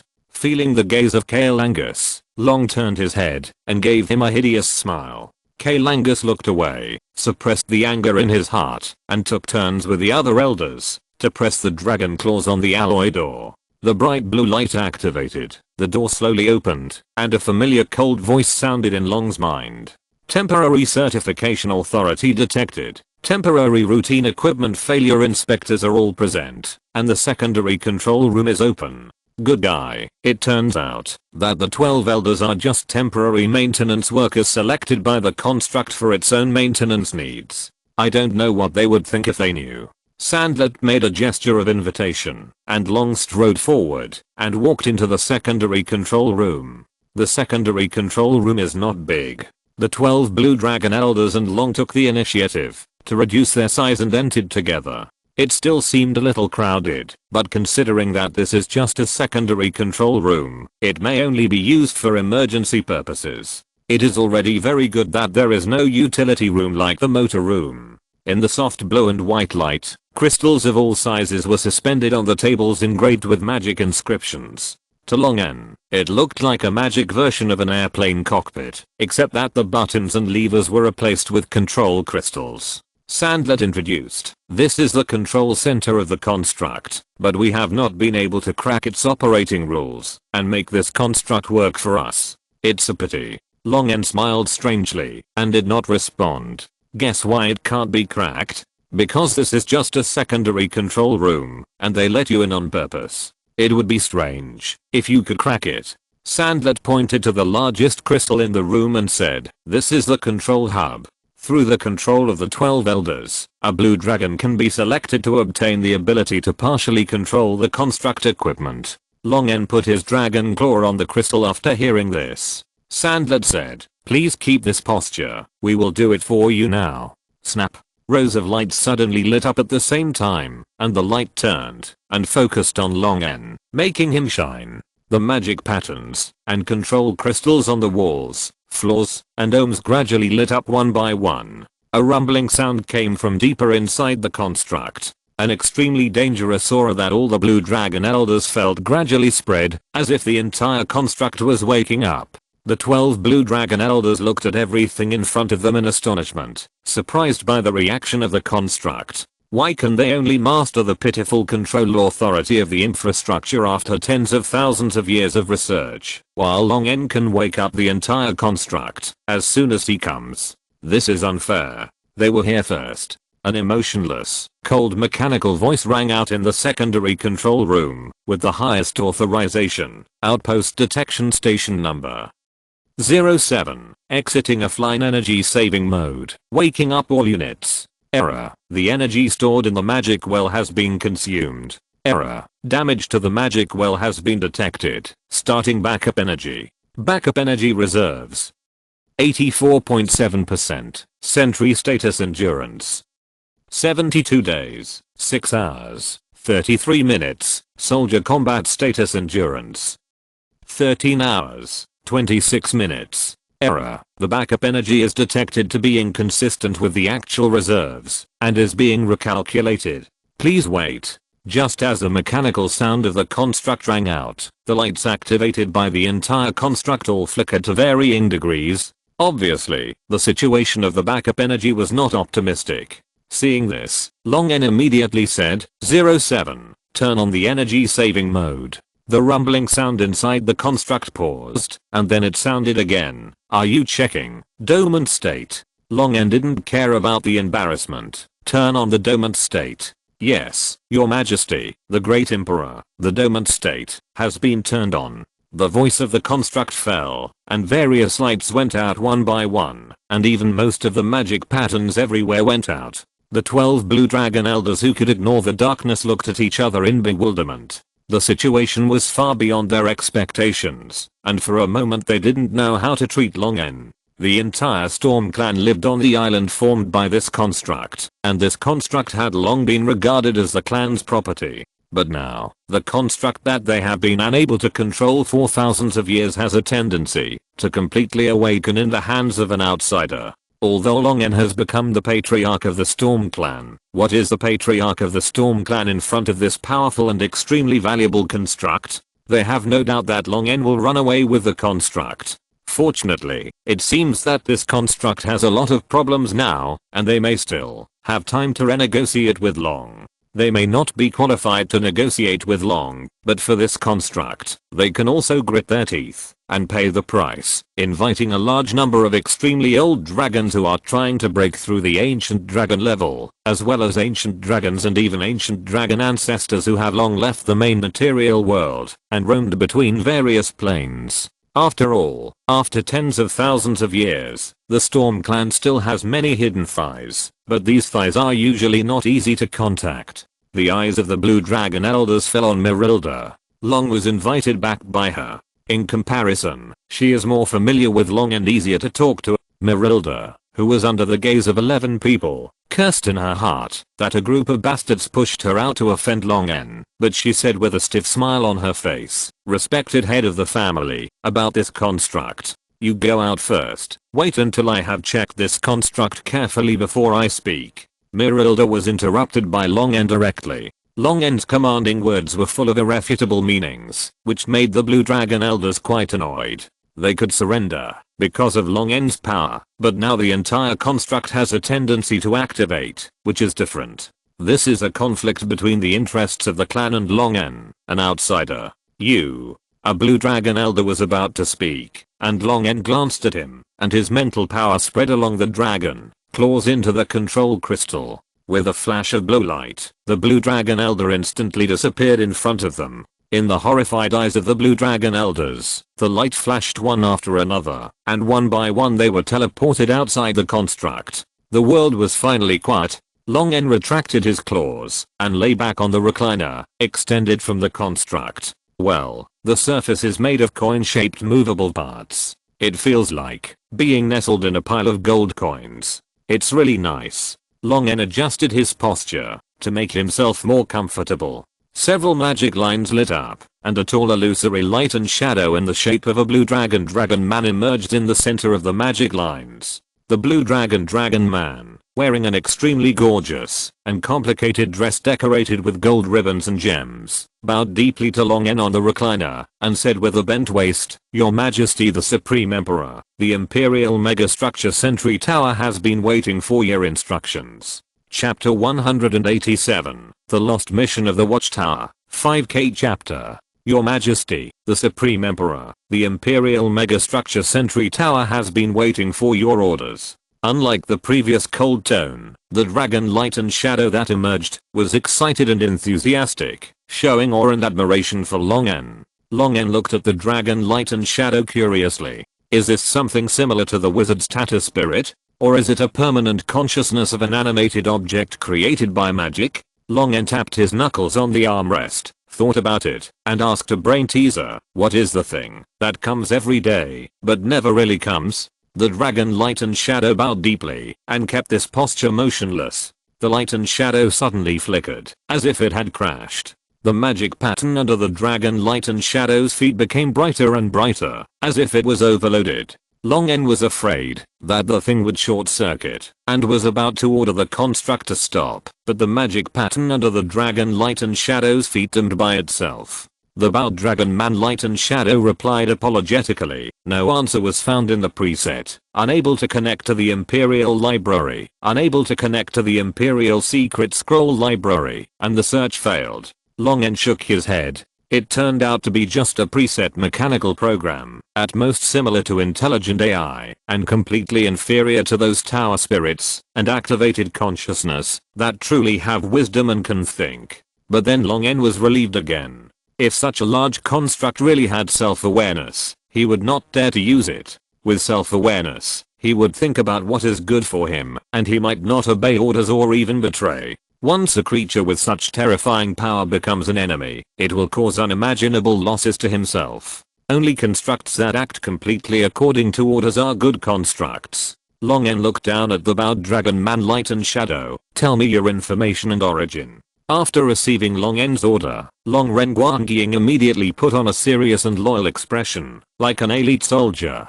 In the report of Long Renguangying, Longen roughly figured out the origin of this construct. This construct is called Watchtower, and belongs to the highest giant construct core of the Rixavic Empire. The Rixavic Empire was a dragon country founded by a powerful ancient blue dragon tens of thousands of years ago. It was once prosperous. If Long N guessed correctly, the heart that the Platinum Dragon God exchanged for him came from the ancient blue dragon who founded the Empire. And this giant construct core was created and formed by the Rixavic Empire during the Dragonfall War. Long N, who does not have the dragon heritage, is very curious about this ancient knowledge, but unfortunately, whether it is the 5 colored dragons under his command or the metal dragons such as Curelia, the dragon heritage only briefly mentions that ancient history, and only a few sentences roughly describe the course of the war without detailed introduction. At this time, encountering such an antique that survived tens of thousands of years ago, Long N intends to find out what happened tens of thousands of years ago.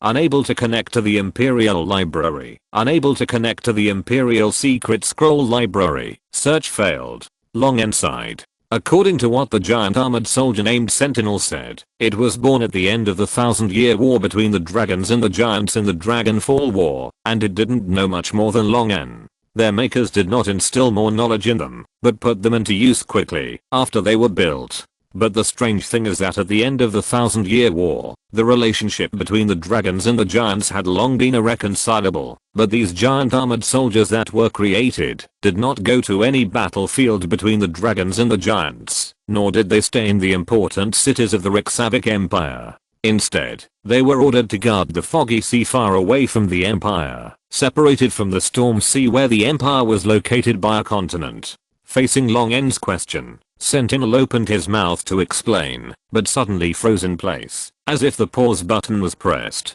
Long N raised his eyebrows, and suddenly, the three-dimensional light and shadow of the Sentinel fluctuated violently, and the surrounding blue light instantly turned blood red. Level 1 alert warning. All crew members, Level 1 alert warning. Unknown underlying logic changes detected. Unknown core tampering detected. Magic well input automatically isolated. Backup energy input automatically isolated. Annihilation self-destruction detection activated. All crew members evacuate in an orderly manner, waiting for maintenance results. The sharp buzzing alarm echoed throughout the giant structure. The giant dragons gathered on this island also heard the sound from underground and under the sea. They flew to the sky in horror, subconsciously staying away from the inexplicable terrifying aura. The blue dragon elders who were teleported to the outside by Long's sentry tower looked at each other. Kalen Goes looked at Merilda and Sandrit and asked sarcastically, "What did that guy do? What do you want to do?" Merilda's face was cold, and she glared at her filial son Kalen Goes, but did not scold him. Today's accident was beyond their expectations. They didn't expect Long N to cause the mutation of the construct. However, Long N was invited by them. No matter what happened or what the result was, they would definitely take the blame. Sandlet's face was not looking good. After a moment of silence, he gritted his teeth and said, "Prepare to summon the arrival. The ancient dragons may not be his opponents. Just summon that one." Before he finished speaking, the shrill alarm suddenly stopped, and the blue dragon elders looked at each other. Sandlet was interrupted by this. After hesitating for a moment, he changed his words and said, "Maybe there is still a chance for the situation to turn around. We can discuss it first. The family affection of the 5-colored dragons is not as strong as a piece of paper to wipe their butts. Even the blue dragons who live together are the same. It costs a price to summon the ancestors who left the main material world to come back to help. Don't say that you care about the descendants of the bloodline. Only the tangible benefits such as shiny gold coins and gems are attractive enough to those powerful ancient dragons and ancient dragons. It is better to save as much as possible. It is better not to summon the ancestors back." Inside the megastructure sentry tower, Long N breathed a sigh of relief as he watched the dragon man light and shadow return to normal, and his tense muscles gradually relaxed. The sudden flash of red light was too scary, especially when it said annihilation self-destruction detection has been activated, which sounded scary. Long N was ready to escape, but the sentry tower's alarm stopped by itself. After confirming that the sentry tower had no intention of self-destruction, Long N pondered for a moment and asked tentatively, "What are the results of the maintenance inspection?" The dragon man light and shadow replied, "All energy supplies have been cut off, only the response logic is retained. All control units have been disconnected, and self-inspection is impossible. Please wait for the maintenance results of the crew maintenance members." Long N was speechless. tens of thousands of years have passed, and he doesn't think the maintenance members of the Sentry Tower are still alive. If he really wants to wait for the maintenance results, he may have to wait until his next life. Long N, who doesn't know the detailed control method of this megastructure, can only give instructions based on his feelings. Report the current abnormal status of the underlying logic and core. The Sentry Tower responded to the instructions very politely. Affected by the power of unknown origin, the underlying logic array and core were damaged by 4% and 2% respectively. It was determined that the command mission was lost, and the alert status was changed from level 1 to level 2. Long N tapped the armrest of the chair. The reason why the Sentry Tower suddenly malfunctioned was because he asked why the giant structure core was sent here to guard. Now the logic array and core that control the operation of the Sentry Tower are damaged. It is obvious that someone has erased the memory of the Sentry Tower.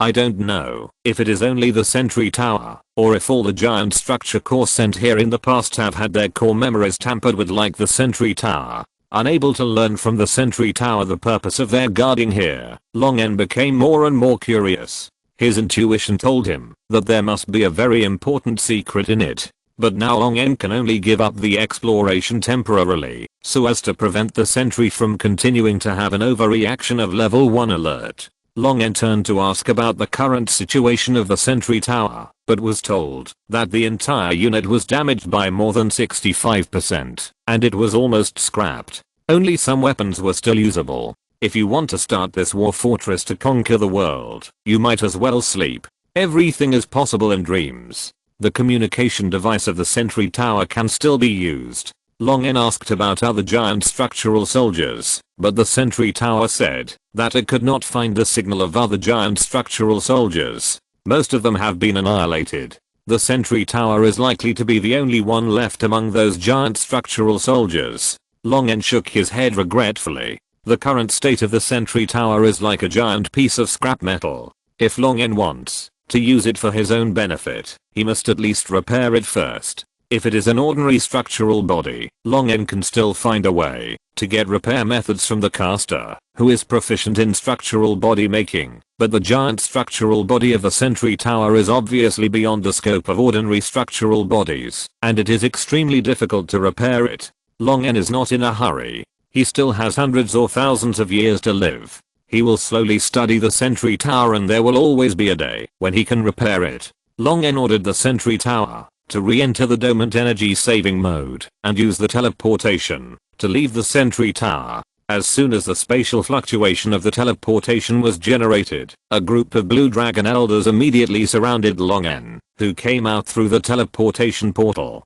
Long N understood what these guys were thinking at a glance. They just didn't want the Sentry Tower, a powerful and precious giant structure, to fall into his hands in vain. Long N glanced at the faces of the 12 blue dragon elders, smiled meaningfully, and waved his hand casually. The terrible energy fluctuation came from the ground and disappeared instantly as Long N put down his claws. Long N used this method to show the degree of his control over the structure. The group of blue dragon elders frowned, but did not dare to act rashly. If they angered Long N would directly control the structure to attack them, and they would have almost no chance of survival. Although they knew that the structure must have been damaged in many places, they did not know the extent of the damage, nor did they know how powerful the structure could be under Long N's control. They did not dare to gamble. After Long N finished his intimidation, demonstrated his control, and implicitly declared his ownership of the construct, he laughed and said, "It is a great joy for our Storm clan to fully awaken this construct. With this construct as a guard, even if an ancient dragon comes to cause trouble, it will not be good." What Long N wanted to express was that he could control this construct and the control was in his hands. If someone wanted to steal the construct, the worst that could happen was a fight to the death. But Long N also stated that this construct belonged to the Storm clan. He controlled the construct as the head of the Storm clan, and this construct would stay in the Storm clan. This was to protect the interests of the clan, which was acceptable to the Blue Dragon elders, except for Kalen Goes, who was hit by Long N's uppercut. But the other elders acquiesced, 11-1, and his opinion was not important. Long N smiled very brightly. His move was not only to stabilize the Storm clan, Not to mention, whether the sentry tower could be opened or not, it would cost a lot of manpower and material resources to repair such a large construct. It would be different if he left the sentry tower in the Storm Clan. All the dragons in the Storm Clan would be his free laborers, and they would be willing to repair the construct for him, using the Storm Clan's money. Even the elders of the Storm Clan had to thank him. When Long En thought that he could repair the sentry tower without spending any money or labor, he felt very happy.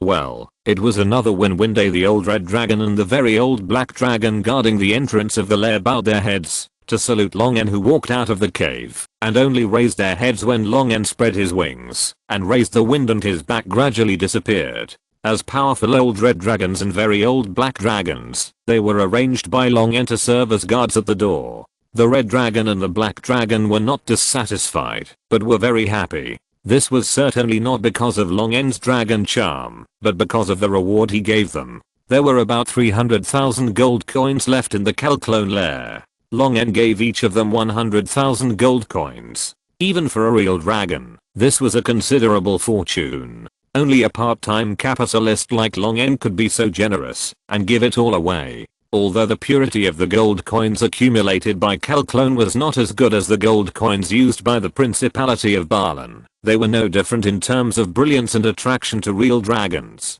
With so many gold coins, they would be willing to let Long En see the gate for decades, not to mention a few days. With the red dragon and the black dragon watching him off, Long En flew to the great meeting place on the top of the mountain in the center of the island. The 12 blue dragon elders had already arrived. Long En landed at the edge of the great meeting place and strode towards the seat of the head of the family. It was called the great meeting place, but in fact, everyone just squatted in their own seats in a circle. Long En had wanted to hold a meeting a long time ago, but it was delayed for a few days because of the sentry tower. The alarm and breath of the sentry tower made all the dragons in the tribe feel its existence. The elders had to appease the young dragons and shut their mouths. As soon as he sat down, he folded his wings, coiled his dragon tail in front of him, and said, "I plan to put a quarter of Keelcron's inheritance into the clan treasury, and the rest will be distributed among the clan members." Keelcron's words made the 12 elders turn their heads and look at him in disbelief. Keelcron's generosity was unheard of among the real dragons. This was something that a real dragon would regret for a few days if he earned less than a copper coin. Question mark? Keelcron's inheritance was checked in advance by Keelcron, while the elders were dealing with the turmoil caused by the constructs. Of course, the real good things were all taken by him, and the rest were ordinary items that Keelcron didn't care about. After plundering the Frost Giant tribe, looting the hidden royal family's treasury, and confiscating a lot of noble property, Keelcron had too many good things in his hands. After trading with the Platinum Dragon God, even ordinary high-level magic equipment could only make him look at it twice. Lone had no intention of taking the Calcron's legacy for himself from the beginning, although he could have done so. Most of these treasures were exploited by Calcron from the Storm Clan. Lone would naturally inherit the title of Calcron Tyrant if he inherited this legacy. Lone did not care about his reputation, but he needed a relatively harmonious and stable Storm Clan. After giving away these treasures, the 5 color blue dragons with evil nature would certainly not be grateful to Lone, and would even secretly laugh at Lone's stupidity. But they all knew that Lone was generous and there were benefits to doing things with him. When they all realized this, it would be much easier for Lone to command them when he needed them. Lone had almost established his prestige by killing Calcron in seconds, and these treasures were the sweet dates that Lone gave them. Under Lone's instruction, the Sandlet family and the Yunlangayang dragons had already made a fortune from Calcron's legacy in advance. At this time, they would naturally be more loyal to Lone if they were to share the benefits again. It was not a loss for Lone to use these useless things in exchange for a quick grasp of the entire Storm Clan. In addition, I usually stay in my own territory, so the clan's internal affairs are voted on by the elders. If there is a problem that cannot be solved, or there are too many differences of opinion, please contact me, and I will make the decision. As soon as Long En said this, Sundret and other elders burst into tears. During the period when Calcron was the head of the clan's affairs were decided by him alone. The elders had no say, and were completely reduced to decoration. They could only act according to Kelkron's instructions. Now Long N has directly delegated power to them, which has greatly increased their power, and it is naturally easier for them to compete for interests and gain benefits. This is also one of the reasons why Sandret and others decided to invite Long N to be the head of the clan. Long N cannot stay in the Whirlpool Sea all the time.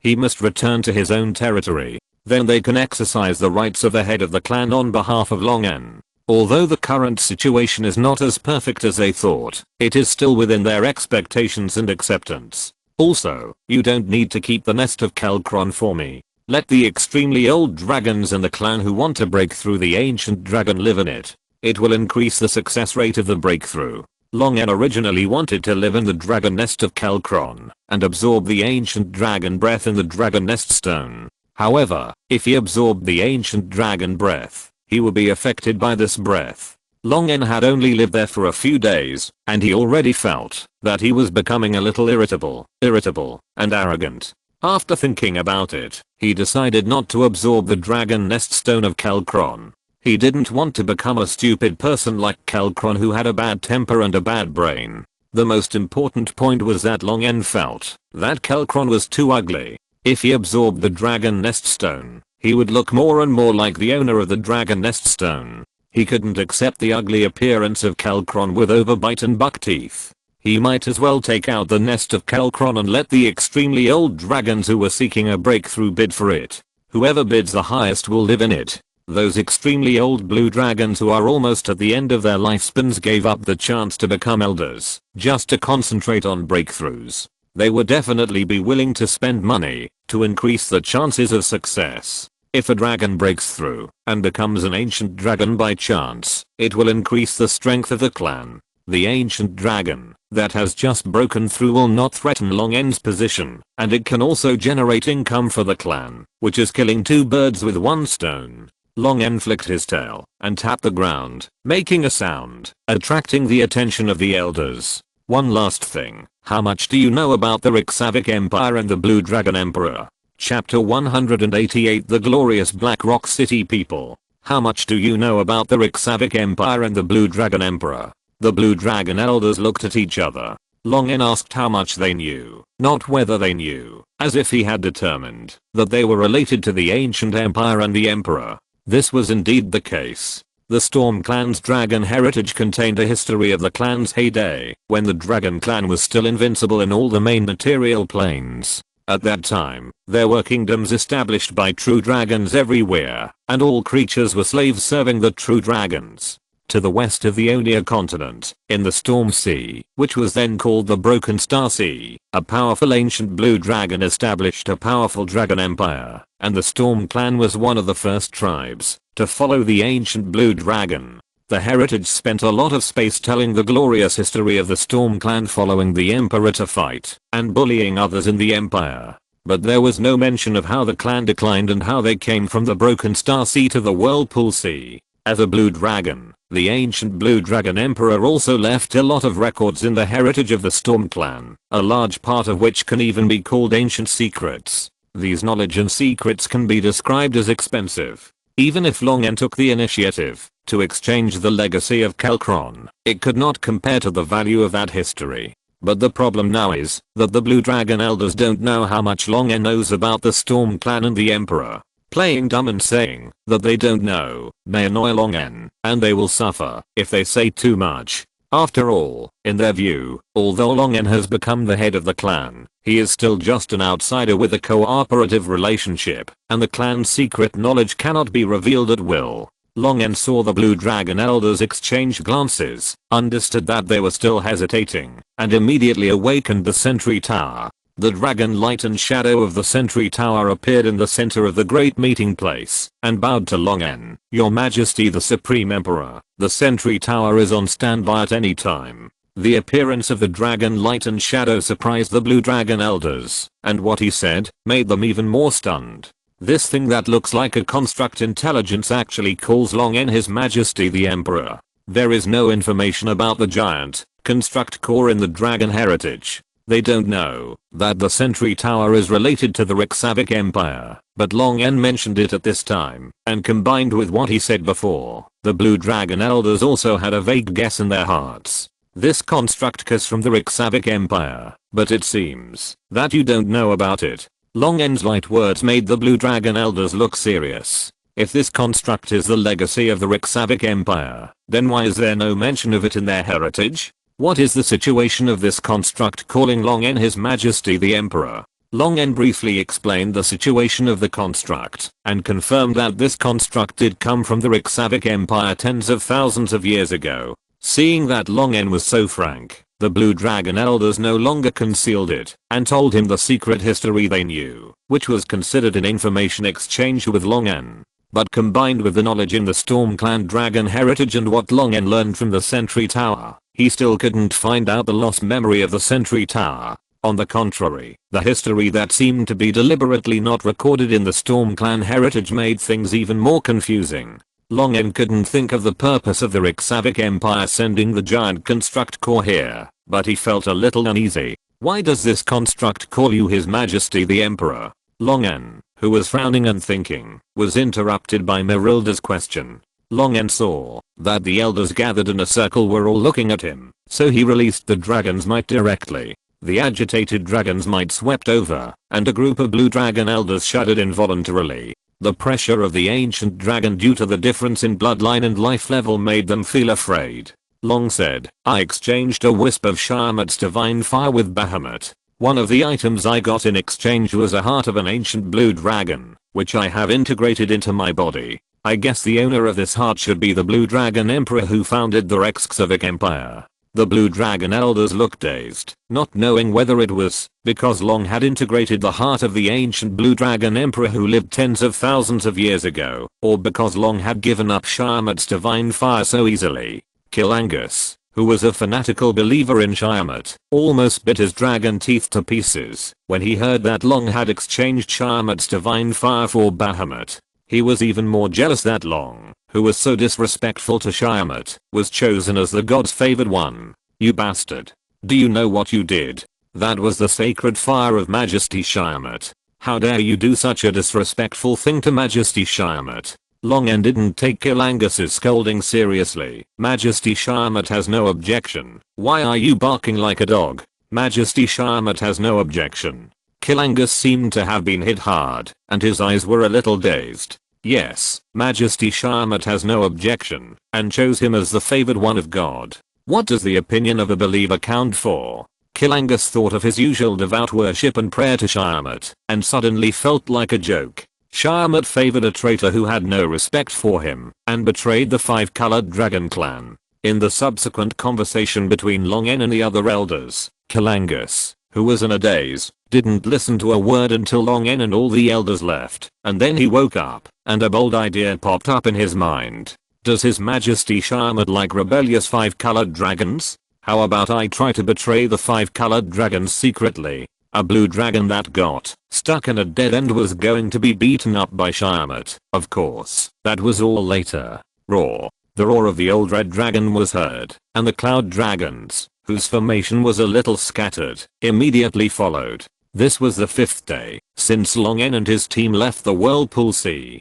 After Long N finished communicating with the Blue Dragon Elders, he asked about the general situation of the Storm Sea, arranged the preliminary inspection of the construct, and immediately set off on the return journey. Using the super long distance communication technique across the foggy sea, he was unable to contact the territory. Lutheronis, who was able to sense the location of other Platinum Dragon gods, used the connection between the gods to contact Long N, and conveyed Kirelia and other dragons' concerns about Long N. Lutheronis' tone was vaguely suppressed with anger, and it was obvious that he had noticed Kirelia's concern for Long N, but there was no definite evidence, and he did not directly express his dissatisfaction with Long N. Long N, who had something to hide, could only pretend that nothing had happened, and he could not provoke his future father-in-law again. When leaving the Whirlpool Sea, Long N selected 15 dragons of adult to middle-aged stages from the Cloud Dragon and the Ocean Dragon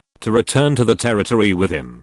This move can not only ease the relationship between the original dragon species and the blue dragon, but also subtly divide the power of the Storm clan to facilitate Long N's control. Moreover, although these original dragons are not as powerful as the 5-color true dragons under his command, they can still play some special roles. When returning, there were more than 30 dragons in a group.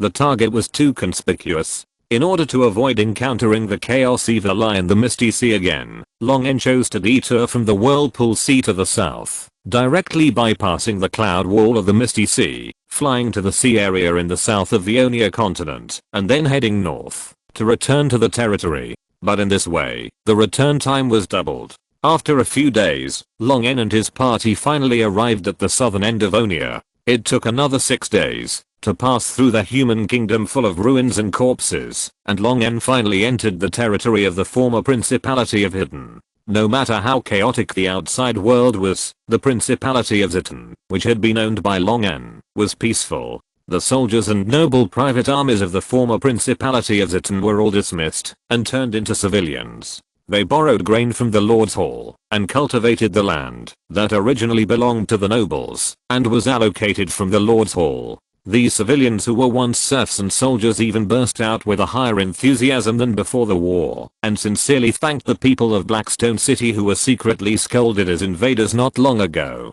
They could let each of them cultivate their own land, and the agricultural tax was as low as 20%. Where in the world could there be such a good lord? They lived 100 times better than before. Groups of huge dragon shadows flew over the Principality of Zitan.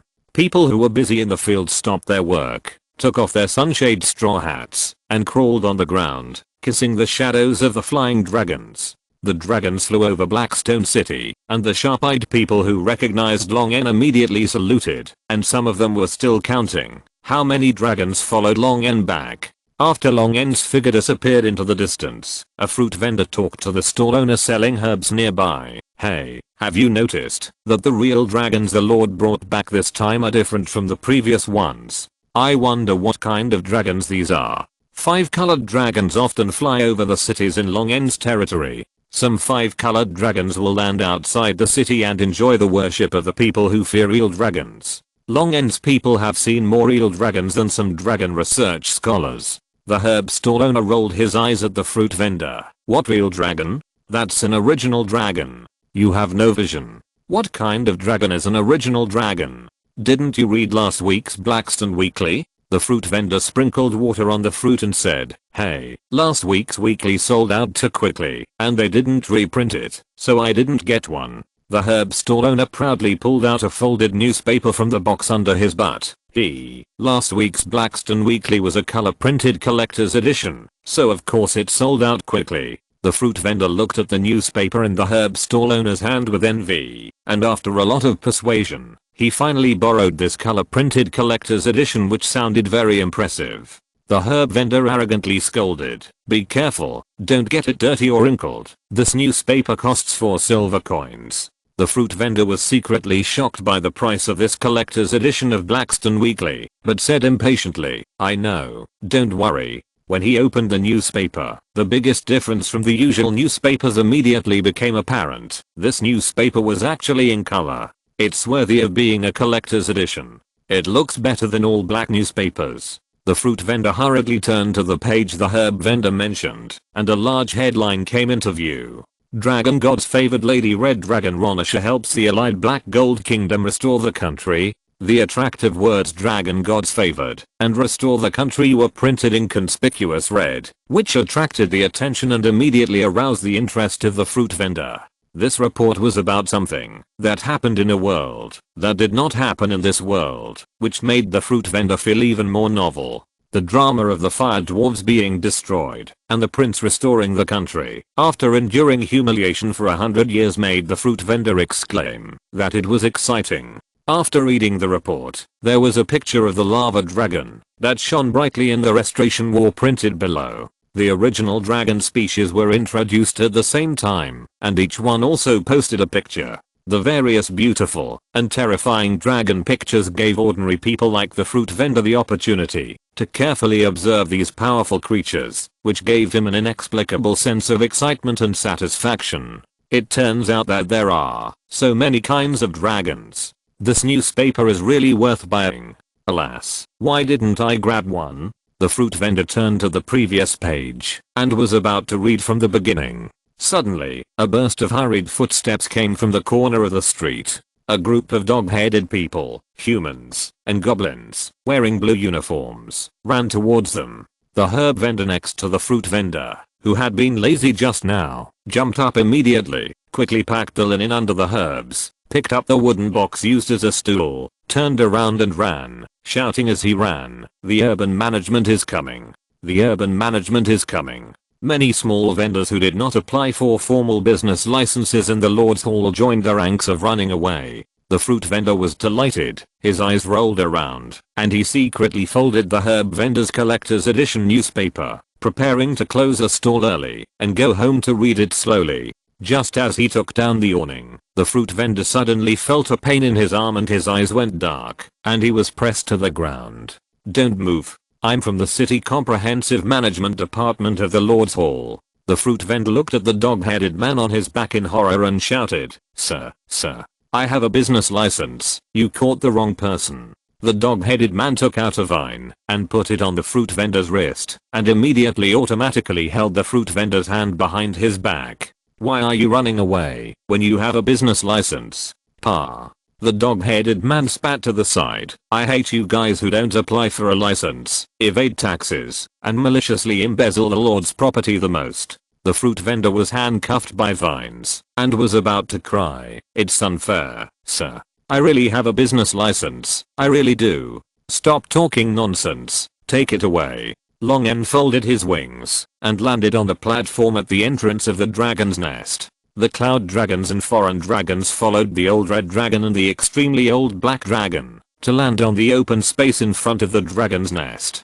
Without Long N's order, a dragon came immediately and led the cloud dragons and foreign dragons to find a place to build a nest. Long N walked into the dragon's nest. He flew for more than 10 days without stopping. Although the heart of the ancient blue dragon has been providing energy to his body, keeping his body in full condition, Long N's spirit still feels a little tired. Although the real dragon is powerful, it will also be tired. He needs to take a short rest to recover his spirit. Walking up to the gold coin pile deep in the dragon's nest, Long N suddenly found a silver dragon lying in the depression in the middle of the gold coin pile, soundly sleeping. Long N looked at the beautiful profile of Curelia, who was snoring slightly, and thought of her handling various official duties day and night during this period, and felt a little guilty. Long N did not wake up Curelia, who was sleeping soundly, but lay down beside her and stretched out his dragon wings to cover the petite body of a silver dragon.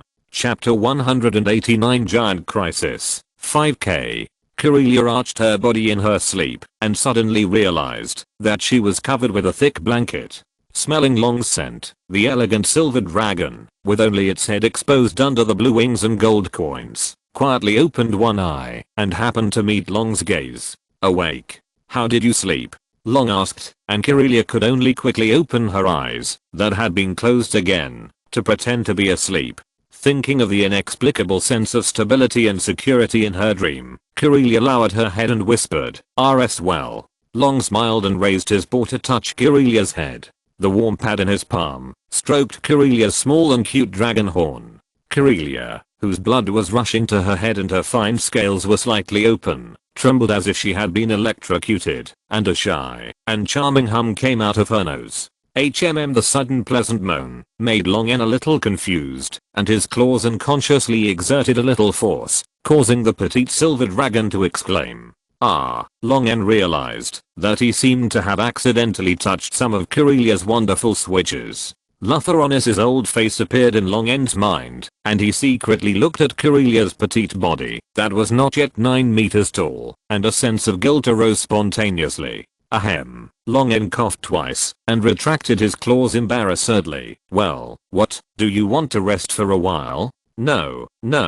The scales on Curelia's mask opened slightly, and the 3-dimensional scales reflected the light in the dragon's nest. Each scale was shining, looking holy, beautiful, pure and moving. Looking up at Long N, who was a little stunned. Corellia showed a sly smile, then lowered her head shyly, stood up and walked quickly out of the dragon's nest as if running away. I still have some things to deal with in Blackrock City. I'll go back first. Watching the silver dragon disappear, Longen touched the swollen scales on his lower abdomen and said to himself with lingering fear, fortunately, I can use magnetic field to strengthen and control my body and prevent that thing from coming out. Otherwise it would be too embarrassing. Although Longen is less than 5 years old now, his body has matured, and the hormones that affect the desire of real dragons are secreted in large quantities every day. In addition, Longen's mind is also a mature soul. It is easy to accidentally discharge a gun if you hold it back for a long time.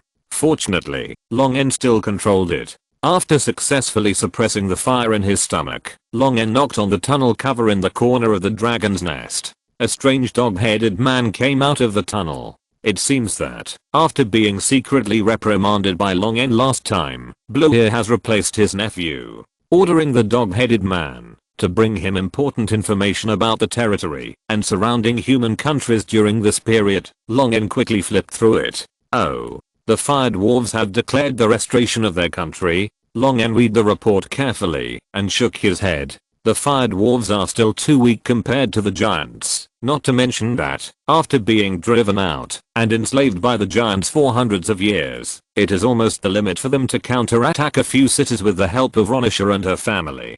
Previously, because he was busy dealing with the attacks of the 5-colored dragons and Shiamat, Longen asked Ronisha to return to the lava space alone to help the fire dwarves, but it was obvious that she and the fire dwarves alone could not really help the Black Gold Kingdom drive away the giants. Longen decided to go there in person. A secondary element space that is completely in his hands and a colony of the Fire Dwarf Kingdom that can continuously plunder resources are still very attractive to Longen. The secondary element space is almost equivalent to a treasure house that can continuously generate wealth, and its value is enough to make most creatures excited. Turning to the next page, Longen raised his eyebrows and showed a somewhat strange smile. Although Vinyagog returned to the capital of Boran with the support of Longen, as Longen expected, Vinyagog, who was expelled by the Noble Council, has realized that the rights of the nobles have surpassed his royal power to a certain extent. These are the effects of the Noble Code recognized by the human kingdom.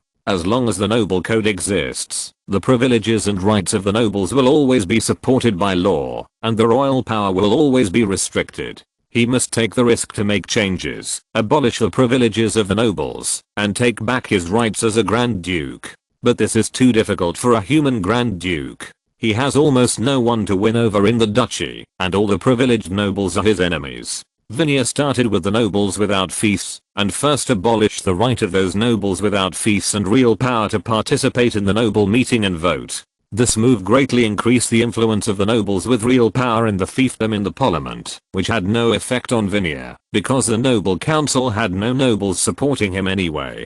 But later, Vinya, as the Grand Duke, issued a royal order to draw the troops of the feudal nobles to the capital, hoping to weaken the feudal nobles and strengthen his power. However, this move directly triggered the conflict between the feudal nobles and him, and the two sides completely tore their faces apart. The feudal nobles directly ignored the royal order, procrastinated in various ways, and linked up with the court nobles and the landless nobles who were used as targets, secretly causing trouble for Vinya's reforms.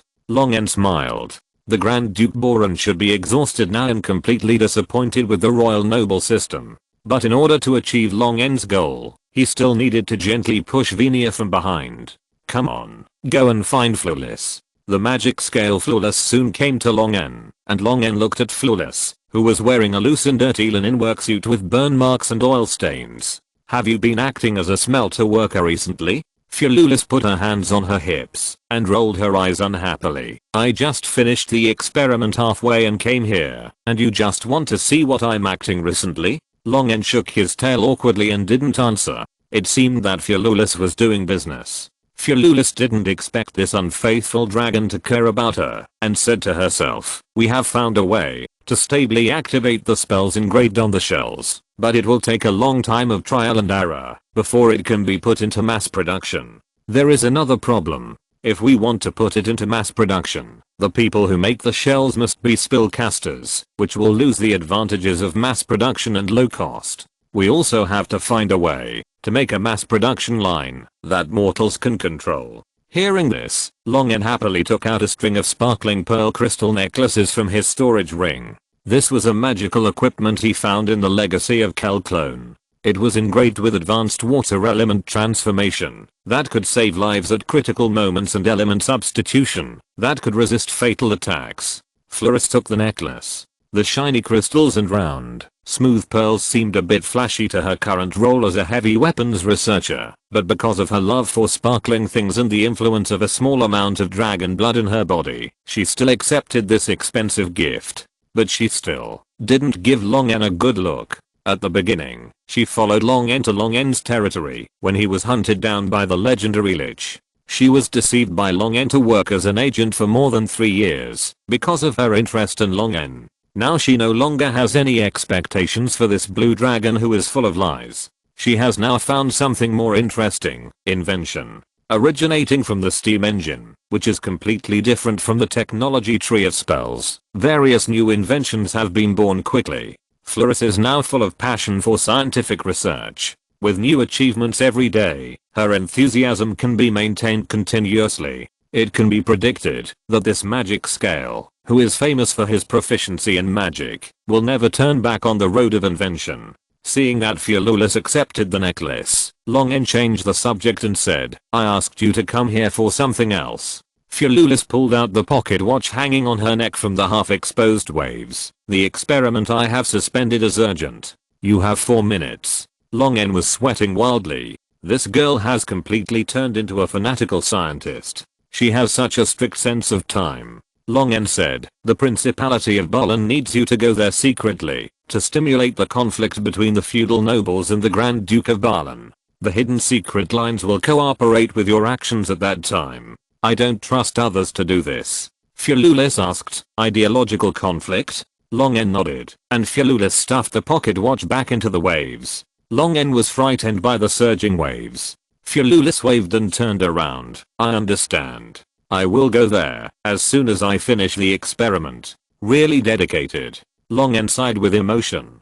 Regarding the Principality of Boran, what Long N wanted to stimulate was the ideological contradictions between the traditional feudal nobles and the gradually budding royal power centralization thought of Venia, as well as the common people who were awakened and hated the nobles under the influence of Blackstone City, rather than simply letting them send troops to fight each other. There were not many people in the territory who could understand Long N's meaning, and even fewer who were capable of execution. Long N could only find the magic scale Flawless who was smart when she was not chaotic and crazy. After arranging the Principality of Boran clearly, Long N walked out of the dragon's nest to summon the dragons, and selected more than a dozen 5-colored dragons that could also exert their powerful strength in the lava space to follow him to the north of Onia. Among them, there were 6 red dragons alone. The lava space was just right for them to play. It was just a mere giant spirit, just a slightly larger prey in front of the real dragon. Long N led the dragon group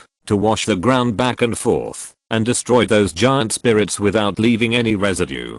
Only the legendary giant spirit, the king of giant spirits, was a little threatening to Long N. The dragons followed Long N joyfully and flew high into the sky, their wings whistling with strong winds as they headed north. After just 3 days of flying, Long N's narrowed eyes suddenly turned and looked towards the towering storm mountains. In the distance, a large group of hill giants were migrating southward, destroying everything along the way. Long N could clearly smell the fierce and bloody smell from such a distance. Cages containing humans and other creatures were vaguely visible, and from time to time, hill giants could be seen pulling humans or other creatures out of the cages to share. What happened in the north? Are these hill giants crazy and running south? The familiar breath of the hill giant shaman was faintly heard from the hill giants, so Long N did not choose to approach, but instead flew away quietly with the dragons, leaving the range of that breath. Long N frowned. If the hill giants continue to advance at this speed, it will take more than 20 days to reach the central part of Onia. There is still enough time. We need to make a quick decision in the lava space. If the hill giants continue to move south, they will inevitably encounter Long N's followers at the foot of the Storm Mountains. With the intelligence of the hill giants, they will definitely have to fight against their mortal enemy, the real dragon. Long N must prepare early. The dragon group continued to fly north, and only one was ordered to turn back and bring the news of the hill giants back to the territory. Continuing north, Long N deliberately flew over the route that the hill giants passed. What he saw were all destroyed human towns, and the corpses of creatures that were cruelly killed were everywhere. Long N frowned slightly, not because of the miserable state of these humans, but because of the corpses of these humans. Humans are undoubtedly on the menu of the hill giants, but from the traces at the scene, most of the humans in these destroyed towns were killed on the spot and their bodies were thrown into the wilderness, and only a small number were taken away as reserve food. This is not normal. Even the barbaric and stupid hill giants would not do such meaningless things. They usually attack human towns for wealth, food or living space. However, these hill giants seemed to be killing for the sake of killing, which was abnormal and suspicious. Long N thought of the great shaman of the hill giants who had lived for who knows how many years he and Galaxus encountered, and the strange black fire that absorbed life force. The one who can lead the actions of the hill giants must be the great shaman. Is this the means for it to prolong its life? Long N flew down to check. As expected, those corpses were soaked in the energy of the same source as the black fire that absorbed life force. The life force had long dissipated, and the souls were harvested by the god of death. If they attack human towns along the way, the speed of the hill giants will only be slower. Long N was relieved. It was none of his business who the hill giants attacked. On the contrary, the more human towns were attacked, the more the speed of the hill giants would be delayed, giving Long N time to prepare. Passing over more ruins of towns that had been razed to the ground, Long N changed his flight direction and flew over the original tribe of the hill giants. Before they got close, the dragons sensed waves of chaotic and intense elemental fluctuations. Soon, a scene filled with various elemental brilliance and space cracks looming in Long N's eyes, as if the world was destroyed. The hilly plateau where the hill giants once lived turned into a huge pit, and endless flame elemental auras diffused and refracted in the pit. Some magma that was still flowing could be vaguely seen on the surface of the pit. Such a terrifying power and range made the dragons stunned. Even real dragons could only quickly retreat when faced with such a spell. Long N led the dragons to fly over the magma pit and suddenly felt several sights that gave him a sense of danger. Following the sight back, Long N saw mages wearing various robes and floating in the air. Judging from the aura, there were at least 4 legends among these mages. Long N saw the emblems on the chests of those wizards. TSK, the Coast Wizards Association. It seems that the Roman Empire has made a move. It is really rich to invite 4 legendary wizards at the same time. Long N glanced at the wizards of the Coast Wizards Association without stopping, and those wizards did not attack Long N and his team, watching more than 10 precious materials fly past them. A legendary wizard covered in the shadow of a robe looked at the real dragons with envy, and chuckled in a cold tone. Pamela, you just let those dragons fly away. It's not common to see a group of 5 colored dragons. The cold woman called Pamela had a wooden expression, and did not open her mouth. The back of her hand, as transparent as 10,000 years of ice, suddenly cracked with a crack full of sharp teeth. Heamless, if you miss, go ahead. Collect materials and aim at those dragons. You will definitely die before you have enough materials to transform into a lich. Pamela looked at Long N with her icy blue eyes. Last month, the anchor point of the astral space moved abnormally. Shyamut descended and incarnated, and also split a wisp of divine fire. As a result, the incarnation died at the hands of the alien blue dragon leading the group of 5 colored dragons. If you are confident that you are stronger than the incarnation of the god with divine fire, then go ahead and give it a try. Heamless's face hidden in the shadow of the cloak could not be seen clearly, but he did not speak for a long time, silently watching the dragons go away. Across the undulating sea, the coordinates of the lava space in Long N's mind returned to 0, and powerful elemental energy surged out, tearing a huge hole in the coordinate point.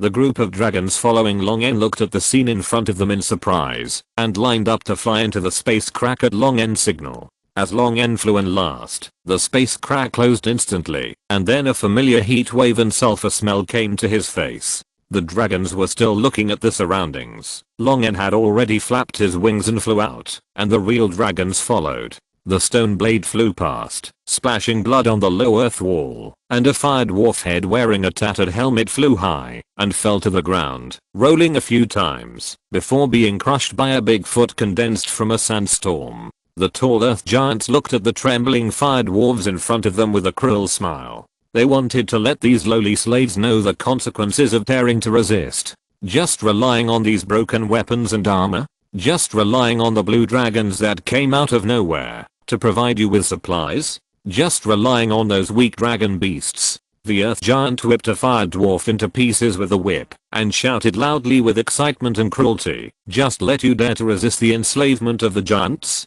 The pleasure of killing the fire dwarf slaves made the earth giants tremble all over. The perverted desire for conquest and control made them use all kinds of cruel methods to kill the fire dwarves in front of them. An earth giant that had just controlled the stone spikes to pierce the fire dwarf from bottom to top turned its head to look at the sky not far away and sneered at the red dragon that was at a disadvantage in the battle with the legendary earth giant. If nothing unexpected happens, they will soon obtain a red dragon slave, which is a rare commodity in the slave market and can be sold at a high price. Ronisha, with more and more eclairs and crystal clusters growing on her body, blew out dragon breath, but did not cause any damage to the legendary earth giant in front of her, which was wrapped in jewel armor. The jewel armor could avoid most of the elemental damage, but her body became heavier and heavier, and she had to work hard to fly in the air. It's over. It's over. The spells taught by Flawless are useless to this guy. If this goes on, this queen will be captured. It's all because of that damn bastard Long En. Chapter 190 Unstable Passage. Ronisha, whose body was almost completely covered by rocks, thought quickly. Since low and medium level spells were useless, she would switch to melee combat, which she was best at before. She took a deep breath, stiffened her neck, and flapped her wings like a goose. Boom. The huge red dragon fell like a burning meteorite. The legendary earth giant certainly did not dare to fight a strong red dragon. The rock and soil under him surged like waves, pushing him quickly and avoiding Ronisha's impact. Ronisha, who had shaken and cracked the rock pillar connecting the earth and the dome, was also a little dizzy. Just as she stood up with her head shaking, she saw the legendary earth giant holding a long-handled rock hammer and walking towards her step by step. Seeing the legendary earth giant raising the long-handled hammer, Ronisha's face was gloomy. It's over now. The Red Queen is going to be captured. Before the legendary earth giant swung the long-handled hammer, a flash of lightning suddenly shot out and hit the legendary earth giant's chest. Most of the lightning element in the lightning were eliminated by the gem armor, but the remaining energy still exploded in the chest of the legendary earth giant and repelled him. The legendary earth giant frowned and looked in the direction of the lightning, only to see a 25-meter long blue dragon slowly flying over, with its huge wings releasing a terrible sense of oppression. Ronisha shouted in surprise, "Long, you really came to save me." Long En slowly fell from midair and glanced at the legendary earth giant in front of him. Judging from the breath on his body, he should have just entered the legendary not long ago. He no longer had the interest to do it himself, and looked at Ronisha. "Why did I seem to hear someone scolding me from a long distance just now?" Hehe. Ronisha smiled awkwardly. "You must have heard it wrong." The arrogant and conceited legendary earth giant saw that he was ignored, pulled out the long whip embedded with gems at his waist, and whipped it fiercely in the air, making a sonic boom sound. It was just a blue dragon in its prime, but it dared to be an enemy of a powerful legend like him. It was really arrogant. Today, he would capture both dragons and train them to be his slaves. But the expression of the legendary earth giant soon became interesting, because he suddenly found that there seemed to be more than 2 dragons in the heat wave. Although intelligent races like earth giants could not distinguish the meaning of Long En through the subtle differences in dragon power like real dragons, and identify the identity of the other party through dragon power, they could easily distinguish the number of dragon powers when they reached the legendary level. 3, 4, 5, 14, 15, 16. There were 16 dragon powers in total. The legendary earth giant's tense blue-black face oozed beads of sweat, which was rare for the earth giant with little water content in his body. The legendary earth giant took a few steps back calmly, but stopped in Long N's warning sight, tightly holding the weapon in his hand, but did not dare to make any more unusual movements. One after another, 5 colored dragons flew from behind Long N, hovering on both sides of Long N with respect for Long N. The legendary earth giant then noticed that there was a conspicuous 5-headed dragon mark on Long N's chest. Shyamut's great reputation was known throughout the worlds, so of course he recognized it. The legendary earth giant, who was so nervous that he was sweating, forced an ugly smile. Powerful real dragon, honorable god-favored one, I think there must be some misunderstanding. If you feel offended, I'm willing to pay treasures to gain your forgiveness. The earth giant's favorite thing to do is to enslave other creatures, and the second favorite thing is to let their slaves mine and mine ore for them. The earth giants are also keen on exchanging the mined ore for various gems they like through trade. Therefore, among those who deal with the earth giants, there is a saying, half of an earth giant's wealth is his slaves, and the other half is all gems. Long N looked at the legendary earth giant with a look of retardedness. If I kill you, all your treasures will be mine, right? The legendary earth giant was horrified, and immediately wanted to use his innate magic to burrow into the rock and soil under his feet to escape, but Long N pointed at him, and his speed of burrowing into the soil instantly slowed down countless times. No, it's not slowing me down, it's expanding the space in front of me. Being able to be promoted to a legend, the legendary earth giant still has a good vision. He immediately reacted to the fluctuations in space, and changed direction to escape.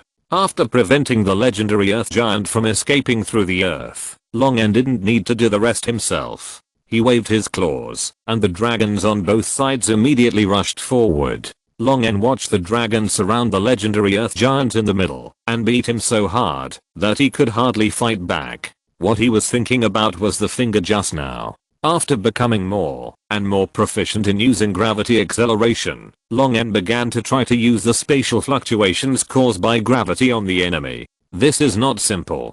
Converting electric current into magnetic force, and then using magnetic force to simulate gravity increases the complexity exponentially. Long N can barely control it when using it on himself, but it is very difficult to use it on the enemy.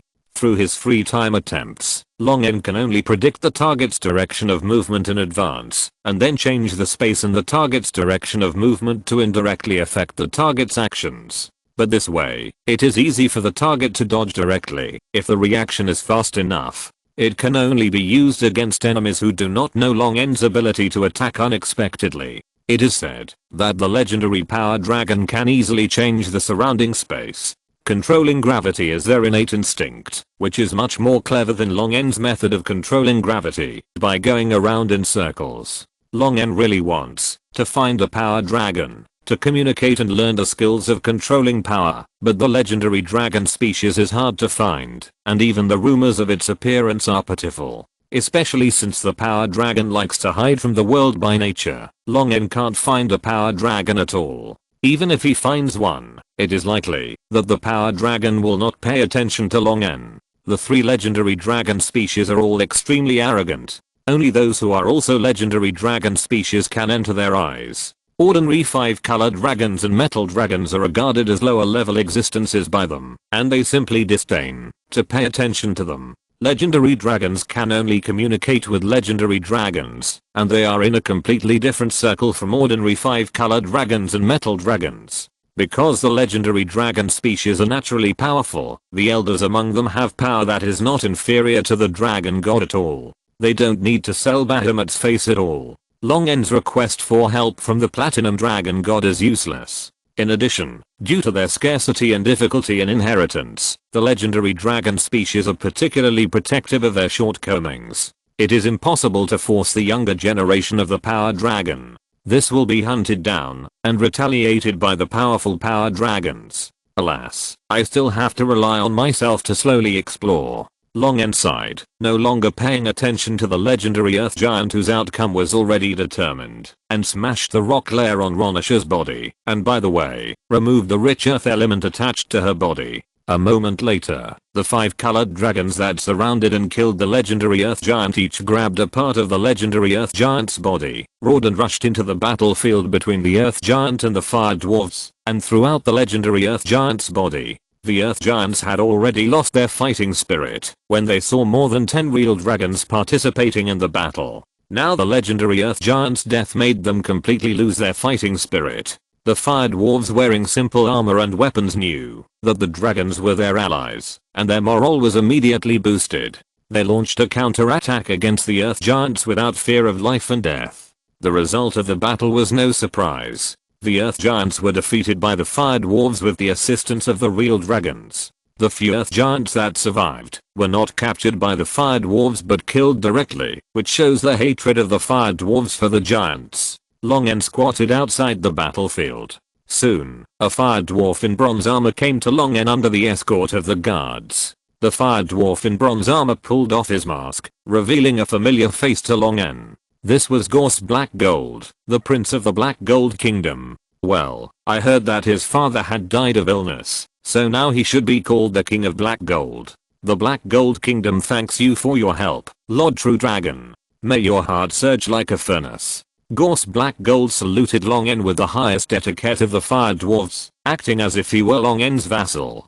Gorse Black Gold knew very well what Long N wanted, and also understood that without the supplies and help provided by Long N, the Black Gold Kingdom would never be able to expel the giants and restore the country. Therefore, Gorse Black Gold treated Long N almost as a suzerain, and was extremely respectful. Especially when he saw Long N last time. He was only 19 meters tall, and now, after just over a year, Long N has grown to 25 meters. Gorse Black Gold, who lived in the lava space and never left, didn't know about real dragons, but Ronisha, who lived in the lava space, could barely be considered their neighbor. He probably knew Ronisha's growth rate, but Long N's growth rate was like another species compared to Ronisha's, and they were not at the same level at all. If he hadn't seen the unique obsidian crown-shaped dragon horns and the silver-white scales on his neck, he wouldn't even recognize that this was Long N. And Long N also brought more than 10 real dragons.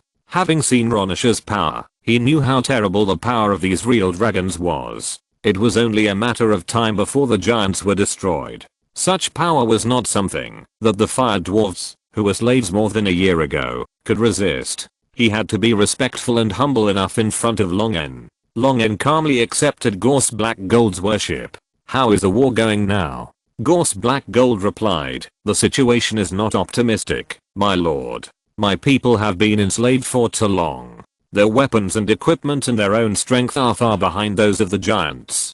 Previously, we relied on a sudden counterattack, and, with the help of Lady Ronissa's clan, successfully recaptured a lot of territory from the Earth Giants. But after the Earth Giants reacted and suppressed them, my people suffered heavy losses, and most of the recaptured territory was lost again.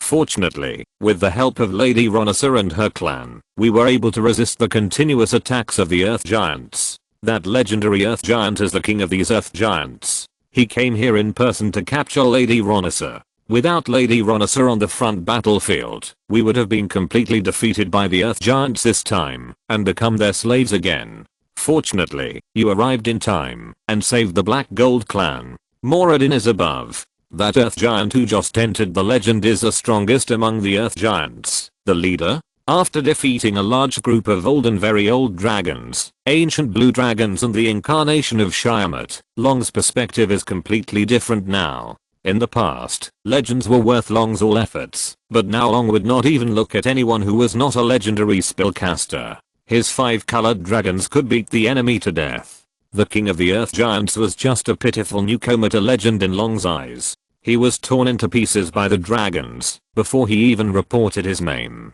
Gaosi Hedjin leaned forward in awe. Yes, my lord, he is the powerful king of the Earth Giants, but in front of your followers, they are just as weak as tinfoil. This compliment from the heart made Long feel comfortable. Gorse Black Gold continued, now that the king of the Earth Giants is dead, with the help of your followers, the Earth Giants will no longer be able to stop us. We will definitely take back our lost homeland. Your help will be remembered forever. Long N nodded. Gorse Black Gold was very sensible, and it would be very convenient to control him in the future. Controlling all the fire dwarfs to seize wealth through Gorse Black Gold would also save him a lot of trouble. This is the best result. If the fire dwarves don't cooperate, Long N doesn't mind learning from the giants to turn them into slaves, but Long N prefers to cover his slaves with the skin of trade, so that he can get gems and the fire dwarves can get the materials they need to survive. Well, it's good for him and me. The earth giants are no longer a threat, and Long N asked about the fire giants, who occupied a larger area than the earth giants. Gorse Black Gold said, according to the news passed back by our tribesmen who hid in the slaves, the fire giants are more powerful than the earth giants. Their leader is also a legend, but the power of the fire giant king is more terrifying than that of the earth giant king. This is why the fire giants have been suppressing the earth giants. According to reliable information, there are many strange space cracks in the land of the fire giants. The tribesmen who mixed into the slaves saw that the fire giants would gather near the cracks from time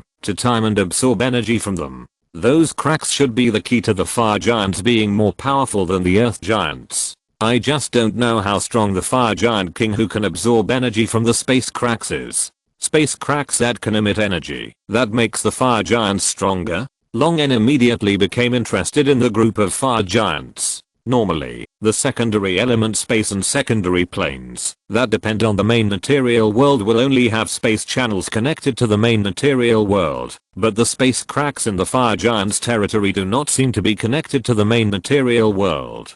Apart from divine power and plain will, which are not picky about users, the only energy that can make the fire giants stronger is the fire element. No matter how rich the fire element is in the main material world, it will not be more than in the lava space. Those space cracks can only be connected to a certain kingdom of God, or the bottomless abyss, Beta Hell, etc. Of course, they may also be directly connected to the plane of fire element. No matter which one it is, Long N is very interested. He may be able to use these space cracks to explore those unknown planes. Long N glanced at the fire dwarves who suffered heavy casualties and said indifferently to Gorse Black Gold, organize your people and prepare to attack the fire giants. I think they should be eager to take back their homeland.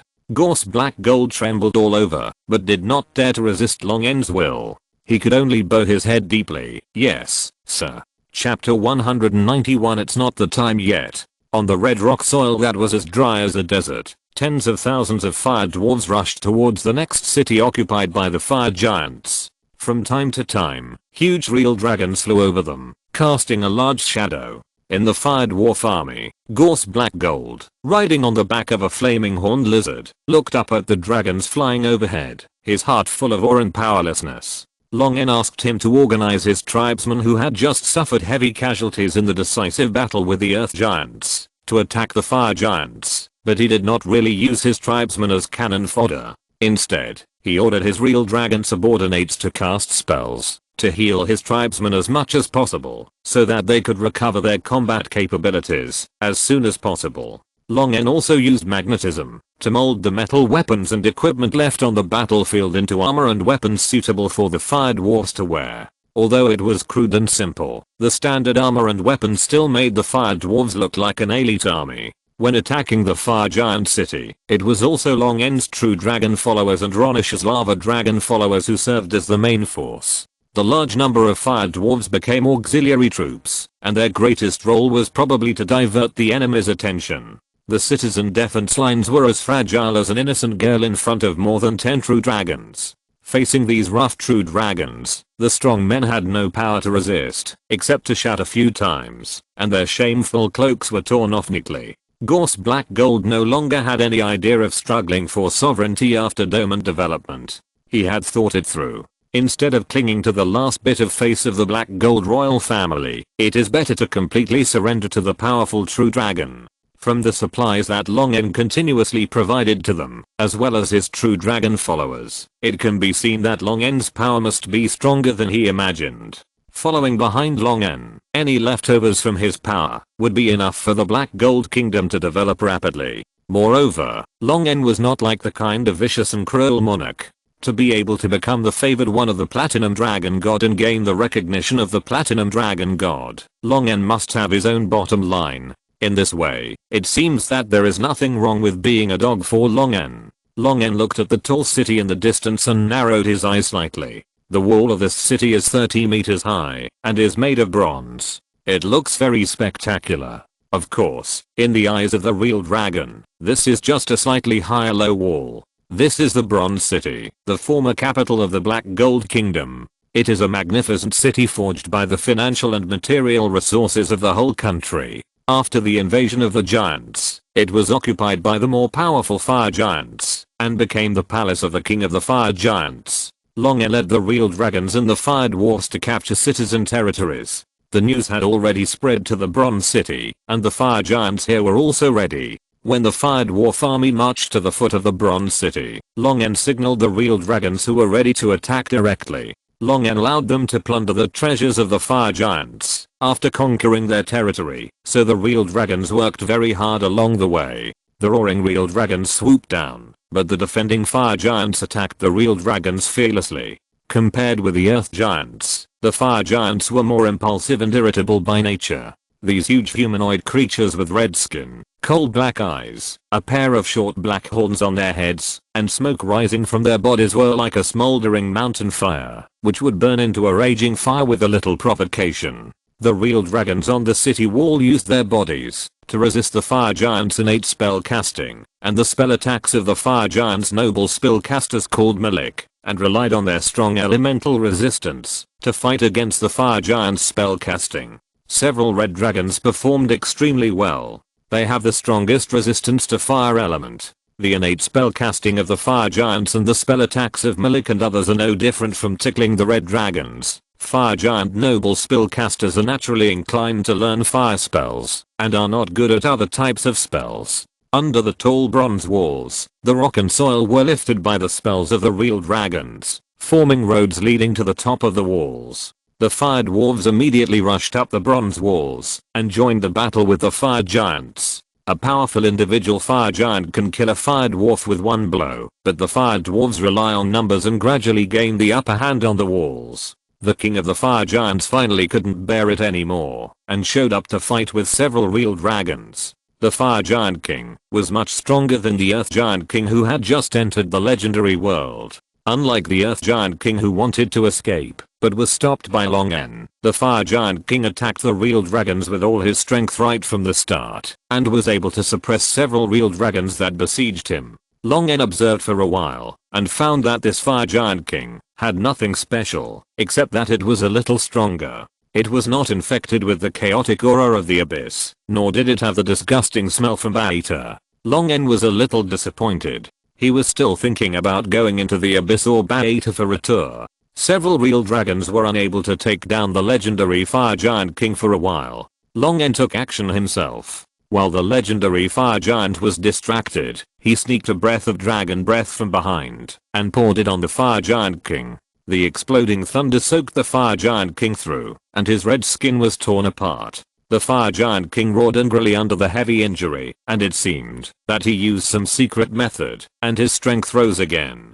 Longen glanced at it sideways, and several shuttle-shaped projectiles made of forbidden magic alloy burst out in the lightning of his fingertips, breaking the speed of the sound barrier, and were accelerated to the extreme by gravity. Before the fire giant king finished roaring, his head was full of forbidden magic alloy, and then exploded instantly. The tall headless body of the fire giant king fell down with a bang. Longen said to the 5 colored dragons who looked at him in awe, "You continue to deal with the end." The 5 colored dragons bowed their heads respectfully and excitedly and said, "Yes, sir. The end is equivalent to robbing money." Longen flew towards the direction where the fire element was the most concentrated in the sense, and casually dealt with a few blind fire giants, and flew into a bronze wall. A fiery red space crack that was diagonally across 2 or 3 meters above the ground attracted Longen's attention, and pure fire element diffused from that space crack. I'm afraid that even the fire element plane can hardly reach this level of fire element energy. Longen looked at the space crack with emotion. Such rich and pure fire element energy either comes from some precious fire treasure, or from a powerful fire creature. If it is a treasure, this treasure at least exceeds the level of ordinary legends, and it must be a secret treasure that gods will be interested in.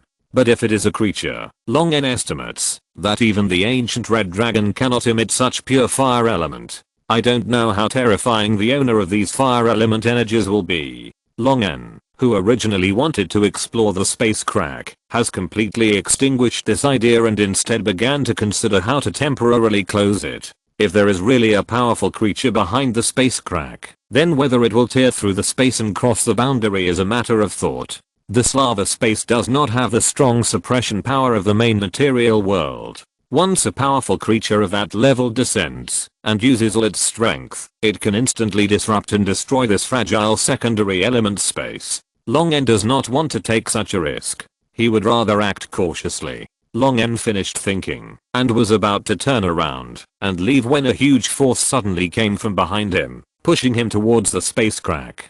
Being attacked suddenly, Long N was angry and shocked. He roared, and his innate instincts were brought to the extreme. Electric currents rushed through his body instantly, converted into magnetic force, and then simulated gravity, controlling the expansion of the space between him and the space crack, making the distance between him and the space crack rapidly lengthen in terms of space. The force pushing Long N seemed to have been prepared and attacked again, directly pushing Long N's head into the space crack. After a period of chaos, Long N quickly restrained the discomfort in his body and looked around vigilantly. All he saw was a sea of red. Pure fire element energy filled every corner of this space, and the high temperature generated by the enrichment of fire element made Long N feel like he was immersed in magma. The scales with excellent elemental resistance gradually became hot, and Long N quickly cast various buff spells to increase elemental resistance and spell resistance on himself, and put on several layers of shields, and the burning sensation gradually disappeared.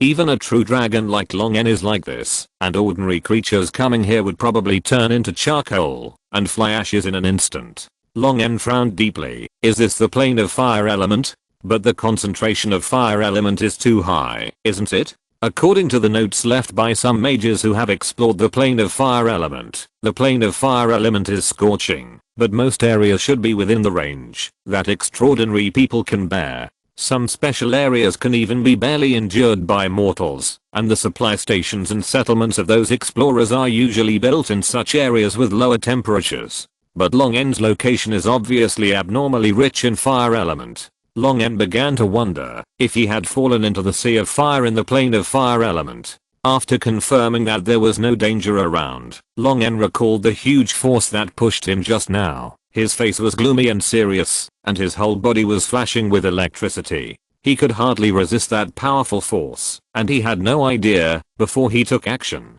Such a powerful creature has been lurking around him, and just thinking about it made him feel chilled. If the other party had bad intentions, he might have died hundreds of times. Long N, who was in deep thought, recalled the huge force on his back, and suddenly felt a little familiar. Is it the kick that kicked me back to the prime material plane? Long N fell into a trap carefully constructed by Shyamut when fighting with the incarnation of Shyamut, and fell out of the prime material plane. Originally, Long N thought he was dead, and he would have no chance of winning against the unrestricted incarnation of Shyamut outside the prime material plane. But as soon as he landed in the inner plane, he was kicked back to the prime material plane by an unknown existence. Long N had no clue when talking to Bahamut afterwards. After all, this matter was too strange, and he could not think of any clues at all. The two kicks just now awakened the bad memories in Long N's mind, and he immediately linked the two things together. The other party kicked me, ahem, and sent me back to the prime material plane. It seems that they have good intentions, otherwise they would have let me be killed by Shyamut in the outer plane. But what about this time? Long N didn't understand why the other party had to stuff him into this fire elemental plane. Suddenly, Long N turned around, as if he had sensed something, and his eyes gradually widened. A palace composed of pure flames that could only be described as awesome appeared in Long N's eyes. This palace went down into the ashes accumulated by the burning of all things in the fire elemental plane, and extended upward to the red sky full of fire elemental energy that was invisible to the naked eye. The magnificent cloud wall that Long N saw in the misty sea also seemed small in front of this palace, and Long N felt like a speck of dust in front of a behemoth. Wait, a flame palace? Wasn't it in a flame palace where Iron's ancestor saw the first elemental finale? Long N's mind was full of thoughts. Could it be that the existence wants me to go in? Long N, who vaguely sensed the connection between them, had a bold idea. Did the other party want him to take the elemental finale in this palace? Ryan's ancestor mistakenly entered this palace, but was sent out of the fire elemental plane by the powerful existence in the palace who said leave. It shouldn't be a problem if he tried it himself. Long N gritted his teeth and flew towards the gate of the flame palace, which was thousands of meters high. After flying for an unknown amount of time, Long N finally broke into a magnificent red hall. On the flame pillar in the center of the hall was a huge book made of gold, which flickered in the firelight. Long N looked up at the top of the hall and saw a huge humanoid creature made of flames, thousands of meters high, resting on the armrest of the flame throne with one hand. Just by looking at the other person, Long N felt as if his eyes were about to be burned. The tissue in his eyeballs boiled, and Long N quickly closed his eyes and cast a spell to heal his eyes. Everything was the same as what Ryan's ancestors had recorded in the diary. The Flame Palace, a powerful existence that could be called the Emperor of the Fire Element, and another the End of the Element. The stinging in his eyes gradually subsided, and Long N opened his eyes. Feeling the movement of the end of the element in his hand in the storage ring, Long N hesitated and looked at the huge golden book on the flame pillar in the center of the hall. He didn't know the purpose of the unknown existence that sent him here, didn't know whether it was good or bad to merge another copy of the end of the element, and didn't know whether taking this copy of the end of the element would anger the terrifying existence on the throne.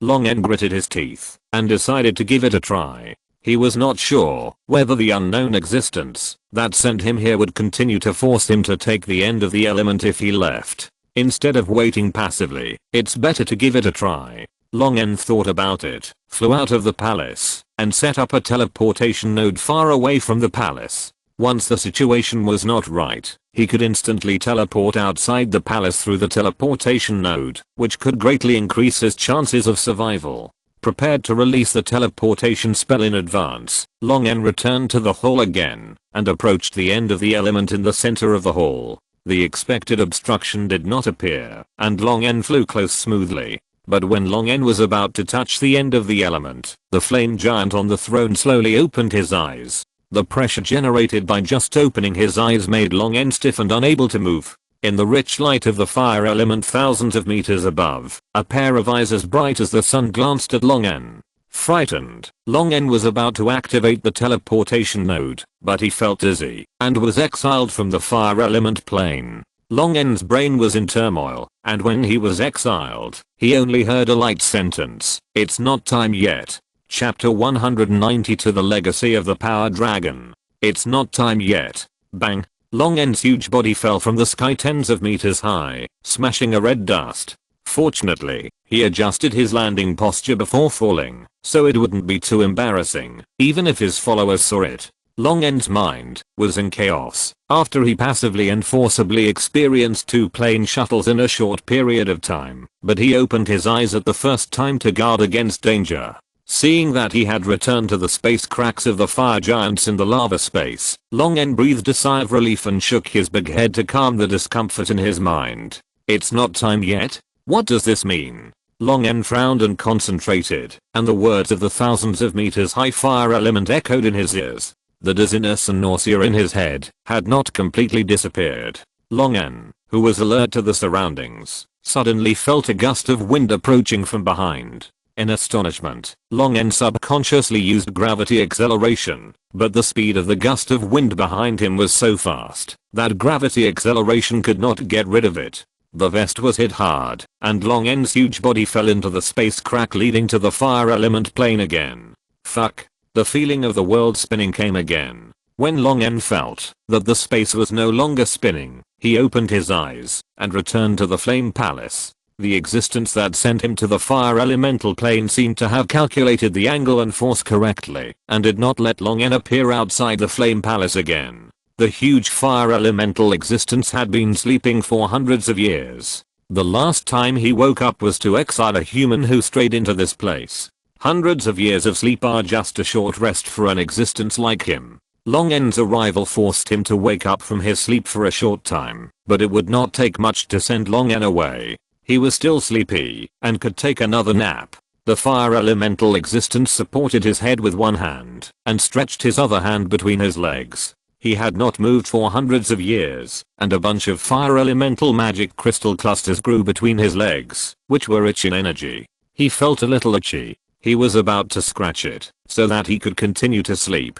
Suddenly, he saw the little blue dragon appear in his palace again, before he closed his eyes. Fire elemental being. Seeing the fire elemental being scratching his crotch, Long N looked up, and looked at the two suns thousands of meters high. The atmosphere was a bit awkward. After a few seconds of silence, the fire elemental being silently pulled his hands out from between his legs, and placed them unnaturally on the armrest of the throne, saying, "It's not time yet, go ahead." Hearing this, Long N sighed and closed his eyes. He already knew what would happen. Fuck. He cursed inwardly, and the world spun again. This time, the physiological reaction caused by the plane shuttle was more serious. Long N fell into the lava space for several seconds, before he recovered a little from the strong dizziness. The rotating double images in front of him had just solidified and overlapped, and Long N felt the wind behind him again. Fuck. Come again. Long N, who couldn't help but swear, fell into the space crack again, and appeared in front of the fire elemental being again.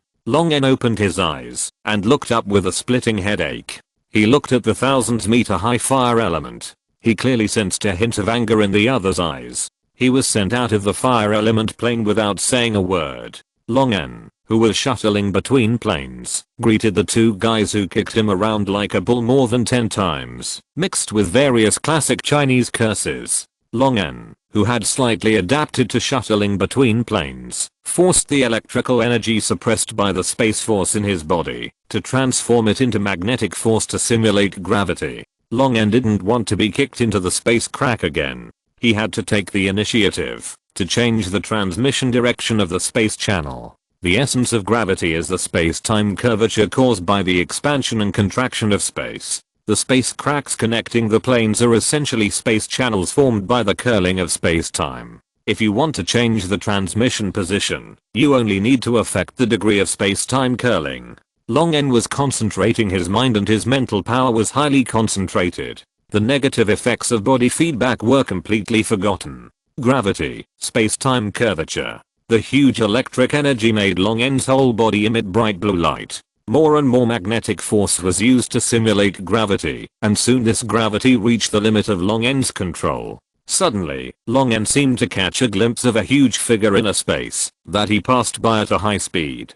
Although the other party was completely hidden in a layer of curved light invisible barrier formed by the distortion of the force field, Long N was certain that it was a dragon for no reason. Without time to think about it, Long N suddenly felt that his control of gravity was too rough, and subconsciously controlled gravity to form a curved space-time field around him. In this space-time field, the negative impact brought by the plane shuttle quickly subsided. With Long N's thoughts, the space channel wrapped around him also curved under the influence of this space-time field. All this happened in a flash, and in a blink of an eye, Long N had passed through the space channel and appeared in a vast ocean. Is this the main material world? Long N sensed the rules of the main material world and looked at the surrounding scenery again, confirming that he was still in the main material world where he was, and the space channel did not deviate to other main material worlds. Long N relaxed a little after making sure that no one would kick him from behind.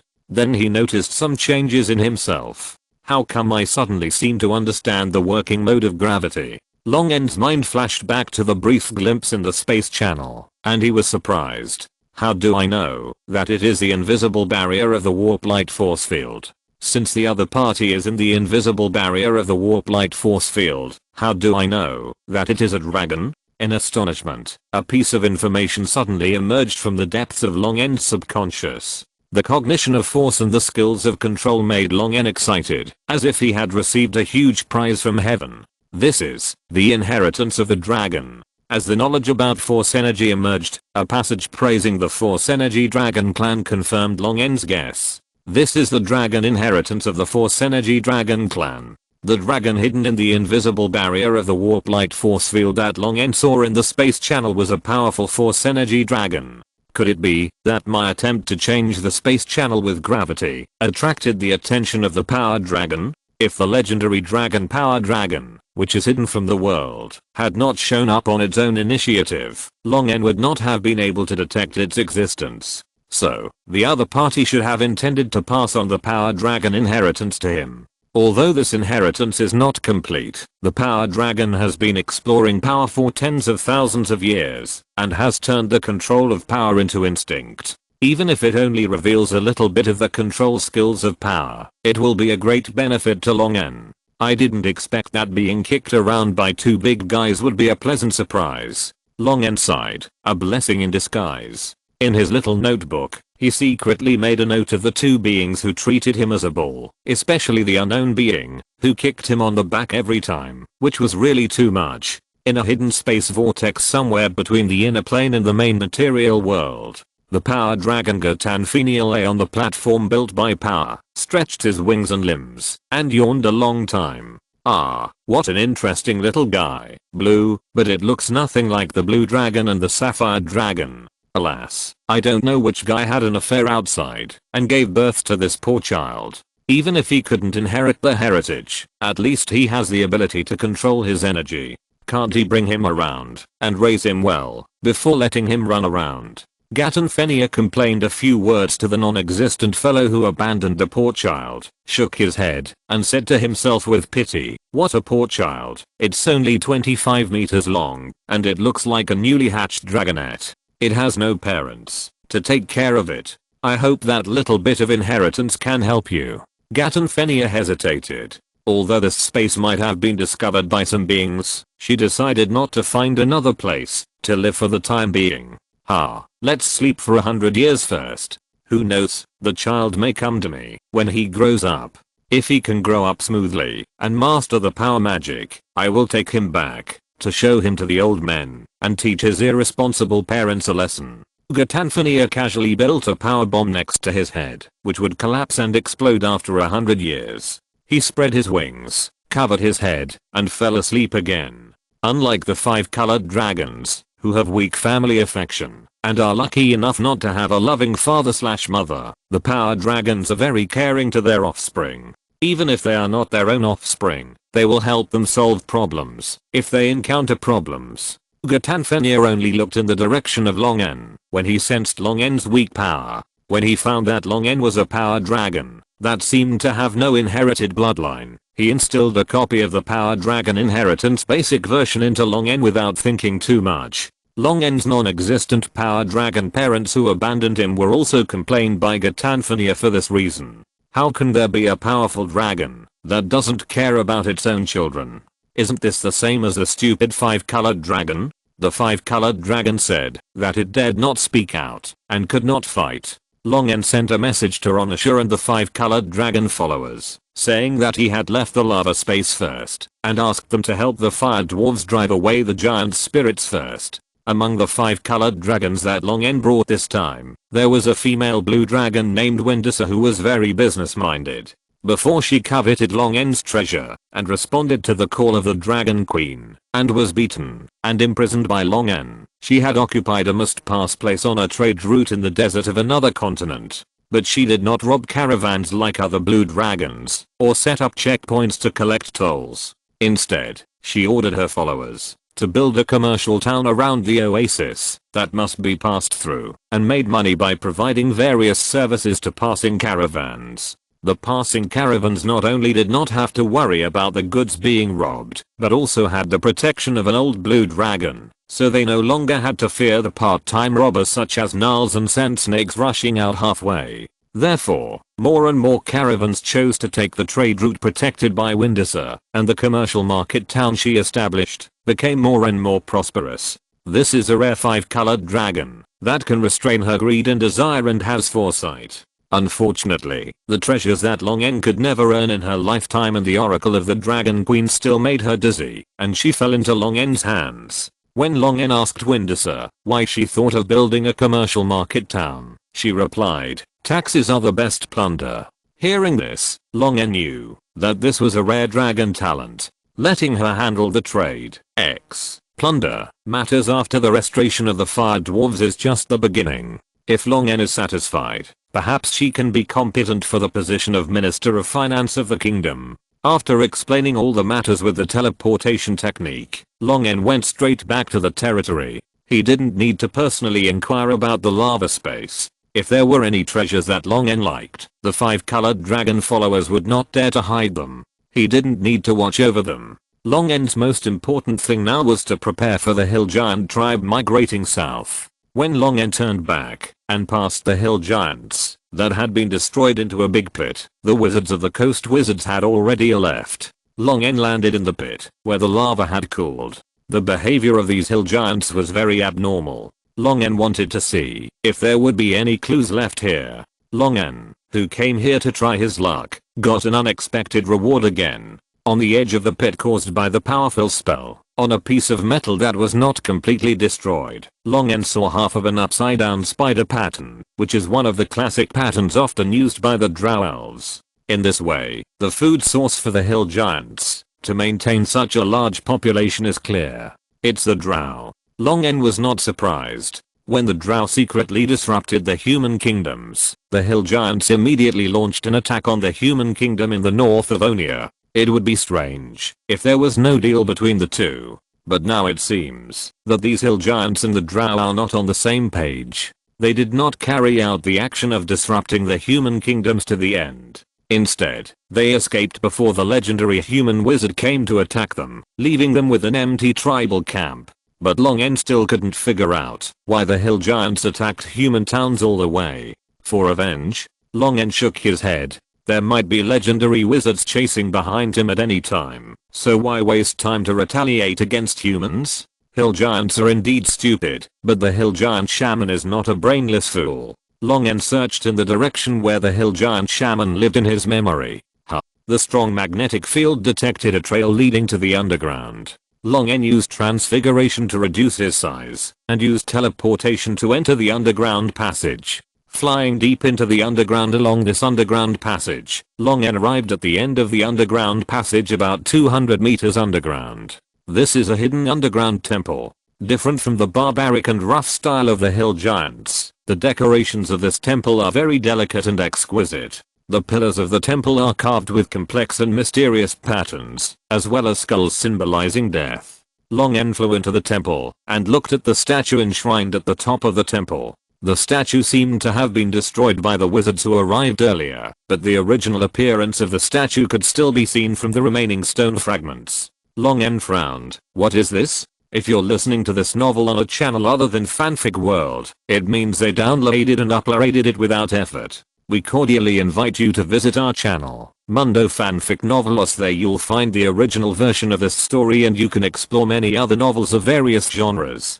We're waiting for you to immerse yourself in a world of incredible novels. Chapter 193 King Aboran. If the broken statue is put back together, it will be found that it is a human-shaped statue covered in a robe, and the face of the statue is blurred under the cloak. The hands of the statue are stretched out on both sides of the body, looking like a cross, and also like a scale. In the hands at both ends of the scale are a scroll and a feather pen. Long N frowned and looked at the broken pieces of the statue in front of him.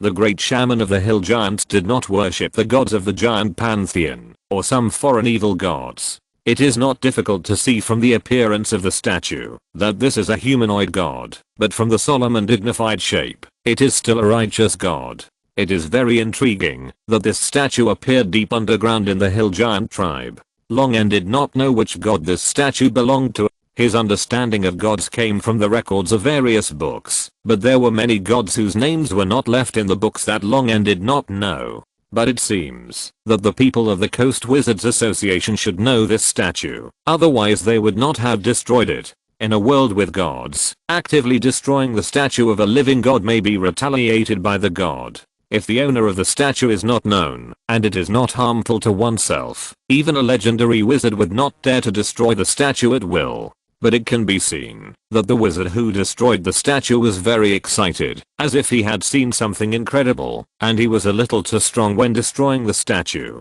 Long N turned around and left the underground temple. If he had time, he would go to the Coast Wizards Association to see which god's statue this was, but now he had to return to the territory first. Long N flew over the edge of the Storm Mountains and explored the situation of the hill giants heading south.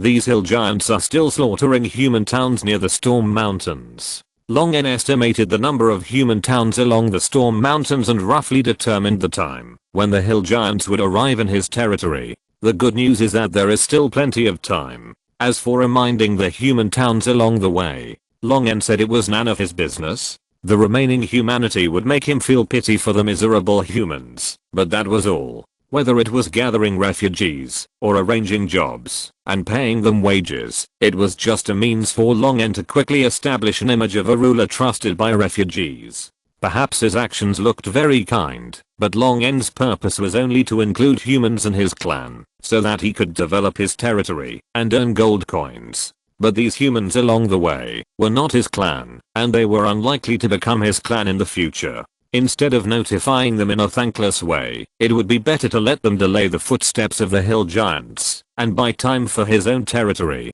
Besides, did those humans really have no news at all? Of course not. The hill giants made such a big noise along the way that they must have been discovered by humans a long time ago. So why didn't those humans evacuate? Of course it was because of the Noble Code. The Noble Code stipulates that, while the nobles enjoy the rights brought by the territory, they should also fulfill their obligations to resist the enemy and fight against invading monsters. Once the nobles gave up resistance and fled the territory, they would naturally lose the right to rule the territory, and the fiefdom would be automatically taken back by the lord they were loyal to. Most nobles were lucky, thinking that the hill giants would not necessarily attack them, and that the attack would not necessarily succeed, so they ordered all the people in the territory not to escape, and to stay and defend. But the lords could restrain serfs and civilians, but they could not restrain free men like mercenaries and adventurers. Knowing how terrifying a large group of hill giants were, the mercenaries and adventurers would not stay to accompany the nobles to die in vain, and they would have escaped early. And these extraordinary people who left early were the mainstay of guarding the city. Without the participation of extraordinary people, the fortifications organized by the nobles were like a house without a main beam, which would shake 3 times in a strong wind. No matter how much the nobles raised the price again and again to hire mercenaries and adventurers to defend the city, they could only recruit a small number of extraordinary people whose greed outweighed reason, or who had long since looked down on life and death.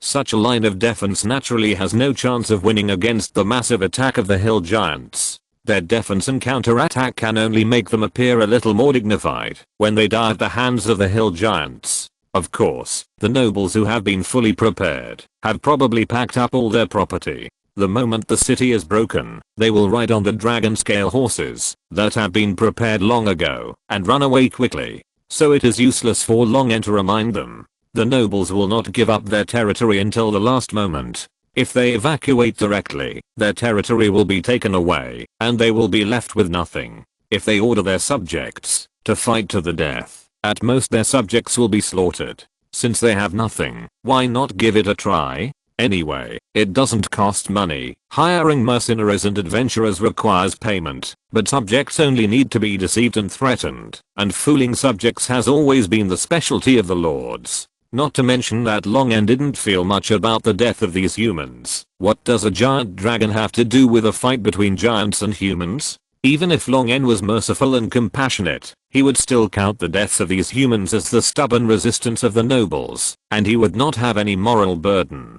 Climbing above the clouds, Long N flew south away from the hill giants who were slaughtering a human town. As soon as he returned to the territory, he walked into the dragon's nest with the 2 white dragons guarding the door on the left and right, bowing in awe, and Galangsis immediately came to meet Long N. Galangsis was the first real dragon to follow Long N besides Agadius, who was transformed from a fire lizard dragon. According to his seniority, he was also an old employee. Long N directly gave him the right to arrange and manage the dragon's nest guards, and made him his own security captain. Therefore, the security guards at the door, the dragon's nest guards, immediately notified Galangsis when Long N returned to the dragon's nest. As soon as Long N lay down on the pile of gold coins, Galangsis ran in with a happy face. Long N glanced at him, and a flash of lightning flashed across his fingertips, shocking Galangsis so much that he screamed. This guy, who was getting more and more complacent and dared to break into his dragon's lair without notifying him, was taught a small lesson.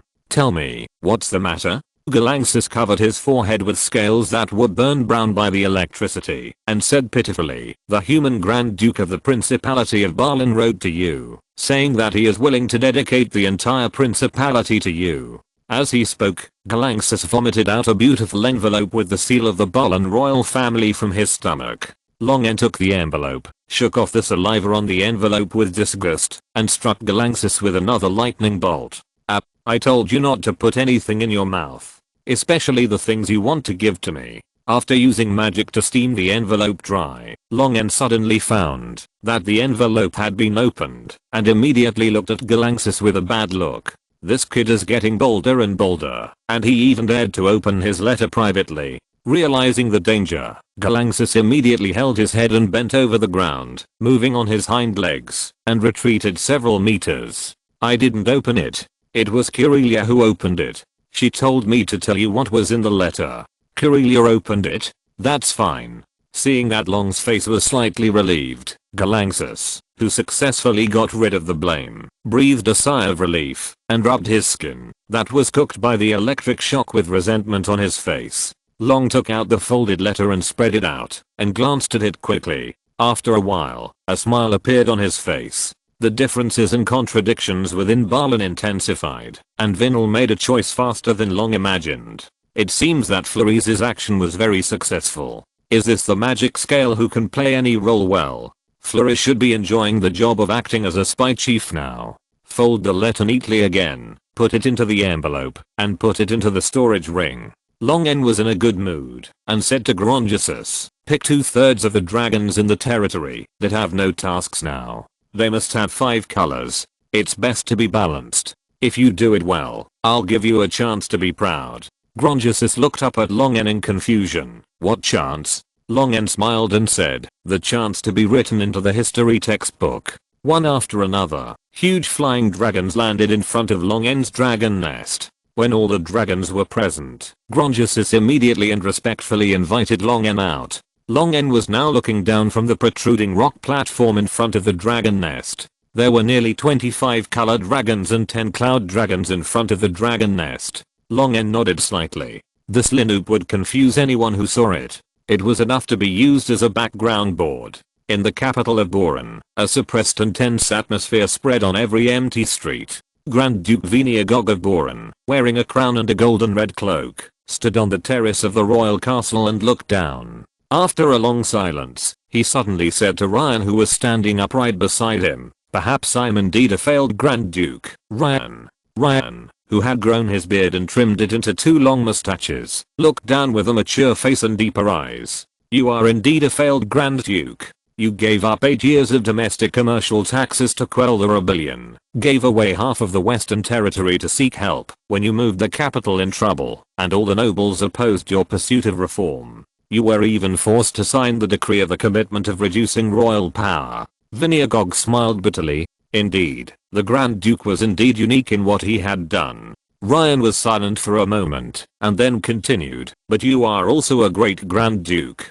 You quelled the civil strife in the duchy, destroyed the rebels who wanted to kill the king and seize the throne, and took out all the royal property just to restore the people's livelihood and economy in the capital. For the prosperity of the duchy, you would rather risk losing the title of Grand Duke and be enemies with the nobles of the entire duchy. At least for your people, your dedication is enough to be remembered by history." Vinia looked at the nobles and the nobles' private army below the palace castle, and said with a little unfocused eyes, "Thank you, I feel much better after you said that. At least I won't be too sad when I'm sent to the guillotine later." Ryan was about to say something but stopped. When Vinia realized that his reform had failed, he immediately called Ryan to discuss, and then made a decision to merge Boran into Long's territory, and asked the high-ranking mage Miss Lawless, who had a close relationship with Long, to secretly send his letter to Blackstone City. This kind of letter should have been delivered by his most trusted subordinates, but when Vinia began his reforms, even the royal guard stood against him.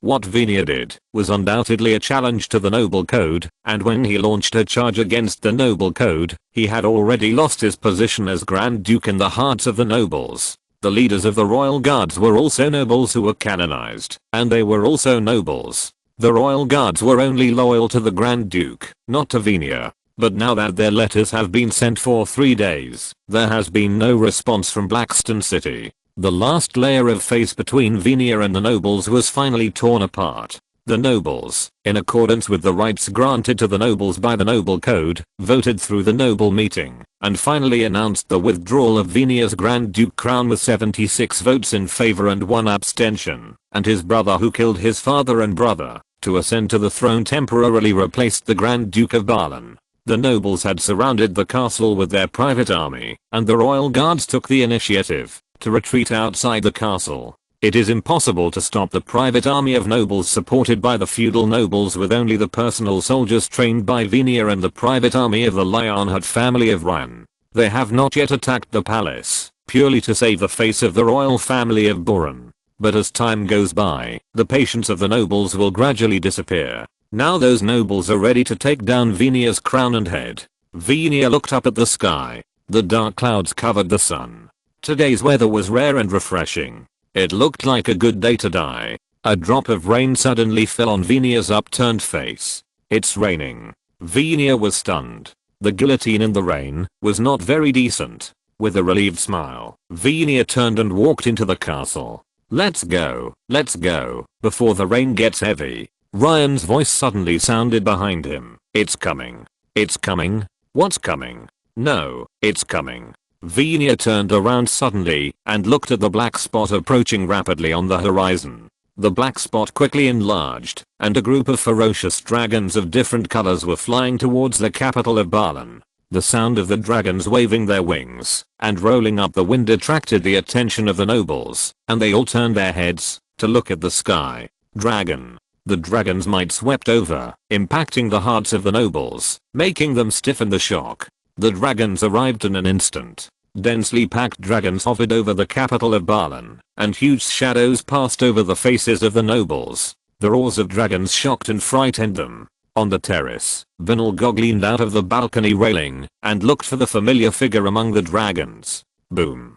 5 colored dragons of different colors fell to the ground, folded their wings, and bowed their heads respectfully. Long N fell from the sky, and the dragon's wings rolled up and made a rustling sound. The powerful and majestic dragon's might made everyone choke instantly. Slowly spreading his wings, the dragon horns like obsidian crowns reflected the cold light of iron in the drizzle. The cold and majestic dragon pupils swept across the pairs of fearful eyes, and Long N grinned and showed his fangs. I was invited by Grand Duke Boran to come and take over Boran and incorporate it into my territory. Why don't you seem to be very happy? Chapter 194, Founding of a Nation, Dualan. In the dark clouds and drizzle, the air currents driven by the circling dragons rolled up the raindrops and hit the nobles of Balan, soaking their luxurious clothes and hurting their faces. But no noble moved or used extraordinary power to avoid the rain, and they didn't even dare to wipe the rain off their faces. They stood stiffly in fear, looking at Long N in silence. More than 3 years ago, Long N performed a live killing in front of them in the square in front of the palace. The fear, powerlessness and pleading on the faces of the nobles who were named, as well as their despair when they died, are still deeply imprinted in the minds of these nobles. Moreover, Long N, who performed live killing more than 3 years ago, was only 13 meters long, but now he is a 25-meter long behemoth. Long N more than 3 years ago made them dare not resist, and now Long N, who came with a group of dragons, made them even less willing to resist. The capital of Balan is too close to Blackstone City, so all the good things from Blackstone City will flow here. Newspapers that record all kinds of interesting and novel events are always in great demand. Sometimes, a newspaper that only sells for 6 copper coins in Blackstone City can even be sold for 2 gold coins here.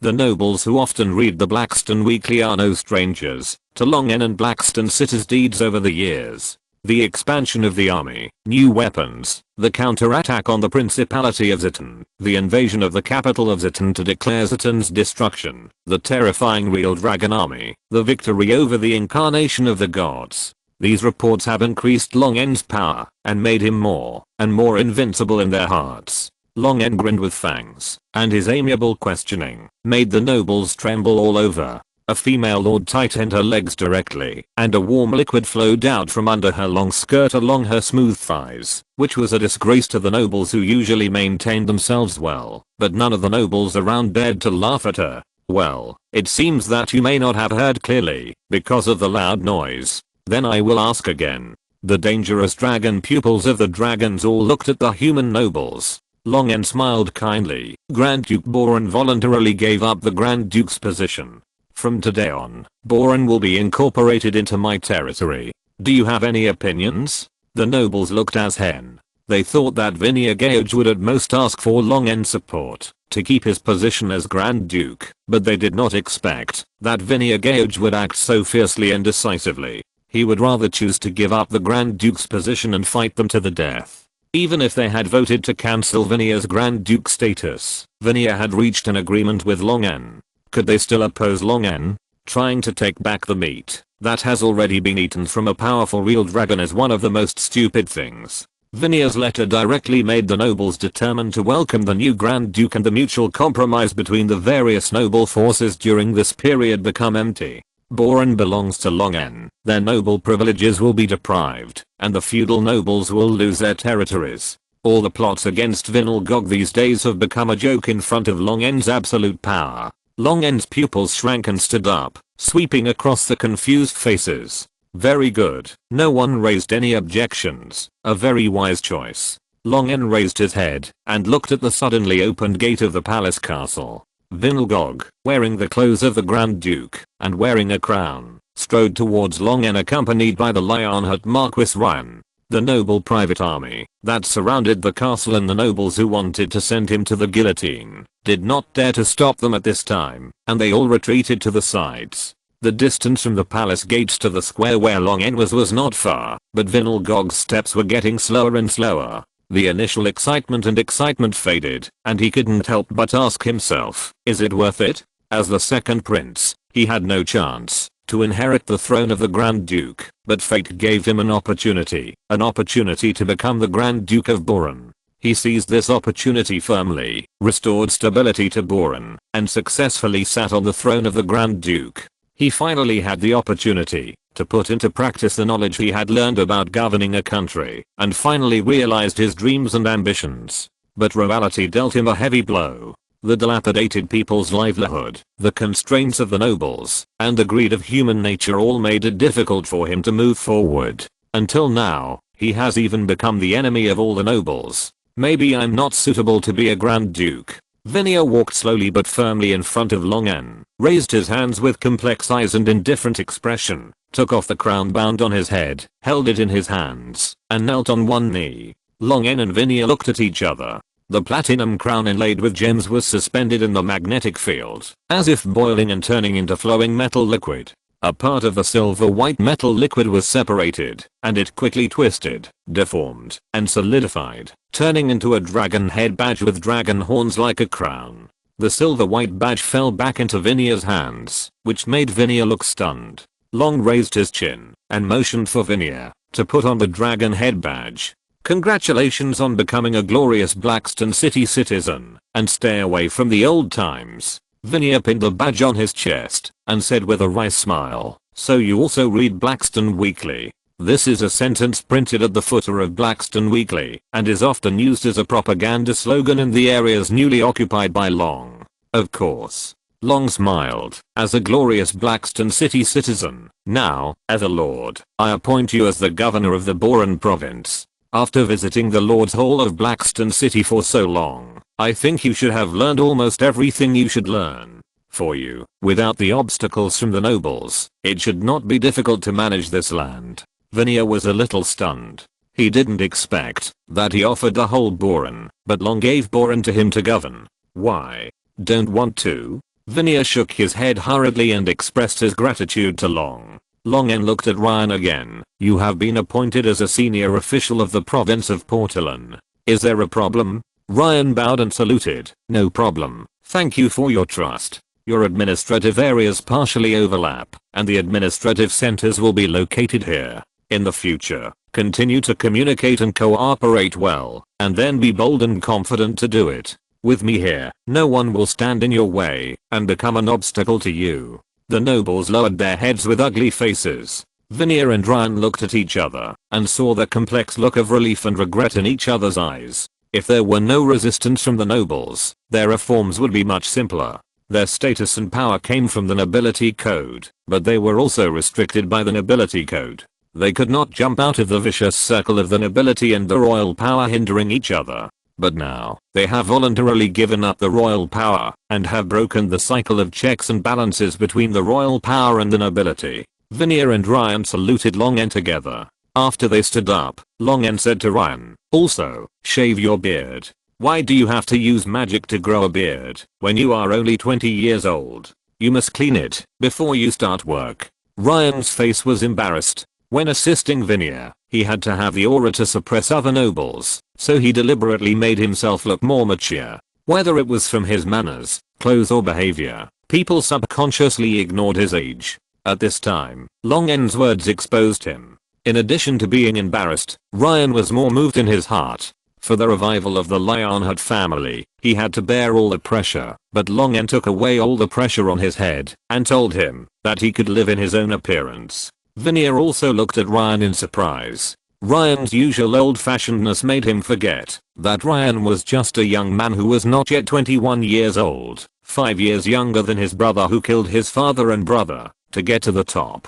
Vinir said with some emotion, "Thank you for your hard work." But Ryan shook his head, and the two smiled at each other. Suddenly feeling a bit gay, Longen coughed and said, "Ahem. The Lord's office will transfer some administrative staff here, but since we just occupied Hitton, we don't have enough manpower. You have to recruit a group of people and train them yourself." Vinir and Ryan nodded in agreement. Longen looked at the nobles who had been silent the whole time and said, "It will take a few days for the staff to confiscate illegal assets and territories to come. I hope everyone will cooperate with the work to avoid things that make both parties unhappy." Longen didn't plan to attack these nobles. Smart people naturally know what to do, and stupid guys will jump out by themselves. It's not too late to kill someone when he makes a stupid mistake. The walls of the capital of Berlin are empty, and it's just right to hang some noble wind chimes. No objection? Very good. Adjourn.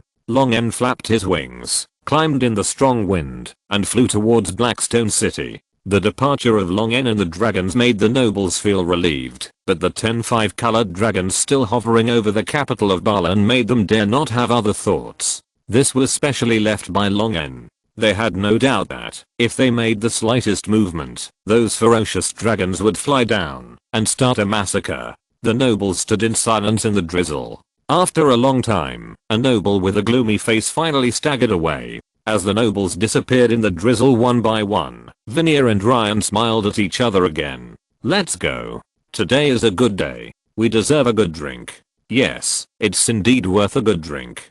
Ryan suddenly laughed heartily. "Ha ha ha ha. Did you see that? The old Manflus looked ugly, as if all his people were dead, and Count Riad looked like he had eaten dog-headed man-fesses." Infected by Ryan's laughter, Vinir also felt much more relaxed, and said with a smile, "I heard that Marquis Flus just used half of the family savings to buy half of the land on the shore of Lake Senior, intending to use it to grow cotton and tobacco. The Lord's Hall will not pay a single copper coin when it confiscates their land." Ryan held back his laughter. "That's such a pity. What about Count Riad?" Vinir thought about it, pursed his lips tightly, and finally couldn't help laughing. He bought the other half. The air was suddenly filled with a happy atmosphere. The Thornflower Tavern is one of the most famous taverns in Black Rock City. Unlike other taverns that sell in large quantities, the owner of the Thornflower Tavern has taken a different approach. All the wines sold are expensive, rare, or high-end wines bought from neighboring countries. The cheapest glass of fruit wine costs 3 silver coins, which is not affordable for ordinary people. Those who come here to drink are high-end people with money and status. In contrast, the decoration here is also very elegant and quiet. It is not as noisy and chaotic as other taverns, and is very popular with some guests who like quiet. In the corner by the window on the second floor of the tavern, the cat Mandalidus used a straw to stir the carefully mixed cocktail in the glass, which was very beautiful. The blood pressure of the bartender at the bar soared. The 3 furry cat lips held the straw and blew a string of bubbles in the wine. Today is the big day when the Lord announced the establishment of the kingdom. Their task is to wear plain clothes and blend into the crowds and empty corners to prevent someone from creating chaos at this time. According to regulations, they cannot drink during the mission. Compared to 4 years ago, when she joined the Lord's army as a scout, Delidis, who had undergone various trainings, looked much stronger. Her slender arms and calves showed the lines of toned muscles, and she was no longer thin and weak. But she had an eye patch on her face. She was shot by an archer who was close to a high position when she attacked the Principality of Hidden to scout the enemy. The arrow hit her left eye, but fortunately she was far away from the archer. The arrow entered her eye socket, but did not penetrate her skull, so she survived. Originally, according to the regulations, she had to leave the reconnaissance unit after losing an eye and switch to an auxiliary unit or retire directly, receive a generous retirement allowance, and then be arranged by the Lord's office to work and enjoy a peaceful and stable life. But Delidis resolutely refused to accept the transfer or retirement arrangement and insisted on staying in the reconnaissance unit. The incident was quite a big deal, and even Longen heard about it and finally approved Delidis' request to stay in the reconnaissance unit. This made Delidis very happy. This was the first time that a little cat man like her had attracted the attention of the Lord. It started. The voice of the bartender standing on the balcony brought Delidis back to her senses. She was secretly angry that she was distracted at such a critical moment. For a scout, this was too unprofessional. Delidis looked out the window at the Blackstone Avenue, watching teams of neatly dressed soldiers and new weapons passing through the avenue. The neat footsteps shook the wine glass in front of her on the table. The sharp amber vertical pupils turned to look at the Blackstone citizens who were watching and cheering around, and the foreign merchants who were visiting this unique military parade, looking for any suspicious targets. Until a real dragon flew along the avenue. Longen, whose scales were polished to a sparkling shine, fell from the sky and announced the establishment of the kingdom of Dualan. There was no chaos in the entire Blackstone city. Delidis took the time to look at the square at the end of the avenue, looked at the great king with admiration, and immediately began to search for suspicious people in the crowd. But she hummed a song with constant meowing unconsciously. Under the protection of the cat team, Blackrock City spent another peaceful and great day. Chapter 195 The Great Shaman's Purpose. While the citizens of Blackstone City were still celebrating the establishment of the kingdom and cheering for their great king, the king of the newly established kingdom of Dualan had already slipped back to his small dim nest.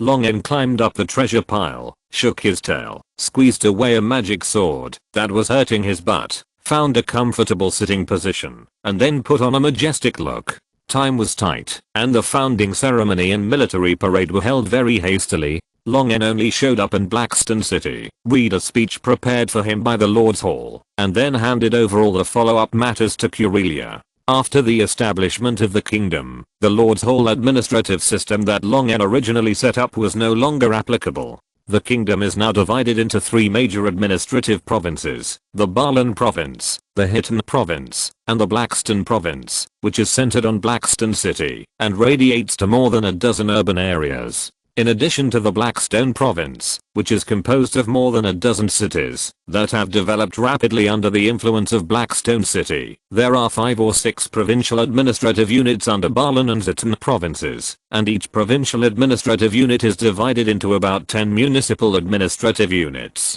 The Lord's Hall was also officially renamed the Administrative Hall, and the level corresponds to the administrative level division, with the highest being the Provincial Administrative Hall and the lowest being the Territorial Administrative Hall, below the municipal level, approximately equal to the county level. It's not that Longen doesn't want to let the rule go deep into the grassroots and set up townships, groups, brigades, etc., but now the Administrative Hall is completely insufficient. When the Lord's Hall was established in Zatan province, a lot of people were transferred away. Now suddenly the entire Balan is taken over. In addition, the Lord's Hall was reorganized into the Administrative Hall, and the staff is even more stretched. It has been withdrawn to the extent that it affects the operation of the Blackstone City administrative system. It can only rely on expansion to barely maintain the normal operation of the administrative department. Fortunately, the literacy rate in Blackstone City is very high now. Thanks to the opening of adult night classes at the Blackstone City Public College, it is not difficult to find temporary workers who can read and calculate. As for other provinces and administrative offices at all levels, they can only use their talents and abilities. There will definitely be chaos in the early stage, but as long as the selection and transfer of personnel are done well, those who are capable will naturally be promoted quickly, and those who are incapable and even secretly corrupt will never be let go. With the expansion of personnel and administrative chaos, Long N believes that those nobles who are used to controlling power will never let go of such a good opportunity. The old nobles of Barlin and the Principality of Hitton still have strategic vision. Controlling the administrative office is equivalent to regaining power. They will definitely take the opportunity to insert people into the administrative office, just like the nobles such as Viscount Mivid, who tried to control the Lord's Hall of Meld City and was hanged on the city wall. Long N is already considering whether to hang all the hanged guys together for external exhibition, and maybe he can charge admission. But Corellia will be busy next. As the director of the Blackstone Province Administrative Office and the spokesperson who assists Long N in managing all territories, all major personnel transfers and administrative orders must be implemented through her hands. This is a lot of work, but fortunately Corellia is a silver dragon, so she can stand it, even if she doesn't sleep for days and nights, right? Corellia, who looks like a human, but forgot to change back to a dragon tail, walked into the dragon's nest with dark circles and bloodshot eyes, holding a pile of documents in her hands. She didn't even look at Long N, walked to the corner of the dragon's nest without saying a word, sat down and began to review all kinds of dazzling reports and applications, which made Long N feel guilty and apologized. He wanted to speak up to show his concern, but he closed his mouth awkwardly. Then the crystal dragon Lisa Panna, the commander-in-chief of the military, and other high-ranking figures in administration or military affairs came one after another, saluted Long N, and then found a stone to sit down. It's too shabby, there's not even a stool. Now that the country has been established, Long N feels that his own palace should be put on the agenda. Lisa Panna's palace is almost completed. After solving the hill giant, Long N will hire Lisa Panna to build a palace for himself that suits his status. After everyone arrived, Long N announced the start of the first king's meeting after the establishment of the kingdom of Dualan with great dignity. After returning from the capital of Boran, Long N immediately summoned a group of senior officials to discuss the response strategy for the hill giants. After discovering the hill giants, Long, who was ordered by Long N to return to Black Rock City, had conveyed the news that the hill giants were heading south to Corellia. Corellia also made preliminary arrangements so that Long N's subsequent orders were issued very smoothly. One by one, the senior officials stood up and reported to Long N on their current preparations and progress. The firing stability of the inscribed shells has been solved, but the spell model that can be engraved has also been reduced from the middle level to the low level. The most suitable spell we can engrave on the shells now is the 3rd level explosive fireball, but there has been no effective progress in the issue of mass production. However, through experiments, we have also successfully reduced the difficulty of engraving 3rd level spells. At present, we can rely on recruiting low level mages to fill the production gap. Flawless, whose hair was dyed a calm brown and neatly tied into a ball, wore simple scholar's clothes and gold-rimmed glasses, and sat back on the stone after reporting. The senior military officials who had already received the news did not say much, but the senior administrative officials who had a little understanding of the research on new weapons opened their mouths wide. If a 3rd level spell is engraved on the shell, wouldn't that round of volleys be equivalent to hundreds of mages releasing 3rd level spells at the same time?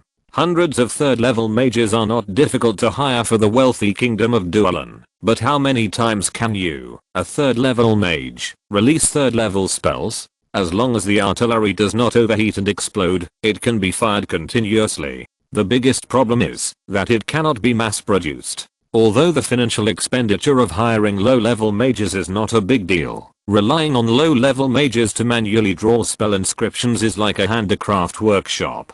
The output cannot be increased, and the quality cannot be guaranteed. This is what Long N cannot tolerate. However, there is really no better solution at present. Long N shook his head. Maybe it can only be mass produced after the CNC machine tool is developed. Wait, CNC machine tool? Long N touched the protruding corner of his chin. Isn't the CNC machine tool more than the machine tool? Why do we have to pursue CNC in this world with magic? There are alternatives. Long N looked at Fululis. The current problem is that mortals cannot engrave spell inscriptions, but if we design a machine tool structure that can automatically engrave inscriptions, can this problem be solved? Fululis's eyes lit up. Although Long N's suggestion was vague, it also woke her up. She was devoted to solving the problem of mortals engraving spell inscriptions. In the deep role-playing, Fluis saluted Long N as the head of the research department. Your suggestion is very important. I will go back to study the feasibility plan. However, there is no member in the research team who has studied constructs, so the progress may be too late. The manufacturing technology of constructs is not widely circulated.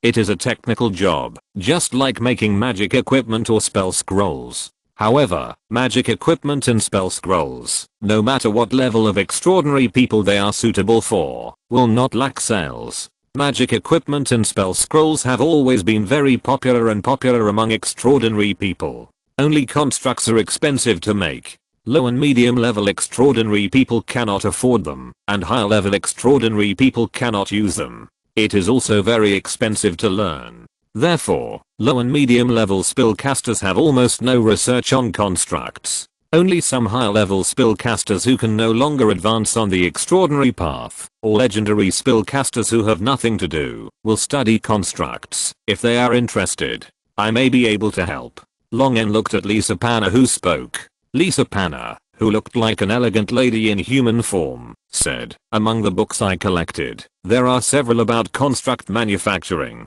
I once studied it for a while, but gave up, because it took too much time and affected other spell research. The highest level construct I can make now is roughly equivalent to the strength of the 5th ring. If it is only used for production, it should be more than enough. Long N nodded to Lisa Panna, who responded with an intellectual and gentle smile. Mature, elegant, and knowledgeable. Is this still not enough to defeat you? Long N asked Fululis and Lisa Panna to study together after the meeting, and try to make a construct machine tool as soon as possible, and then signaled the people behind to continue reporting. Scar, who was dressed in a neat military uniform, and covered with medals on his chest, stood up and saluted Long N. Great Lord of Storms, King of Dragons, Great King, according to your instructions, the reorganized artillery corps and the 3rd corps formed by recruiting from the Hitan province have all been transferred to the capital. They are expected to arrive in the capital in 6 days. The formation of the 4th corps in the Balan province is still in progress, and they cannot exert effective combat effectiveness in a short period of time. In order to deal with the tens of thousands of hill giants who came south with their entire tribe, Long N directly transferred all the newly formed 3rd corps in the Hitan province. The defense of the Hitan province is empty at this time, which is just right for some idiots to make small moves. Long N can take the opportunity to lure out all those unstable factors and settle them one by one after solving the hill giants. This time, the 1st corps formed by the non-human clan, the 2nd corps formed by the artillery trained by Blackstone City, the 3rd corps of the Hitan province, and the 5-color dragon corps directly under Long N participated in the battle against the hill giants. There are as many as 100,000 people participating in the battle. According to the reconnaissance feedback, the number of hill giants is only more than 20,000. Glengo, the hill giant shaman, guessed that the old and weak hill giants and the young hill giants should be scattered and hidden in various places in the Storm Mountains. The remaining 20,000 hill giants are all strong and powerful young hill giants. Facing a strong enemy, Scar suggested that each legion should wait for the opportunity and choose a suitable place to ambush the hill giants. Long N also agreed to this plan. Suddenly, a white dragon landed in front of Long N's dragon nest and broke into the dragon nest without a message.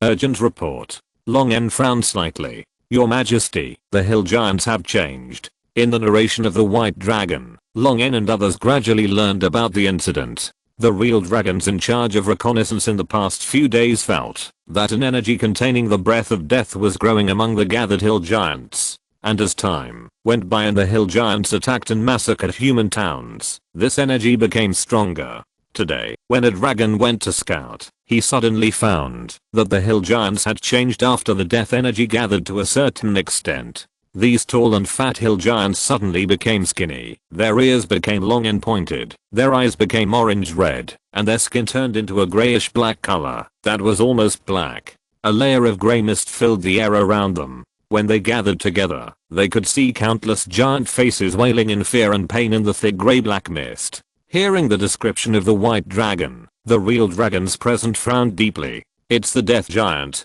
The death giant was at the end of the 1,000-year war between dragons and giants. In order to save the empire from destruction, a giant empire sacrificed the souls of all the tribesmen in the empire. In exchange, they obtained the blasphemous power of death and destruction. The power of the death giant is much stronger than that of the hill giant. The slaughter along the way seemed to be part of some kind of ritual. The hill giant shaman used this to transform the hill giants of the entire Gaokyu tribe into more powerful death giants. But it seemed to be more than that. Although the death giants were powerful, they were burdened with a terrible curse that made them live a life worse than death. It was hard to say that transforming into a death giant was a good choice. If it is not necessary, Long N thinks that no giant would be willing to transform into the appearance of a death giant. What exactly does it want to do? Long N vaguely felt that the purpose of the hill giant shaman was not pure, but his chaotic thoughts could not piece together a complete clue. The statue may be the key. Long N decided to go to the Coast Wizards Association and ask those legendary wizards who the secret statue was. After letting the senior leaders leave, Long N gave some instructions to Corellia and prepared to go to the Coast Wizards Association. Lisa Panna, who had never left, frowned and stopped Long N when he was about to take off. Long N turned around. What's wrong? Lisa Panna rubbed his temple. Can you describe the temple again? Seeing that Lisa Panna seemed to have thought of something, Long N described the structure and decoration of the temple and the broken statue in detail again. The skull without a jaw symbolizes a dead. The figure shrouded in a robe is unclear. The scales symbolize equality, and the scrolls and quills placed on both ends of the scales. Lisa Panna pressed her eyebrows. If I'm not mistaken, things may be a little complicated. Long N and Corellia turned their heads to look at her. Lisa Panna hesitated, after repeating several times and said hesitantly, that statue may belong to the ancient god of death. Ancient god of death? Long N asked in confusion. Corellia frowned and explained to Long N, his honorable name is King of the Dead, Recorder of Death, Lord of the End of All Things. Chapter 196 Taking the Initiative. His honorific name is the King of the Dead, the Recorder of Death, the Lord of the End of All Things. Long N frowned. He did not have the dragon heritage and did not know many secret knowledge. Although he had forced his 5 colored dragons to compile a copy of the heritage of their respective races and hand it over to him, many of these knowledge were restricted and could not be passed on to others. Once violated, they would be cursed, and the other 5 colored dragons would be powerless. There were also some less useful knowledge that was directly ignored. The various knowledge recorded in the dragon heritage was too complicated. If all of it was recorded word for word, it would probably be more than hundreds of palm-thick books. Long N called the name of the platinum dragon god in his heart and prayed to him, asking him to protect his dragon nest. Feeling the infinite divine power descending and enveloping them, Long N saluted and thanked the platinum dragon god, and then asked, who is the ancient god of death? Death is one of the most powerful among the gods. As a god of death, even an ancient god of death, it will never be an unknown existence. Whether it is the King of the Dead or the Lord of the End of All Things, these titles are enough to show the power of this god. But Long N has not seen any description of this god in any book. Corellia finished praying devoutly to the platinum dragon god.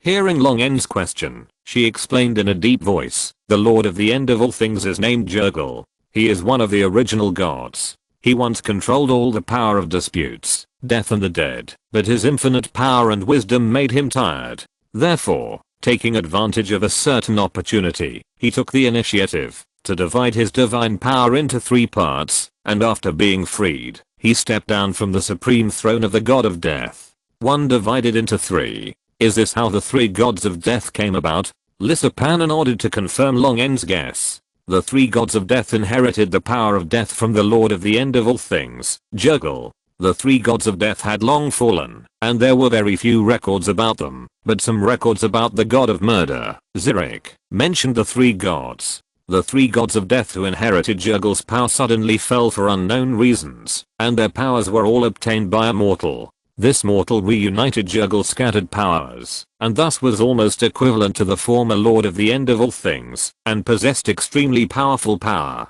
This mortal was Zurich, the god of murder. But after that, this god who was promoted from a mortal became evil and chaotic in his power, and quickly fell into madness, triggering a divine disaster known as the Zurich Madness. It was also during that divine disaster that Zurich, the god of murder, lost his position as the priest of death and the dead, and the new god of death named Kilanva inherited the power of controlling death. In other words, the former power of Jurgil, the lord of the end of all things, was divided between Zurich, the god of murder, and Kilanva, the god of death. The former controlled disputes, and the latter controlled death and the dead. Jurgil now lost most of his power and authority. This made things even more complicated. In any case, a hill giant, even if he believes in the god of death, will not worship the statue of the god of death.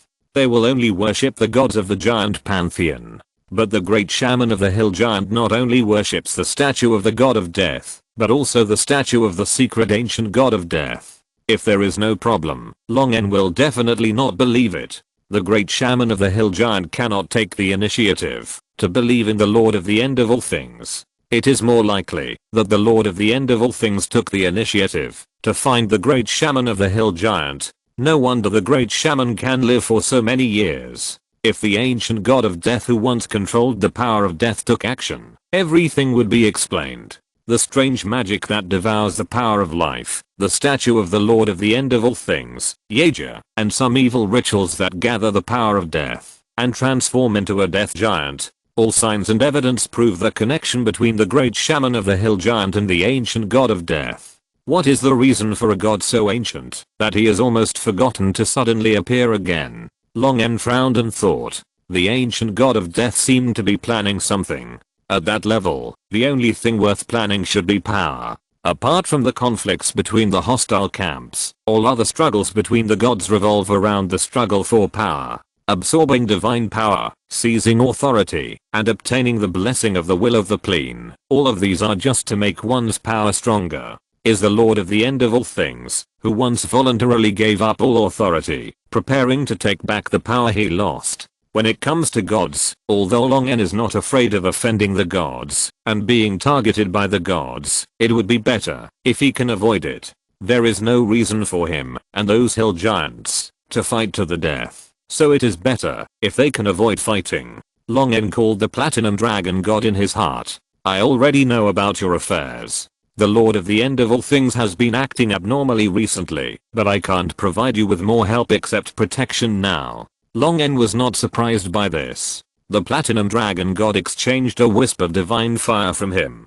Now should be the critical period for one of his followers to absorb the divine fire. If nothing unexpected happens, a new god will be born in the dragon god system in hundreds of years. This is very important for the platinum dragon god, who must stay in the kingdom of God to protect the followers who absorb the divine fire. Other gods will not turn a blind eye to the growth of the power of the platinum dragon god, and gods who are hostile or have conflicts of interest may attack the followers who absorb the divine fire. At this critical moment, the platinum dragon god can still distract himself to provide protection, which is also because Longen took out the divine fire to exchange with him, so the platinum dragon god owes Longen a big favor. Longen bowed his head slightly and communicated with the platinum dragon god in his heart. I understand, your majesty Bahamut. I just want to know the position of the lord of the end of all things. If I go to war with those hill giants who have been transformed into death giants, will it make him angry?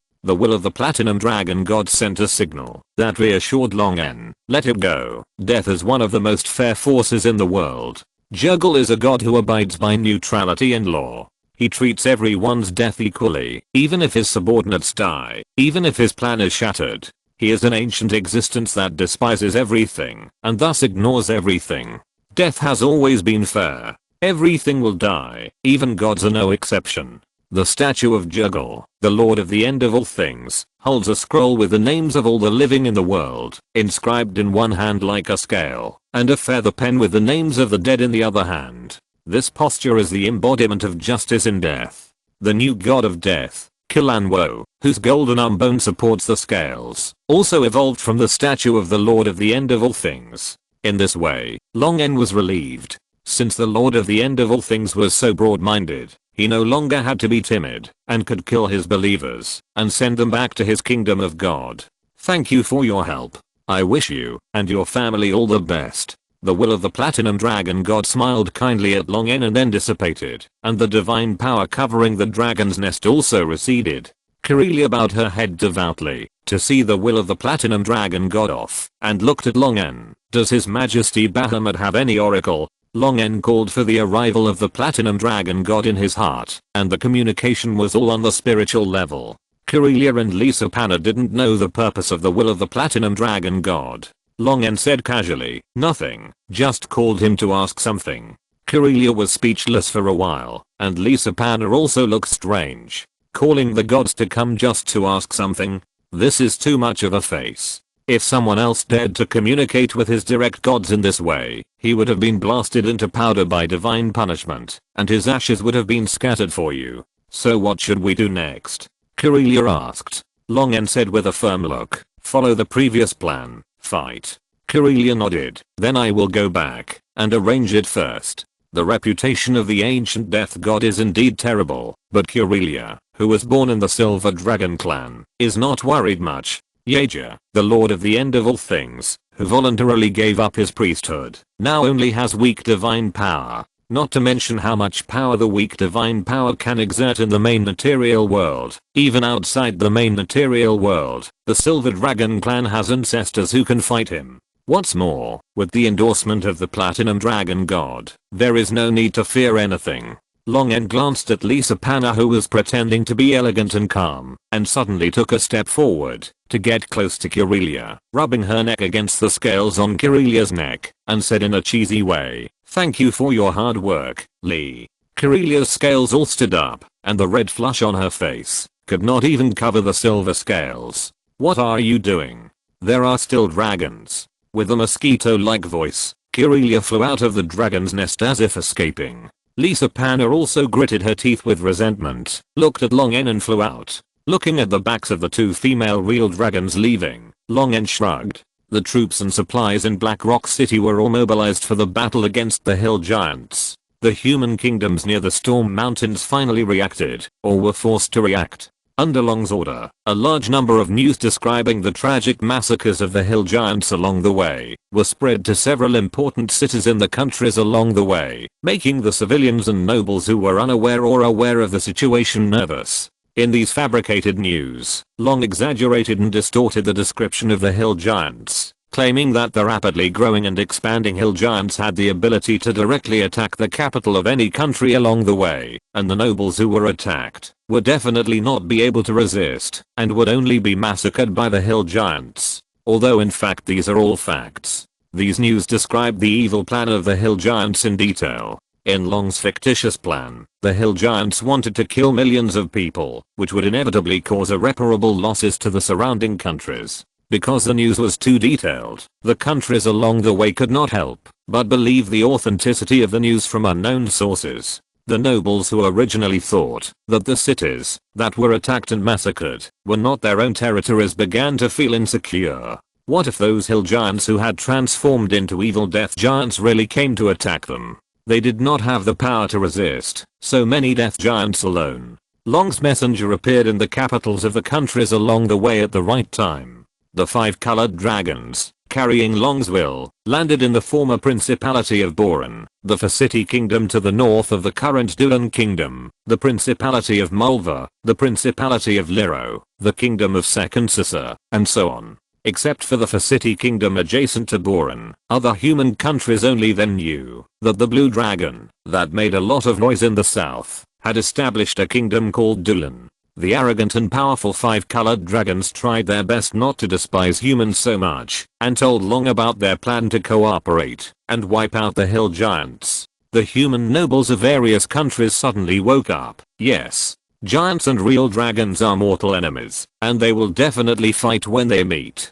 There are many human nobles who want to save their strength to let Long fight the hill giants, and then enjoy the fruits of their labor, but the 5-colored dragons brought Long's verbal threat of whoever does not work hard will be held accountable later, so that they still chose to cooperate and send troops. At least the losses of the cooperative expedition will be shared by friendly forces, which is much better than being attacked by the hill giants alone, or being settled by the greedy and evil 5-colored dragons. After reaching a consensus, Long N's envoys flew to the capitals of various countries and signed their names on the contract. Only then did the countries finally put aside their thoughts and work together to launch a siege against the hill giants. Armies headed towards the Storm Mountains. The location of the alliance was determined by the Kingdom of Dulan, which took the lead in organizing it. The legions of various countries arrived one after another in an urgent manner. When they arrived, flags with blue backgrounds, black patterns and dragon heads with horns like crowns were already flying over a large camp with neat military appearances.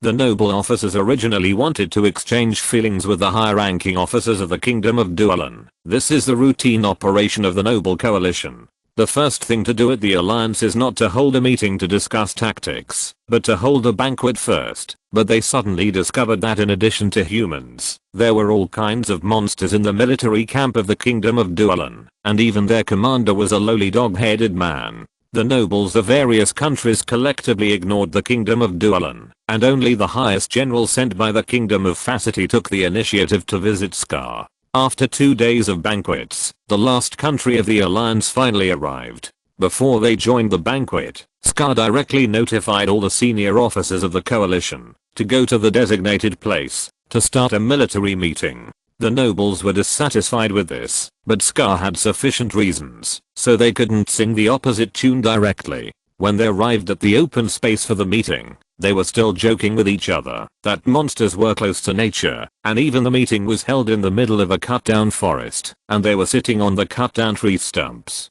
Then Scar's words surprised them. "Let me introduce myself. I'm Scar, the chief military commander of the Kingdom of Dulan. I represent His Majesty Long N of the Kingdom of Dulan in this battle. Now I declare that I'm appointed as the commander-in-chief of the coalition forces. All member states of the coalition forces must obey the orders of Scar, the supreme military commander of the coalition forces in this battle. Why, you?" Immediately, an irritable noble officer stood up to express his objection, but the sudden flight of dragons in the sky that blocked out the sun made his unfinished word stuck in his throat. All the nobles looked horrified, but the officers of the Kingdom of Facity lowered their heads, as if they had expected it. Scar glanced indifferently at the noble officer who stood up.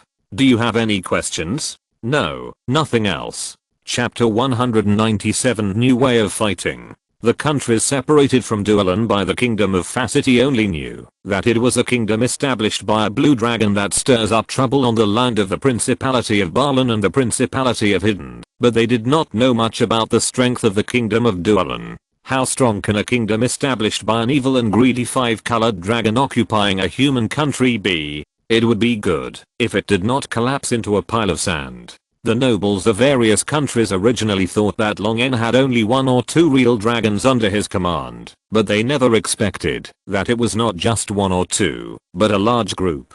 Just now, a group of dragons flew over, and it was roughly estimated that there were at least more than 30 real dragons. This was a destructive force for any of their countries. This group of real dragons alone was enough to destroy their cities and countries. At this time, they finally realized why the dog-headed man named Scar, the military commander-in-chief of the Kingdom of Dulan, chose this empty forest as the venue for the meeting. It had long thought of showing its own military power, deterring these self-righteous allies, and gaining command of the coalition forces. The dragons flew over, and the suffocating feeling finally faded away. The noble officers who were still frightened did not oppose what Scar said, but they did not agree with it either. They looked at each other and exchanged glances. It was a joke to let a lowly dog-headed man serve as the commander-in-chief of the coalition forces of various countries. Even though this dog-headed man looked different from other dog-headed men, the inexplicable desire and enthusiasm in his eyes made him look a little neurotic and with a sharp sense of oppression.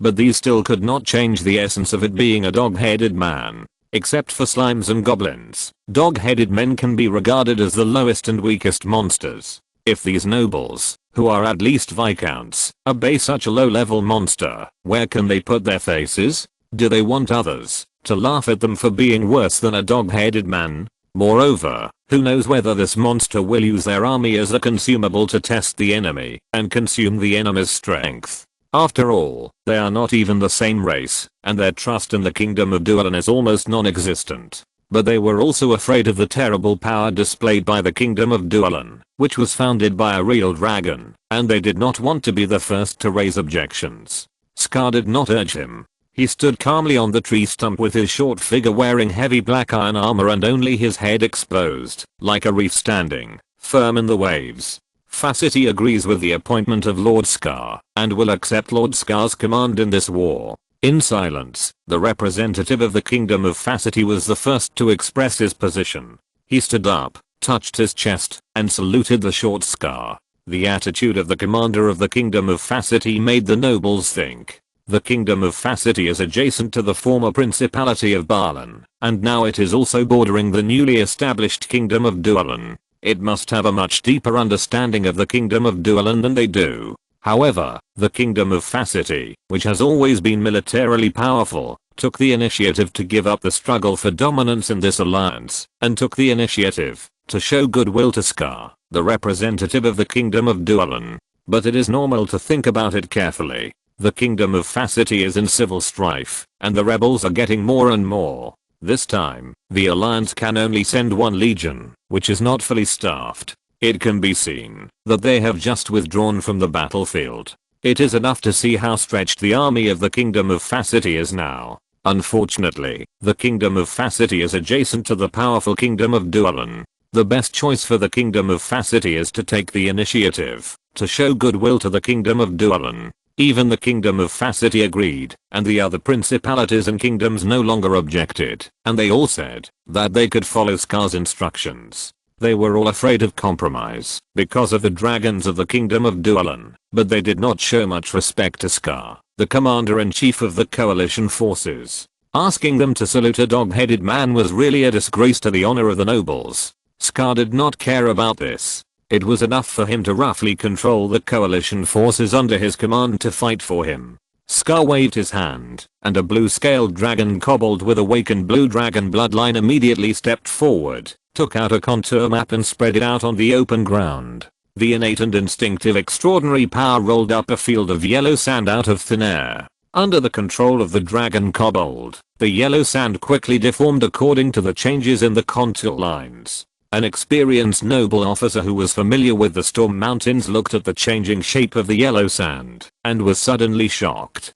Is this the Storm Mountains? With his reminder, a group of noble officers also reacted. The undulating sand dunes in front of them turned out to be a smaller version of the Storm Mountains, and the more perceptive ones noticed that there seemed to be some connection between the terrain changes and the dense curves on the map. The dragon kobold's illusion ability derived from the blue dragon bloodline was activated, and simple light spots of various colors appeared on the surface of the sand table. This time, there was no need to remind them. The noble officer saw that the light spots gathered in a group represented the coalition forces of various countries and the marching hill giants, as well as the towns that were broken and massacred by the hill giants. With the terrain and troop deployment so intuitively displayed before their eyes, all the noble officers immediately understood.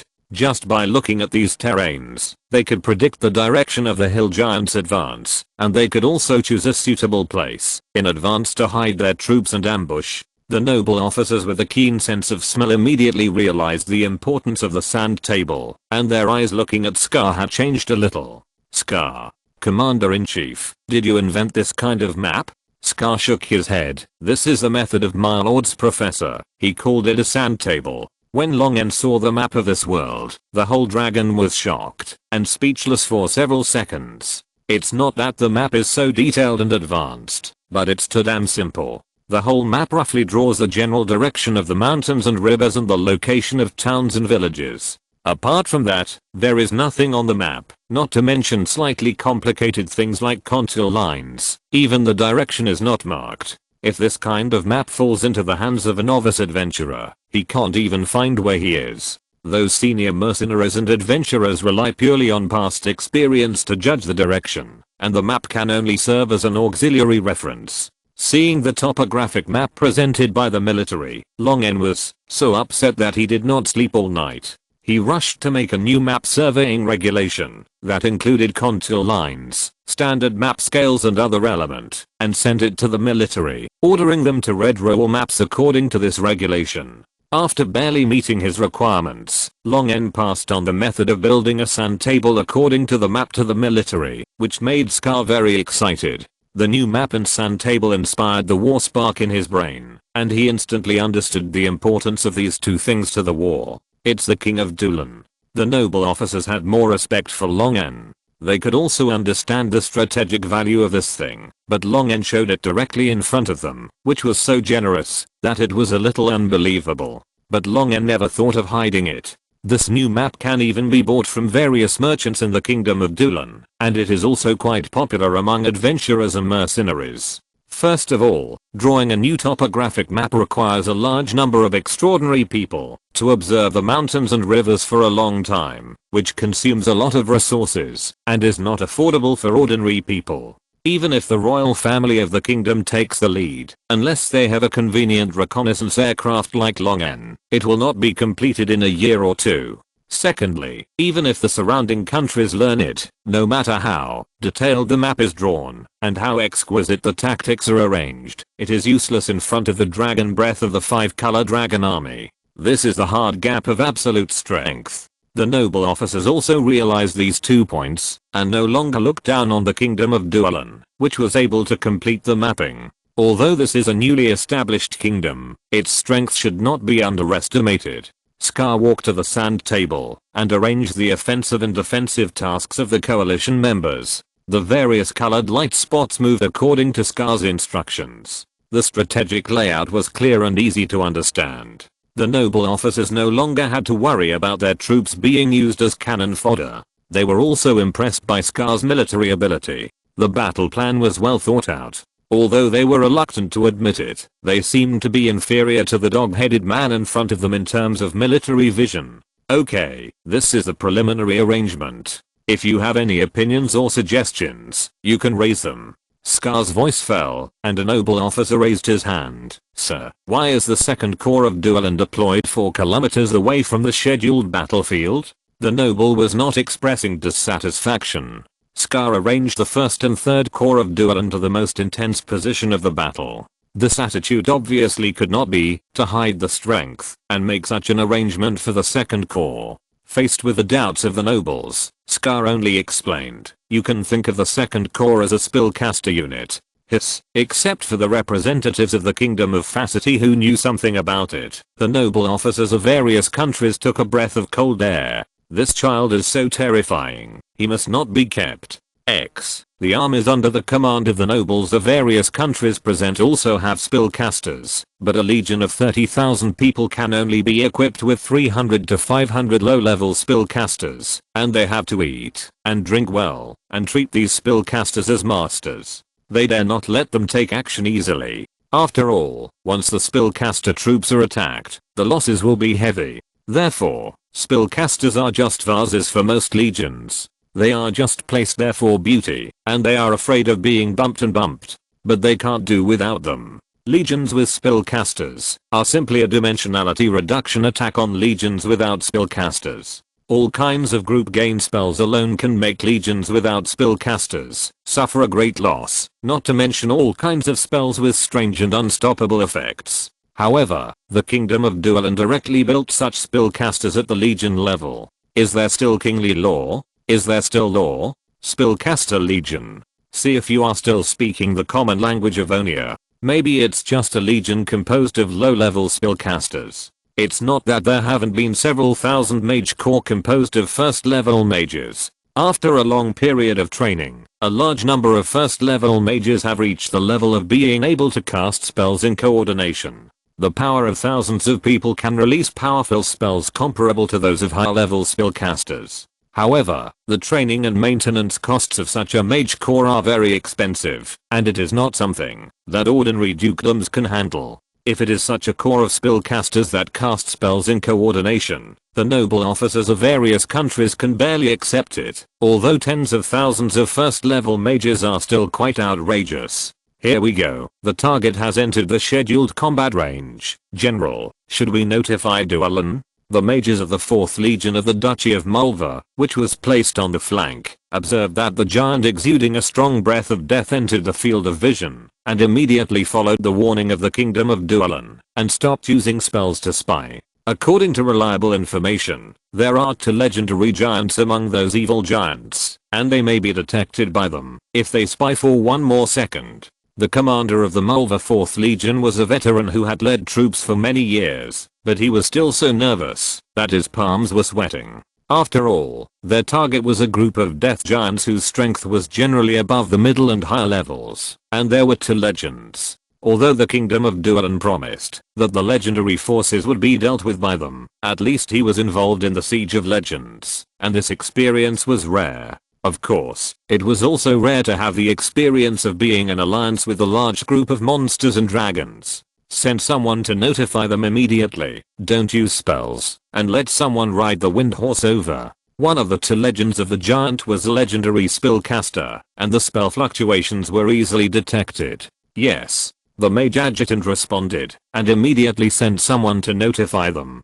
The hill giants, who were eroded by the breath of death and the curse, and became somewhat confused, continued to move forward in a daze under the drive of the great shaman. A giant with a body of 16 meters approached the giant ferocious wolf, and said to the great shaman on the wolf, "It's too quiet here." The total number of the coalition army, which was close to 300,000, was enough to scare away all the birds and beasts in the forest, even if they were dispersed in an ambush. In this mountain forest, the birds, beasts and insects were silent, and only the sound of the wind remained. Even if the coalition army was not exposed in other aspects, the hill giant leader still sensed the danger. The great shaman, who was covered in a white animal skin robe, raised his eyes, looked at the sky in the distance with an indifferent look, and crushed a bone ornament on his body. Looking at the cracks and fragments of the bone ornament in his palm, the great shaman raised his hand and pointed in the direction of the 2nd Legion of Duelen, saying lightly, "There are enemies." The hill giant leader nodded and was about to order his tribe to speed up and tear those enemies to pieces. Suddenly, a sound like thunder and the roar of the earth came from the direction of the great shaman's finger. The hill giant leader, feeling threatened, stared at the iron ball that was getting bigger and bigger in his eyes. Threat? Just with this little thing. The hill giant leader did not feel any magic fluctuations from those black balls. Those round black balls did not have sharp spearheads. They looked no different from throwing stones at people. But when it comes to throwing stones, the hill giants are experts. The hill giant leader pulled out a huge stone with a diameter of 1 meter from the soil out of thin air and threw it at an iron ball. Boom. The bursting flames and the flying debris made the hill giant leader stunned for a second until the explosion sounded among the tribesmen. In the coalition forces far away from the hill giants, the noble officers of various countries who were startled by the thunder finally came to their senses and realized that this was an attack launched by their ally, the Kingdom of Duelen. Tempus, what is that thing? An attack that can be launched from 4 kilometers away without magic fluctuations? They simply couldn't believe their eyes. The thought of such a weapon falling on their heads one day made the noble officers of various countries shudder. When did war become like this?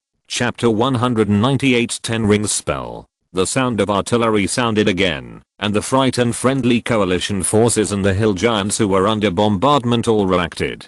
Quick, quick. All troops moved to complete the encirclement. The coalition army that had been deployed in advance quickly moved along the route that had been explored and prepared in advance, cutting off the retreat of the hill giants, forming an encirclement and surrounding the hill giants. Thousands of enchanted shells fired by the 2nd Duelen Legion whistled through the sky and fell into the densely packed hill giants. The shells with powerful kinetic energy embedded in the flesh and blood of the hill giants, shattering their bones, and the explosive and scorching flames that exploded stuck to them like maggots attached to their bones and burned to their heart's content. This group of hill giants, ranging from 3 to 10 meters in height, are very conspicuous in the forests of the Storm Mountains, and their huge size makes them the best targets for artillery fire. After a long period of training, and with spells to assist in aiming and shooting, the old artillerymen of the 2nd Dulan Legion can shoot shells into the massed hill giants with their eyes closed.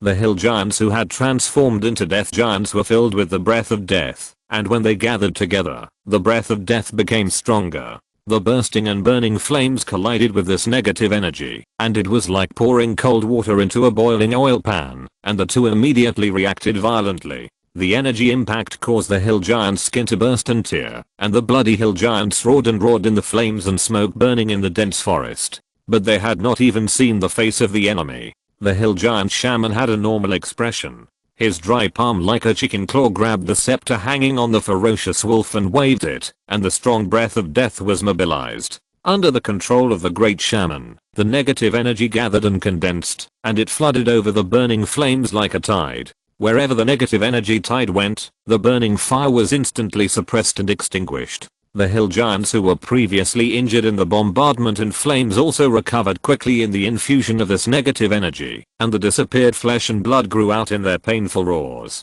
The thunderous sound of artillery sounded again. The great shaman raised his staff, and grey lines suddenly emerged from the bodies of the hill giants, and connected to the great shaman. The breath of death continued to gather towards the great shaman along the connection between the hill giants and the great shaman, causing a circle of magic auras symbolizing the energy of death to emanate from the great shaman. Before he cast a spell, the great shaman held the staff in his hand, and thick black air rose up, forming a black air barrier with miserable dead souls constantly emerging. The sharp whistling shells fell on the black air barrier and exploded. The bursting flames burned on the barrier, and the faces of countless dead souls became more painful and resentful. In the barrier, the great shaman raised his hand slightly, and the rotten corpses and skeletons of various creatures immediately followed the summons, roaring silently, and followed the great shaman's orders to rush towards the 2nd Legion that fired the shells. Just as the great shaman continued to prepare to cast a spell or threat that was fatal enough to make it narrow its eyes, and it instantly disappeared on the back of the ferocious wolf. In an instant, a shadow that could not be seen by the naked eye instantly penetrated the black gas barrier and shot towards the wolf with unabated force. The powerful and ferocious wolf was penetrated by the shadow without any time to dodge. The powerful kinetic energy directly tore the wolf in half. Half of the wolf body was thrown out in the impact of the kinetic energy explosion, and only then did it feel the extreme pain from the torn abdominal cavity. Amid the painful howling of the wolf, a blue dragon shadow emerged behind the gradually dissipating black gas barrier. The great shaman looked at the blue dragon with dragon horns like an obsidian crown, and stared at Long N with narrowed eyes like a venomous snake. It felt the divine breath from Long N. Long N can use the scales of the god of the platinum dragon god freely, or choose to block them, but the 5-headed dragon god seal that the 5-colored dragon queen gave him is beyond his control, and it releases the divinity that can be sensed by the strong all the time. The great shaman recalled the power from the south that made the main material world tremble, and the guidance from its gods that he sensed a few months ago. The breath of the dragon queen.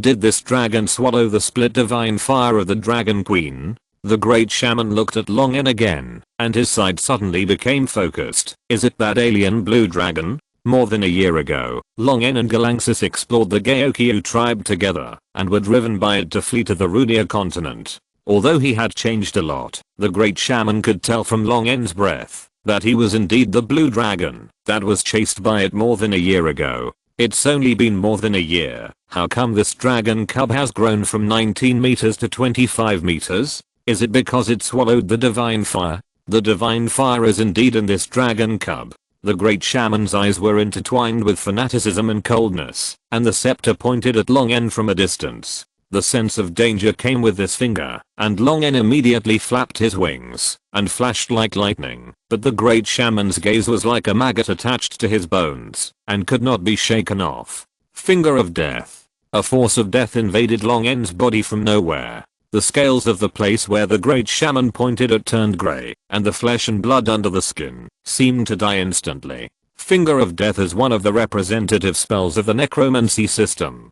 It is only 7 rings high and its effect is to directly kill a single living creature within the casting range. The direct death feature of Finger of Death can be resisted by the preset 4-ring anti-death barrier, and the effect will be weakened by the physical strength and spell resistance of the recipient, so it is difficult to really kill the enemy directly. But in the hands of a powerful 9-ring necromancer or a legendary necromancer, this 7-ring spell can exert extremely terrifying power. Even if there is an anti-death barrier to block it, it can still cause terrible damage to the enemy. The physical constitution of a real dragon is strong, and can be regarded as one of the species with the strongest vitality in the world. It also has a strong innate spell resistance. However, it is difficult for an adult red dragon to resist 2 Finger of Death cast by a legendary wizard without protection. Even a pervert like Longen, whose spell resistance far exceeds that of a true dragon of the same age, felt as if the half-meter diameter of the skin and flesh at the location hit by the Great Shaman no longer belonged to him. After being hit by the Death Finger, the flesh and blood were eroded by the death energy and turned into an old and withered appearance. Longen's magnetic field enhancement can bind and solidify the flesh and blood cells, ignoring the trauma of tearing and piercing, but it is powerless against the aging changes of the cell nature. To change the internal structure of the cell, at least the weak interaction force that can control the elementary particles must be mastered. Longen looked at the Great Shaman solemnly. This level of Death Finger has exceeded the power of a normal legendary necromancer. When it is released, the Great Shaman's powerful strength can increase the spell's amplification effect enough to make the 7-ring Death Finger rise to the level of a 9-ring spell. Before Longen appeared, he put on several layers of various enhancement spells and shield barriers on his body, so that this Death Finger did not cause greater damage. At this time, the shield barrier was completely broken, and the enhancement spell was also broken under the influence of the Death Finger. Low to mid-level protective buff spells were not enough to resist the Great Shaman's attack, and Longen had not yet learned higher-level spells. But this was not a big problem for Longen. He took out 2 pieces of magic equipment from the storage ring under the scales, and activated the spell models engraved in them. A layer of pure bubbles immediately enveloped Longen, and a soft and bright sunlight shone on Longen's scales. The strong smell of death was immediately isolated and removed by the bubbles and sunlight. Even the part of Longen that was hit by the Finger of Death was slowly repaired by the water vapor full of life. Longen did not know higher level spells, but he had a lot of magic equipment with higher level spells. Although he grew too fast and had no time to study spells, he still had no problem using these magic equipment. The enchanted artillery fired again, but most of the shells that fell into the hill giants were intercepted by the Great Shaman in midair. The few shells that were not intercepted fell on the periphery of the gathered hill giants, causing little damage. The electric energy in Long's body surged, and the current and magnetic field pushed his body into blue lightning. He tried to get rid of the Great Shaman's lock while approaching quickly. The Great Shaman on the ground responded instantly, and a large amount of earth element were drawn out from the ground where it stood, gathering into a solid earth element barrier. Then, heavy illusory chains emerged from Long's body and quickly took shape, tightly binding Long's torso, limbs and dragon wings. The irresistible gravity caused Long's speed to drop sharply. It was the shaman's innate spell gravity chain that Glengo had used when Long, Kirelia and Vidalpin attacked the hill giant shaman Glengo. Seeing that Long's speed dropped uncontrollably and accelerated downward, the Great Shaman immediately waved his scepter, and the emblem of pain, weakness, and death were successively brandished on Long. The Great Shaman continued to take out the spell materials and quickly chanted a string of syllables, pointing at Long, who was weakened by various negative effects. Soul Binding Technique. A powerful force of spirit and death directly acted on Longen's soul, trying to pull Longen's soul out of his mind. Longen did not resist the approaching danger, and seemed to be trying his best to avoid it. However, with the existence of the gravity chain, Longen's dodge seemed very weak. But the Great Shaman still stayed behind the thick earth element barrier, and did not seem to pursue the victory. Seeing that the Great Shaman was not fooled, Longen immediately converted the running magnetic force into gravity, and then used gravity to quickly deconstruct the gravity chain, which was essentially a kind of gravity. Longen, who had obtained part of the Power Dragon inheritance, had a qualitative improvement in his ability to control various forces. with exquisite control. When converting magnetic force into gravity, the magnetic force required was greatly reduced, and his control over gravity was far better than before. Although it has not yet reached the level of being able to use it as one's arm, it is much better than the situation at the beginning when Long N could only use gravity to accelerate and decelerate. At least it is no problem to use it to violently crack a relatively simple gravity chain in terms of power. The gravity chains bound to Long N's body collapsed instantly. Long N's figure exploded at a speed that was almost like short-distance teleportation after being accelerated by gravity. The 9-ring soul binding technique released by the Great Shaman was directly left behind by Long N. Long N, whose speed increased rapidly, escaped from the Great Shaman's lock. The Great Shaman's calm face finally showed a trace of surprise. Force magic? Although Long N's deconstruction of gravity chains and gravity acceleration did not produce spell fluctuations, the effect was real force magic. A dragon can master force magic so skillfully, so the Great Shaman naturally thought of it wrongly. Is this a young force dragon? No wonder Long N grew so many meters in a year. The growth rate of the young dragon of a real dragon is indeed faster. The Great Shaman's eyes were gloomy. The number of legendary dragon species is very rare, but it was unlucky to encounter one. If it were any other dragon, the Great Shaman could slowly torture it to death. But this was a power dragon. Given the power dragon's protectiveness, if time dragged on, it was very likely that an adult power dragon would suddenly appear from some alien dimension. Power dragons can have legendary strength in adolescence, and adult power dragons can already fight some weak gods. If an adult power dragon comes in person, its purpose of seizing the divine fire will inevitably fail. Thinking of this, the Great Shaman immediately flew high into the sky, and the grey lines connected to all the hill giants swelled like straws, drawing out the rich death energy from the hill giants, and gathering it in itself. Long N was still thinking about how to force the Great Shaman away from the battlefield, but he didn't expect that the Great Shaman actually flew high into the sky on his own, and took the initiative to break away from the protection of the hill giants and the earth element barrier.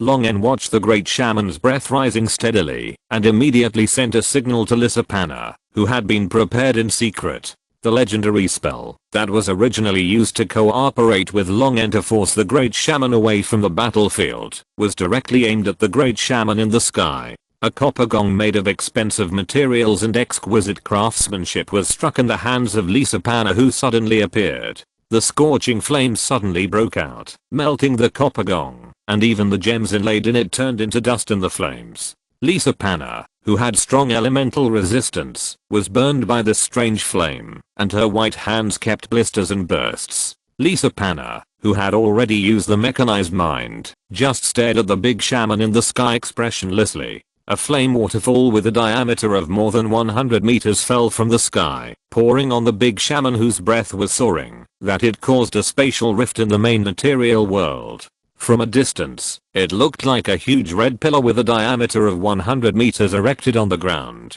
Legendary spell, Lissapana scorching flame waterfall. The tall big shaman also looked small in front of this legendary spell. He was instantly submerged by the flames, and endured the continuous flushing of fire element. The negative energy of death and the fire element kept exploding and annihilating. But in Lissapana's perception, this powerful legendary spell did not seem to cause any harm to the Great Shaman under the condition of attribute restraint. Lissapana immediately crushed the copper gong in her hand, and the flame waterfall that she had improved changed immediately. The flow of the flame waterfall suddenly increased, and then a dazzling red light flashed, and the scorching air wave rolled. A violent explosion occurred in the center of the waterfall, and a large area of forest below was instantly ignited in the heat wave. The roar of the explosion came with the heat wave, and Long N stared at the center of the explosion intently. The Great Shaman's intact figure emerged in the twisted heat wave, and he was not hurt at all.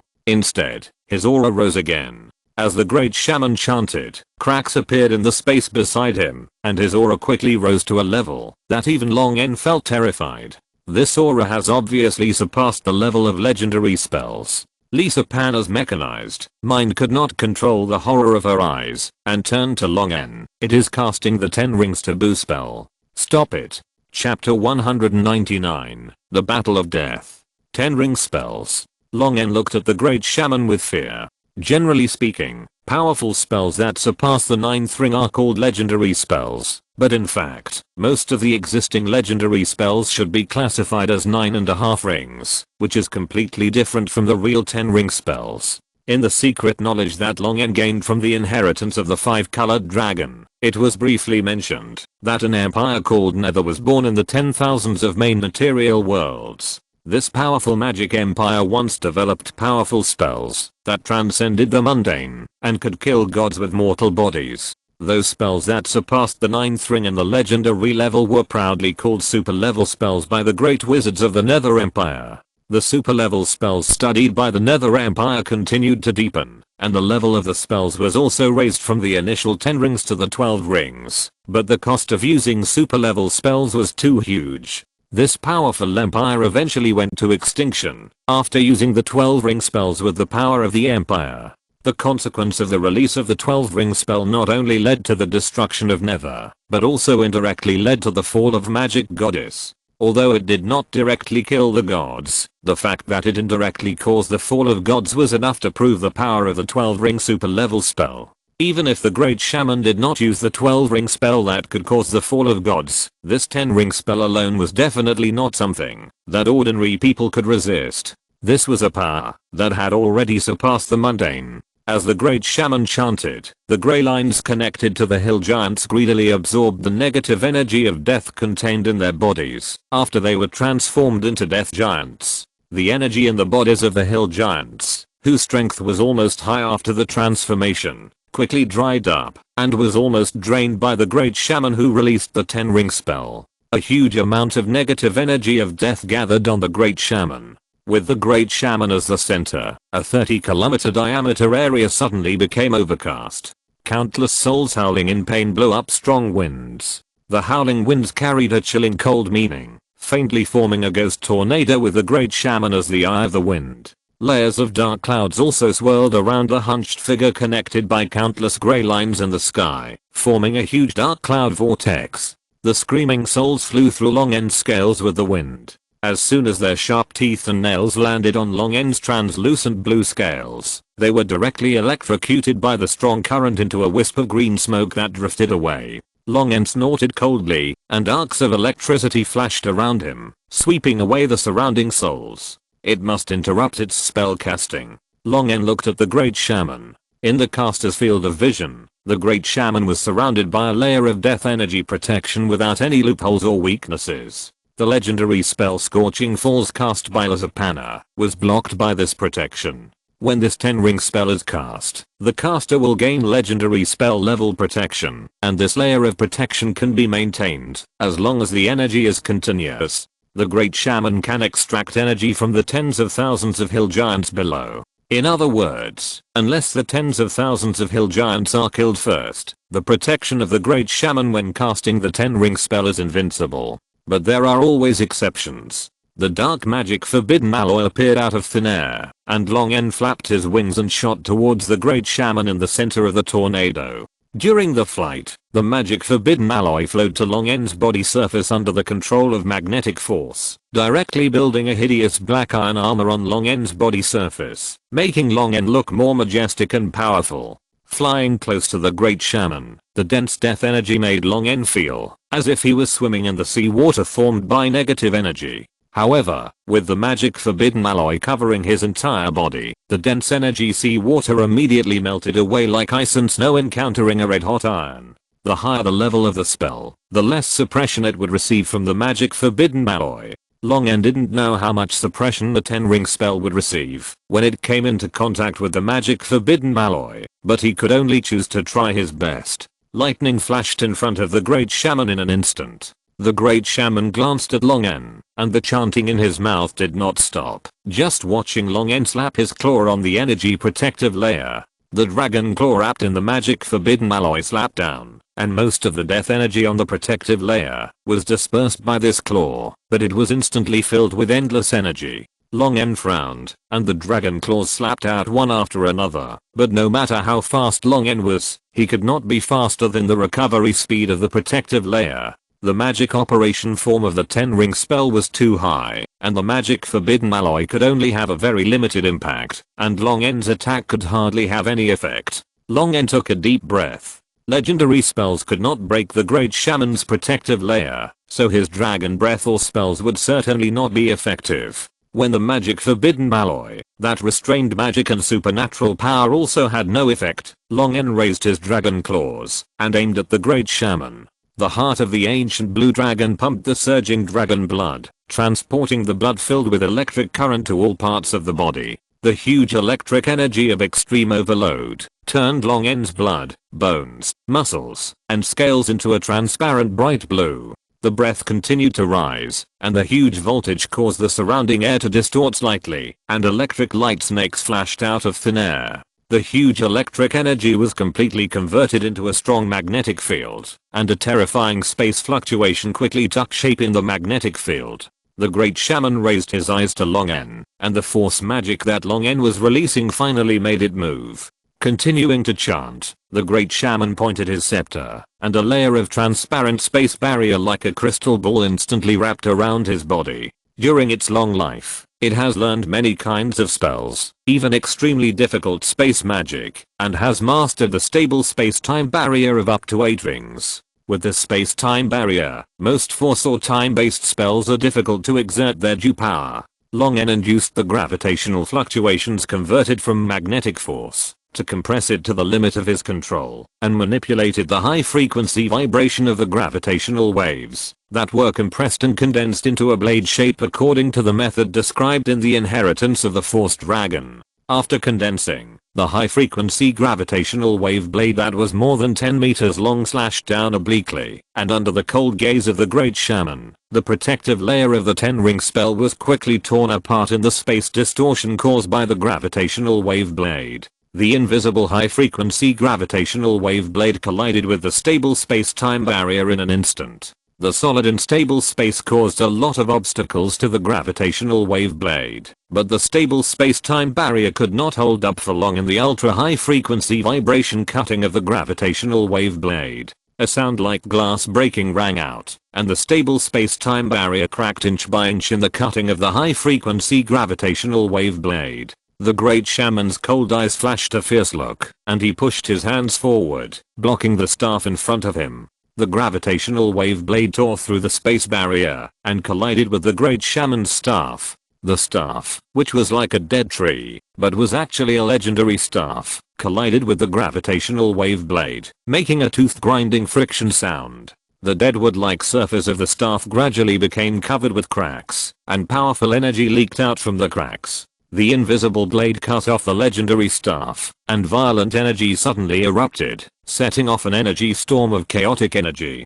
The power contained in the gravitational wave blade quickly decayed in the impact and obstruction of these energy storms, but it still flew out of the energy storm. The Great Shaman fanatically blocked his arms in front of him. The body of the caster has been eroded and strengthened by elemental energy for many years, and its defense ability is no weaker than that of some warriors. The arms, which were strengthened by the death energy and were as strong as cast iron, were splattered with blood and flesh under the high-frequency gravitational wave blade. The palms and arm bones were cut into small pieces by the high-frequency vibration. Under the spray of blood, the invisible gravitational wave blade was stained with a layer of scarlet blood. The owner of the bone foot took a step forward, revealing a skinny skeleton about 10 meters tall, covered in a pitch-black robe. The skeleton stretched out forearms from under the black robe, holding a long-handled scythe in both hands to harvest life. The skeleton, which had not much muscle, raised its face and looked at the Great Shaman with eyes flashing with cold evil light, revealing a hint of a cold smile. You have escaped the pursuit of death for 1,700 years under my protection.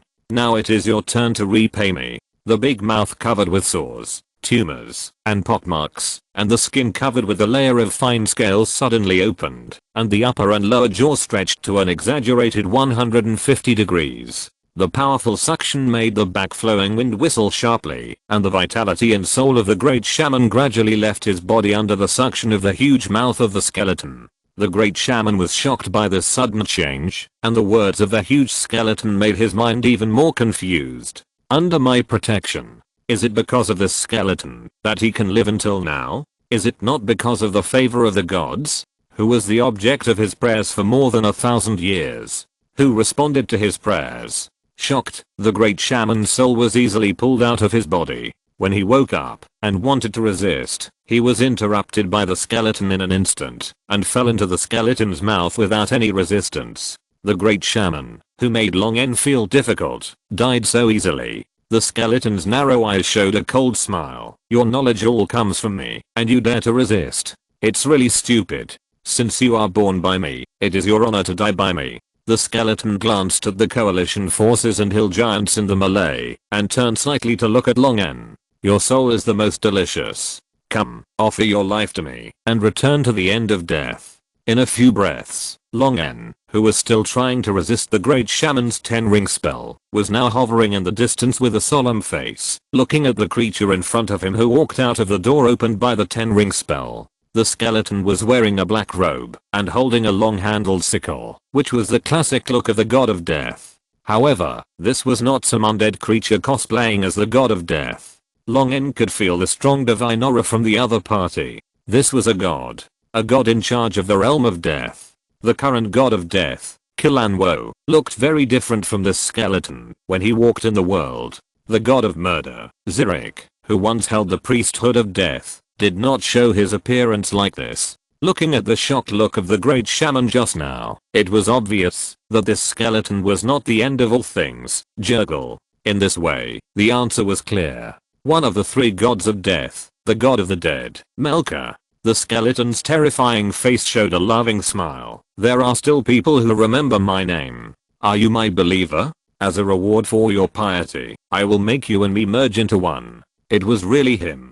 The god of the dead, Melka, who once shared 1/3 of the power of Jurgle, the lord of the end of all things. But didn't he fall long ago? Even his divine power and godhood were taken away, so why did he suddenly appear here? What about the statue of the lord of the end of all things worshipped by the great shaman? The skeleton spread his arms, pretending to embrace everything, and gently swung the long-handled sickle in both hands. The power that distorted and shattered space swept across the battlefield lightly. The coalition forces of various countries, the hill giants, and even the dragons fighting in the sky, all died in the swing of the sickle, and fell down like wheat being harvested. Melka absorbed the life force and soul harvested from the dead with intoxication, and swung the sickle in his hand again. Long En's dead soul was flying, and gravity accelerated to the limit. He passed by the invisible sickle blade that was swinging towards him. The part of his body close to the sickle blade instantly felt old and exhausted, and his muscles could not exert their due strength. He could only rely on Long En's magnetic reinforcement to support him. The gap was too big. Melka's power was perfectly controlled by him within the tolerance of the rules of the main material world. As a powerful god in the past, his use of power was by no means comparable to Long En. Such strength, even the Dragon Queen incarnation who had sent down a ray of divine fire before, could only barely match it. Last time Long En used the faith bomb to pollute the direct connection between the incarnation and Tiamat, but this time, Melka came in person. Long En was about to call the Platinum Dragon God and borrow the power of Bahamut to escape first, but suddenly, Long En's soul suddenly lightened.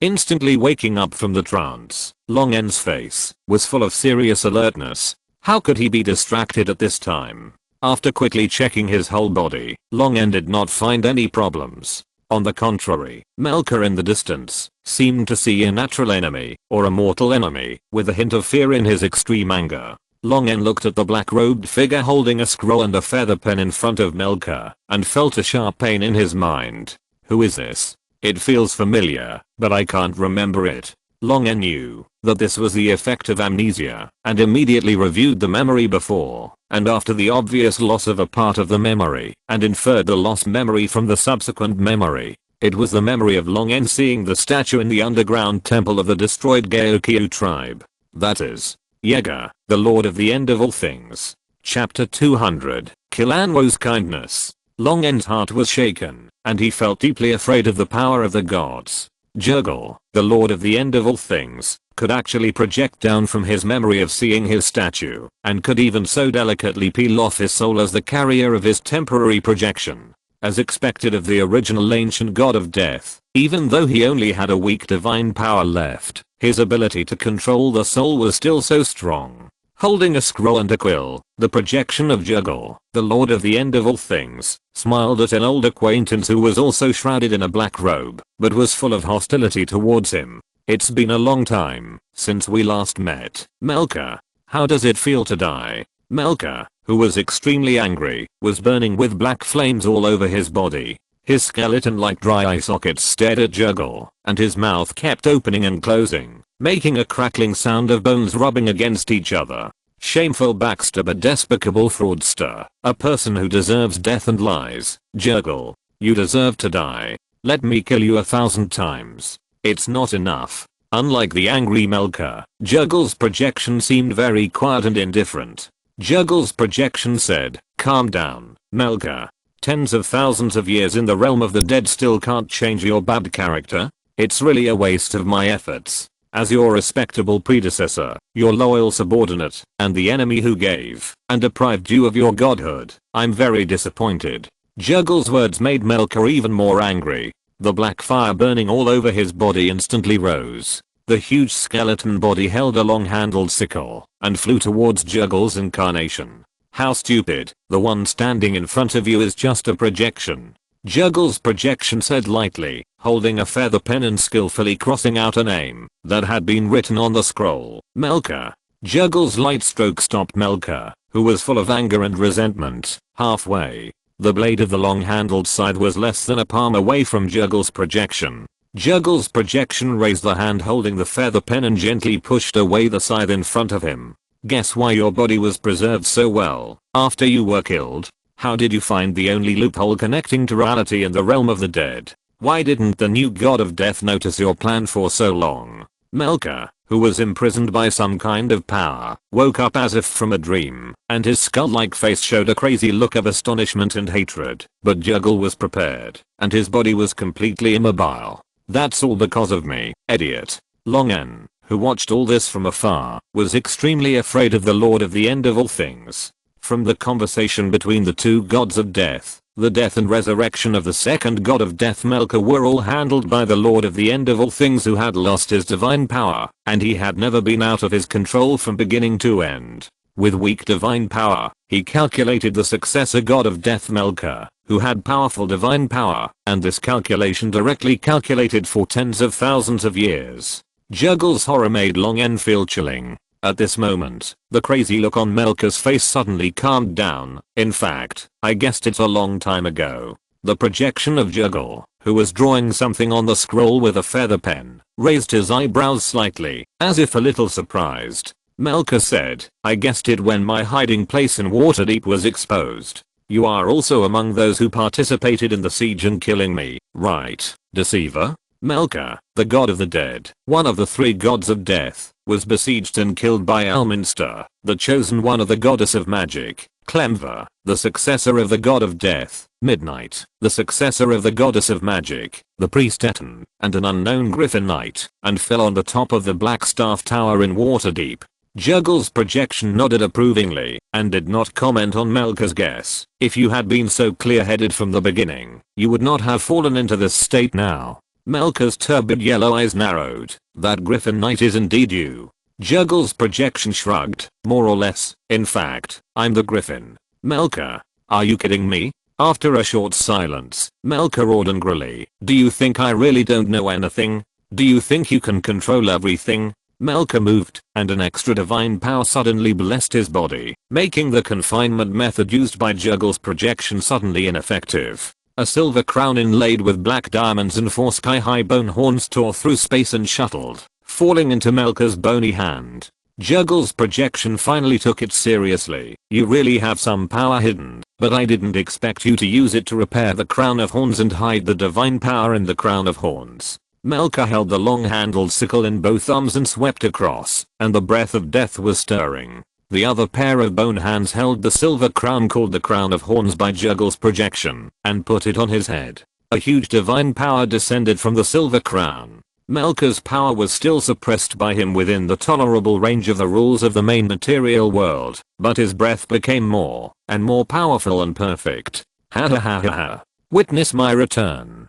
Juggle. Watch carefully. Your destruction. Facing Melka's rising breath, Juggle's projection took a few steps back and came to Longen, who wanted to slip away. Young dragon with ability and responsibility, the next step is handed over to you. That silver crown is the artifact crown of horns made by Melka when he was still the god of death. With the blessing of the artifact, my methods will not have much effect on him. Longen. No, who are you, big brother? Are we familiar with each other? Why do you look like you are entrusting me with an important task? The projection of Juggle shook his head. Do you think you can stay out of it? God's favored dragon? You got the divine fire that was split by the five-headed lady. He deliberately gave you the divine fave mark to release your divinity. What do you think it's for? Melka and the hill giants who were deceived by him all came for the divine fire in your body. Longen was shocked and angry and said, what does this have to do with me? I have already exchanged the divine fire for His Majesty Bahamut.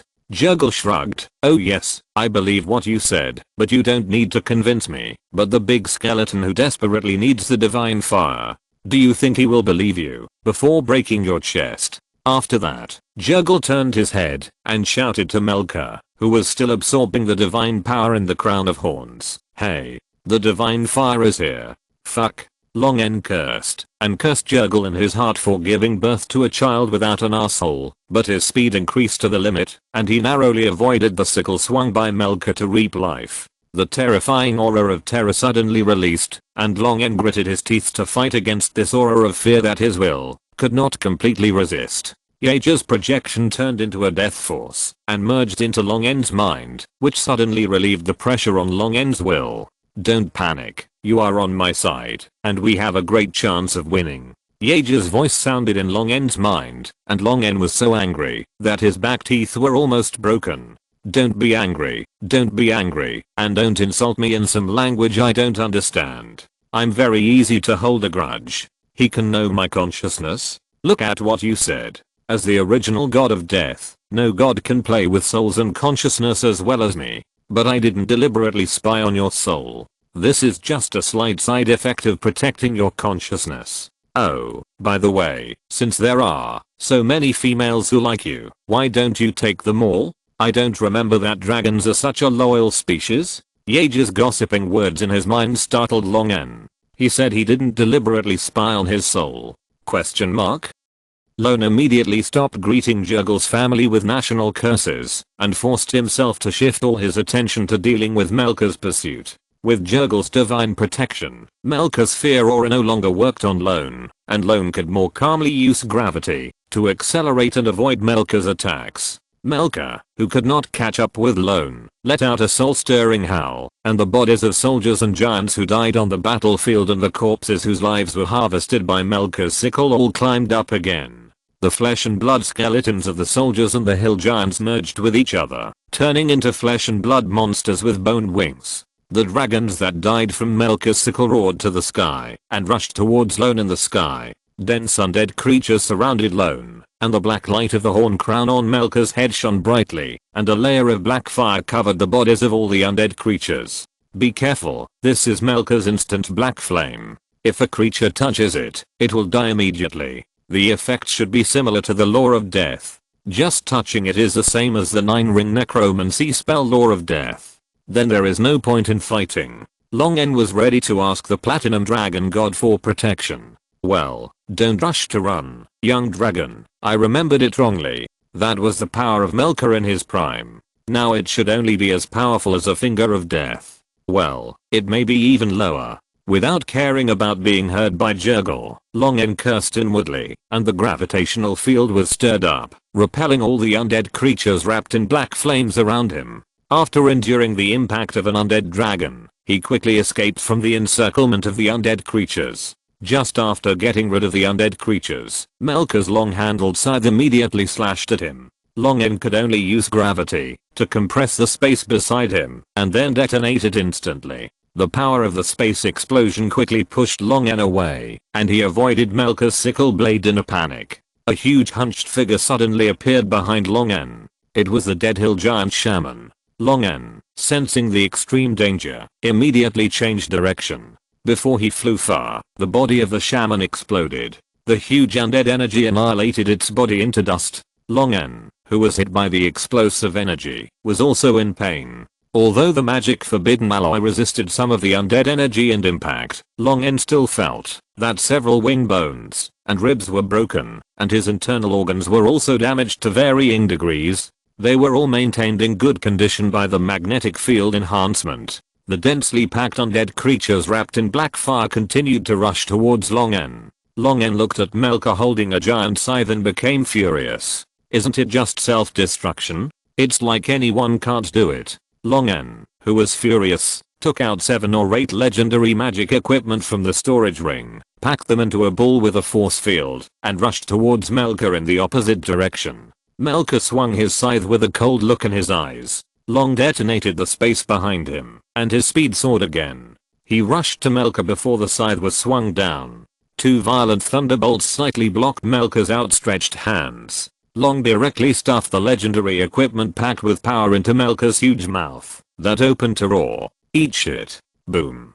7 or 8 legendary magic equipment were instantly detonated by Long. The violent element fluctuations and explosion impact threw Long out. Most of the magic forbidden alloy in front of him was broken, and his chest was a bloody mess. Melka's head, which was stuffed with a big gift bag in his mouth, was directly destroyed by the explosion, and bone fragments were scattered. Under the empty black robe hood, there was only a pair of soul fires that were originally in the eye sockets. The headless Melka roared silently, and his head was slowly reconstructed in the energy of the dead, but he looked extremely embarrassed. When Melka, who was extremely angry, swung the long-handled scythe in his hand and focused his attention on Lone, a pitch-black two-handed heavy sword fell from the sky and pierced Melka's head, not reaching the hilt. The black flames around Melka were instantly choked, and the undead under his control also stopped falling and returned to the essence of corpses. Juggle whistled in Lone's mind. Well done, young dragon.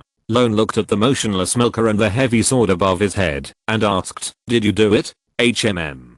Juggle did not answer, but looked like he had everything under control. The death breath that originally belonged to Melka in the air condensed in a whirlwind and turned into a grey-haired knight wearing black chainmail. Rather than a knight, his temperament is more like a mercenary. The mercenary with the condensed breath of death stepped towards Melka in the air and grasped the heavy sword above his head.